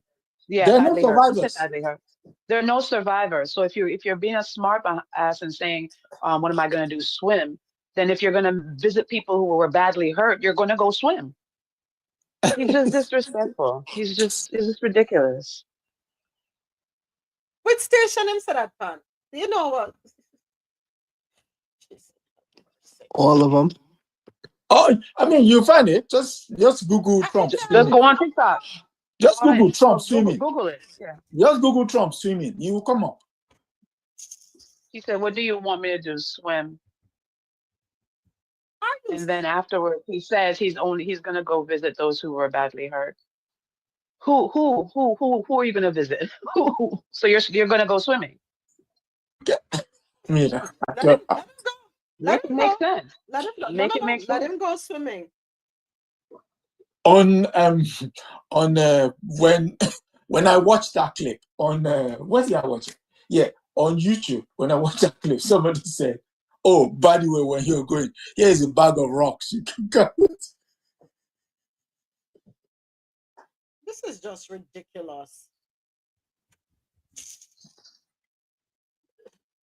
I mean, here's someone asking the President of the United States, "Have you spoken to the family members of those who were hurt? Have you, and that's his response." Oh, I think I found it. Let me see if this is it. Hold on. There you go. Hold on there, RoSolo. Oh, the commercial. All right, well, how can I skip? Okay, let me hear. If people aren't coming to work, if they're not going to come into the office and report as per the date that you know what it is, everybody knows what the date is, it's been very well documented, then they're going to be terminated. So you're not concerned though that if many people take that offer, there could be shortages. Why didn't title this on this? Hold on, let me listen. We have a lot of competent people in this country. Have you spoken to any of the families of the victims of the plane crash? I don't want to comment on that. Do you have a plan to go visit the site or meet with any of the I have a plan to visit, not the site, because you tell me what's the site, the water? Or to meet with the first responders down there? I don't have a plan to do that, but I will be meeting with some people that were very badly hurt with their family member, obviously, but I'll be meeting with some of the families. Yeah.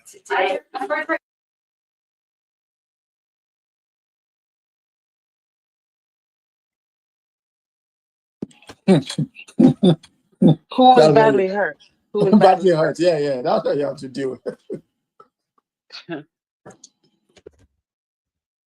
Oh, Lord. What is pop up on my phone from WSVN? White House says Trump tariffs on Canada, Mexico, and China will come on Saturday.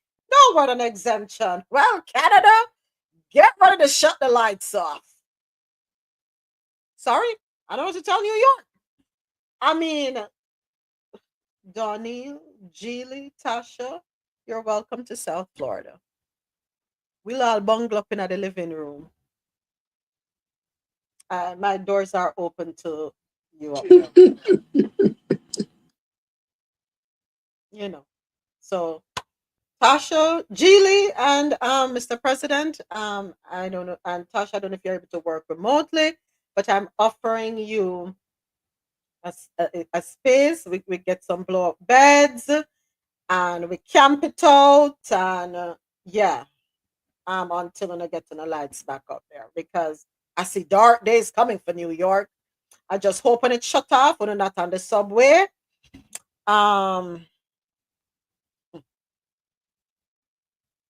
What time do we board the plane to go to Barbados? I think we bypass South Florida. Let's just head on over to Barbados at this point in time. RoSolo, can you hurry and put in the family application for us, please? We're not on time for we're not on time for wait for the sugar daddy, because I think James have the sugar daddy ready today. So make we go ahead and fast track this. How many of us can we get a direct flight? We can leave out of Miami straight to Barbados. Well, moments. I think, I always look for the We bright can't side. bother with you on the bright side, But go ahead. And I think that there's some good could come out of that. America is like a only spoiled child who just take everything for granted, don't realize how nothing works, and just, go along with it. By voting the way we vote and by selecting the administration that we selected, and the fact that we're not even 15 days or half a month into the new administration and so many things are upended, it would force the vast majority of the population who have been existing and not sure how they are existing, who are not sure what programs they are signed up to, where the benefits is coming from, who is helping them. They're not even sure the name of some of the programs that is directed at them. And then they direct their hate to each other based on trivial things that was manufactured to create divide. It allows people to now have to sit down and say, wait, well, if you cut Medicaid and Medicare, or you stop it for 2 days, and here am I can't pay my bill, I can't do this, I can't do that, I can't do the other. I'm gonna starve to death if I don't get it within the month. I can't pay my heat or anything like that. These people will be probably forced, hopefully, to start to analyze things more.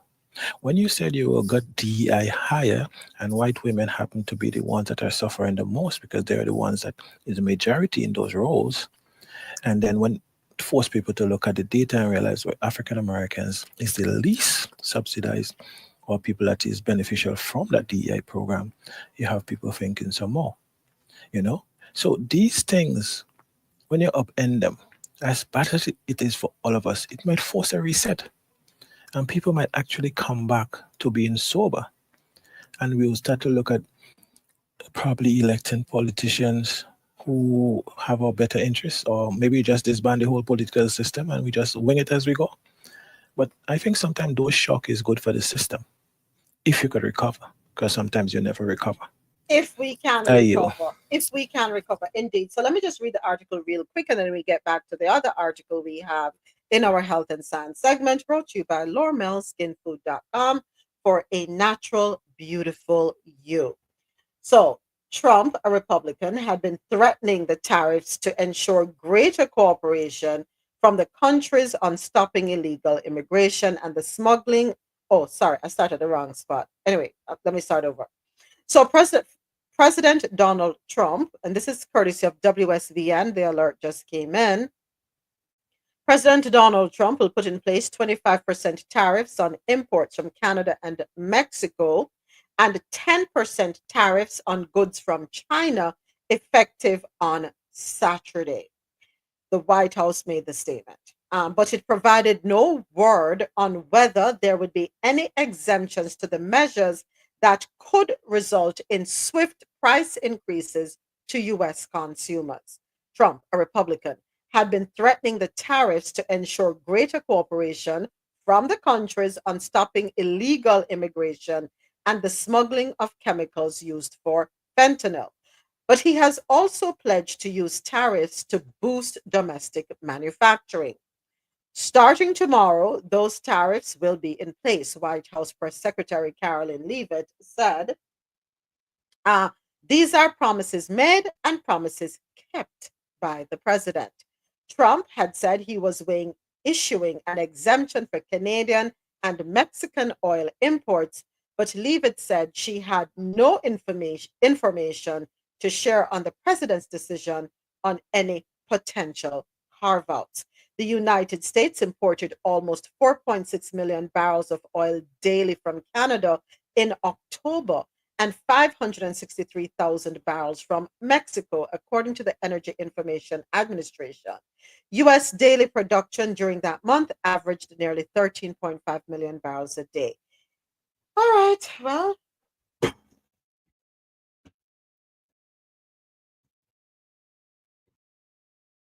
is he prepared to subsidize the income of every American at this point? Persons earning $7.25 who voted for Trump, where are you? It's not so much as where they are. It's just okay. So you're bringing in oil, 3 million extra barrels of oil a day. You're producing 13, right? So now you've placed a tariff on how many percent did you say?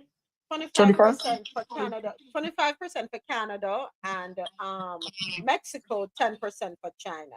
So right Okay, now so our problem is the 25% that that that's going to be imposed on us, the consumer. Okay, so that's 25% on stuff that you cannot control, you don't control. So basically, if Canada says tomorrow, that 25% is not really worth our while, we'll hold on to our oil. That means you've taken 13%, you've taken 30%, 3 million barrels off, leaving you now to work with your 13%. Your 13.3, 13 million barrels, right? Mm-hmm. Do you know what's going to happen to that 13 million? You're not going to be paying, if you're not paying, that percentage that you previously thought you were going to put on Canada would be applied onto your, because why? The producer is now controlling what enters the market, not the demand. I don't know where this, the judge, what's his name? Judge John Kofner said in that case, the Bertrand case. Where are the grown-ups in the room when this guy is just throwing his toys out the pram? Where are they? Dude, you are going to kill your own people. Who cares? Who cares? Mark Twain would say in his book, he says, how did he say it again? Yeah, he says, temper will get you into trouble. It is your ego that will keep you there. His temper is getting into trouble. Unfortunately, though his ego will keep him there, guess who will suffer? The 72 million that voted for him? Not just 70, the entire 300 million. Yeah, but them going to feel it to them, feel them exempt. Them are going to feel it too. Exactly. That's the worst part. That's the worst part. And for some of them, it doesn't really matter. For them, whiteness is all they need. The whiteness will cover for everything else. But you know what? 72 million people. What was the exact number that voted for him? It was this, every single one of you that voted for Trump, I have some choice words for you right now. But you've forgotten, it's not just the 72 million that voted for him. The clapping seals around him at the moment, they're a waste of space. I'm sorry. There's no other way of saying it. It's the waste of space. Because you watched them yesterday at that press conference, like, this country is going to pot. Look at these people. You can't tell an overgrown baby that you can't play with that. Oh, yes, Mr. President. I will follow your lead, Mr. President. Your lead to where? To where? So no more guacamole. That's the list of your words. No burritos, no taquitos, no tacos, no enchiladas.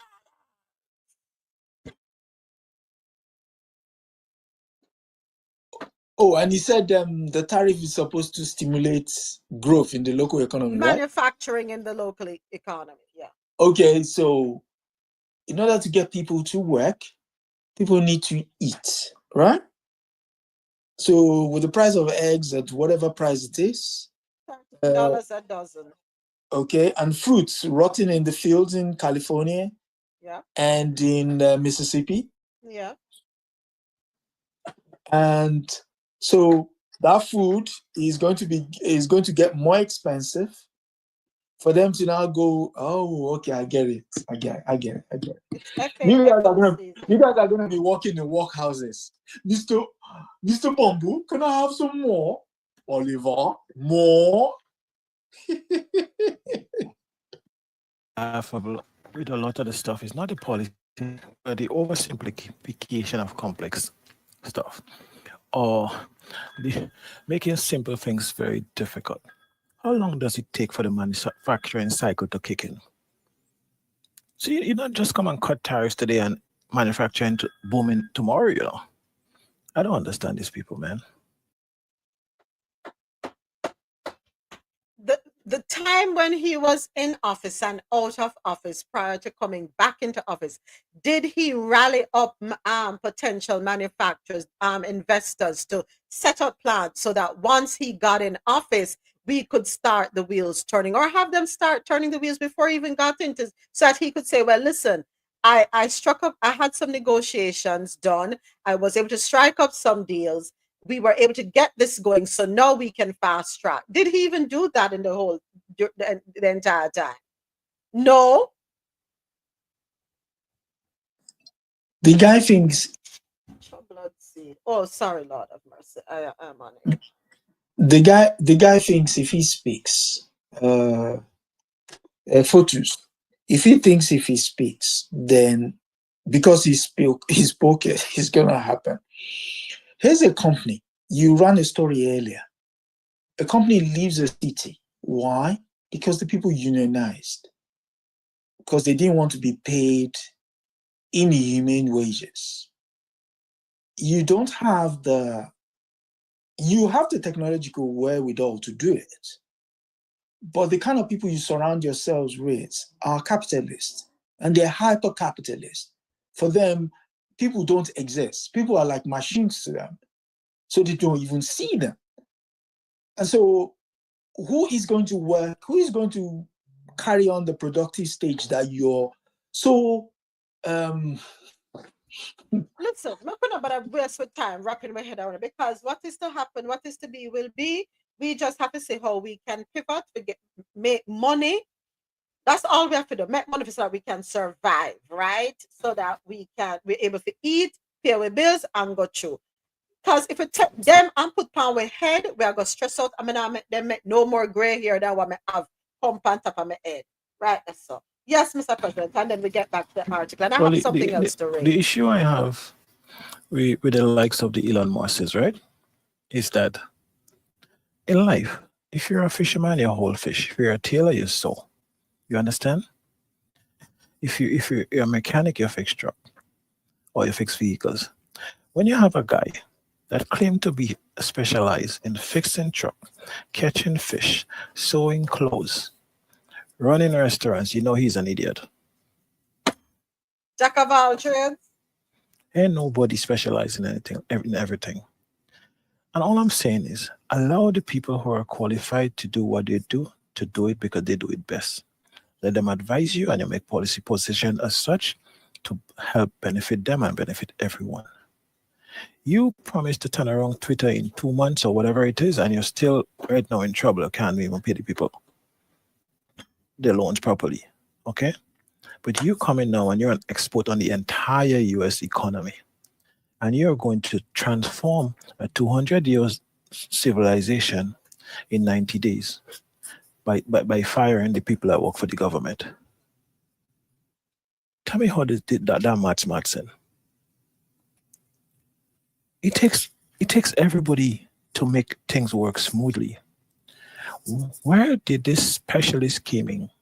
If you're the president, you work on the advice of people. There is no one person that knows everything. I don't care how brilliant you are.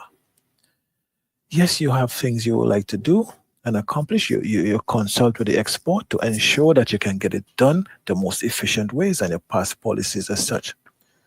Stay away from trying to be an expert in geography and the world-renowned economists, and everything else.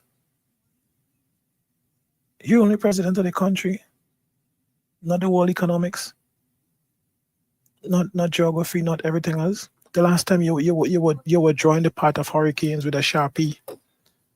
Just humble yourself. You're already elected. You're already in charge. You're already the boss. Humble yourself. Work with the experts. Work with the people, and you would do good. Why we have to overcomplicate these things? Well, everybody. All right. As drinks targeting kids have soared, there's new guidance on what's healthy. This is our second story in our Health and Science segment, brought to you by Lormel Skin Food. Log on to lormelskinfood.com for a natural, beautiful you. All right.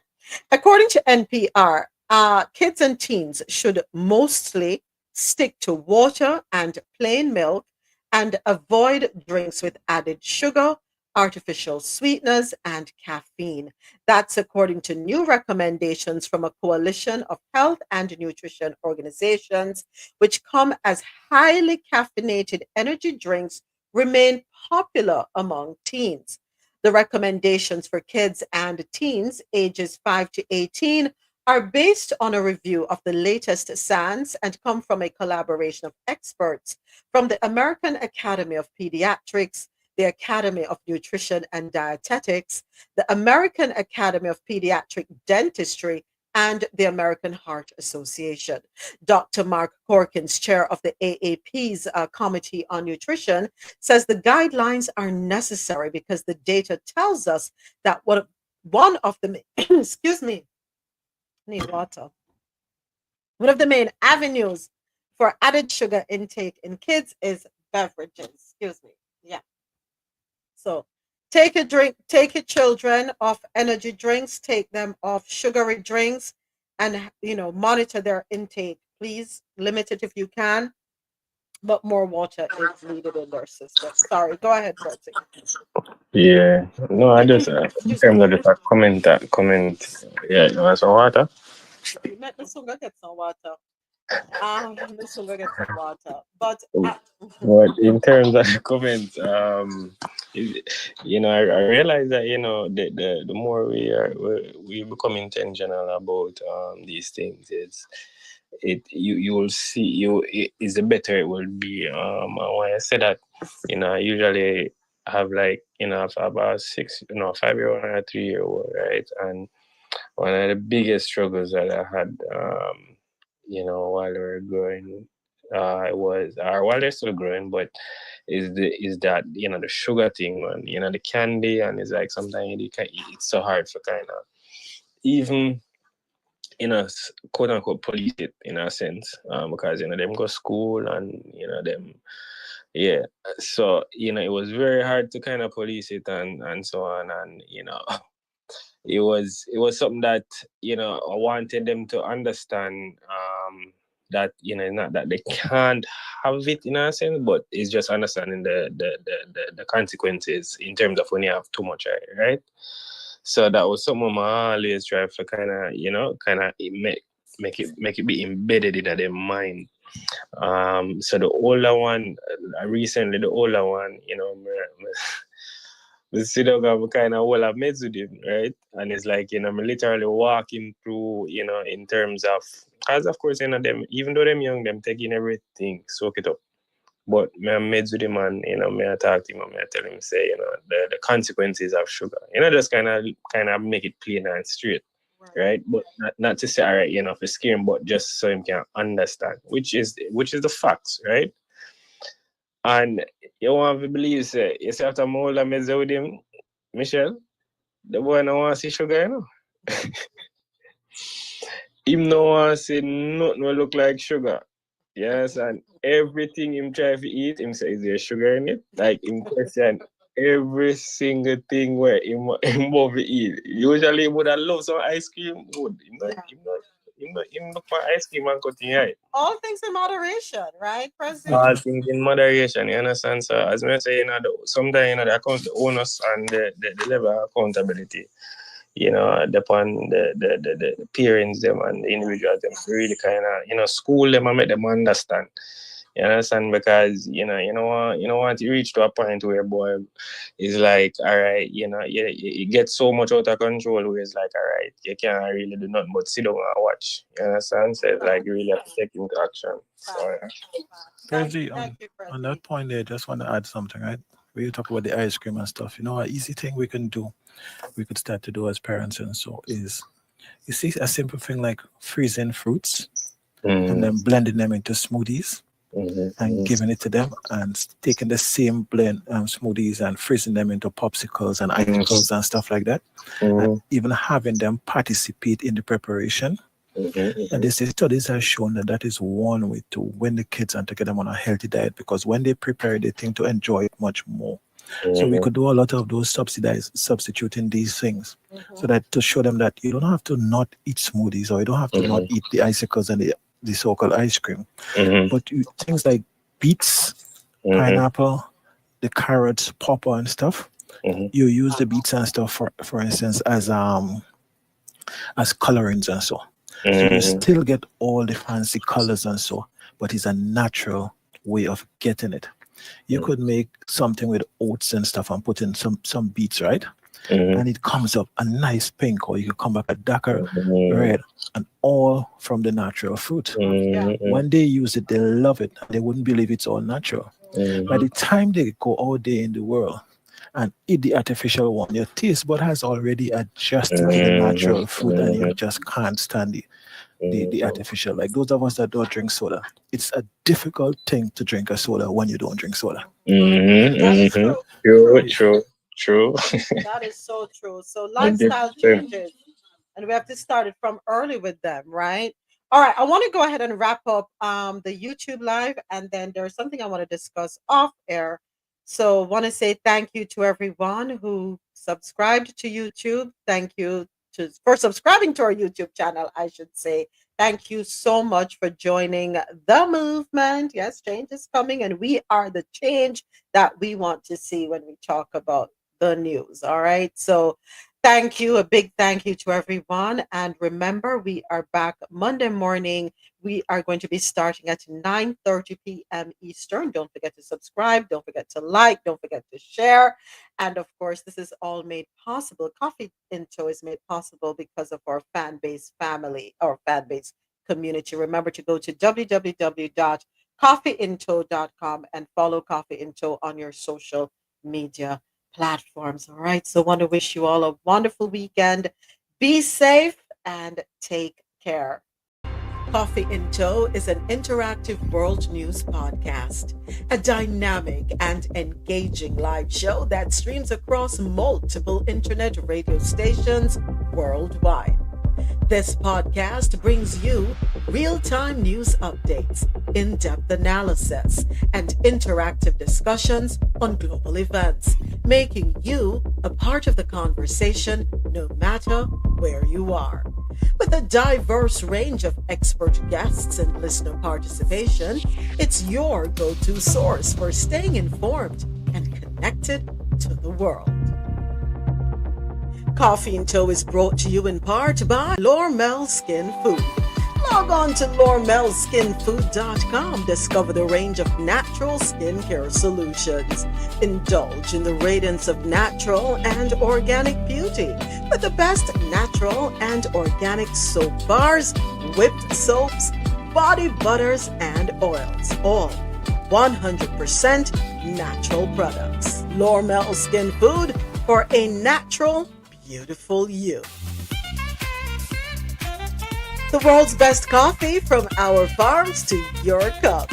It's Grand Coffee House.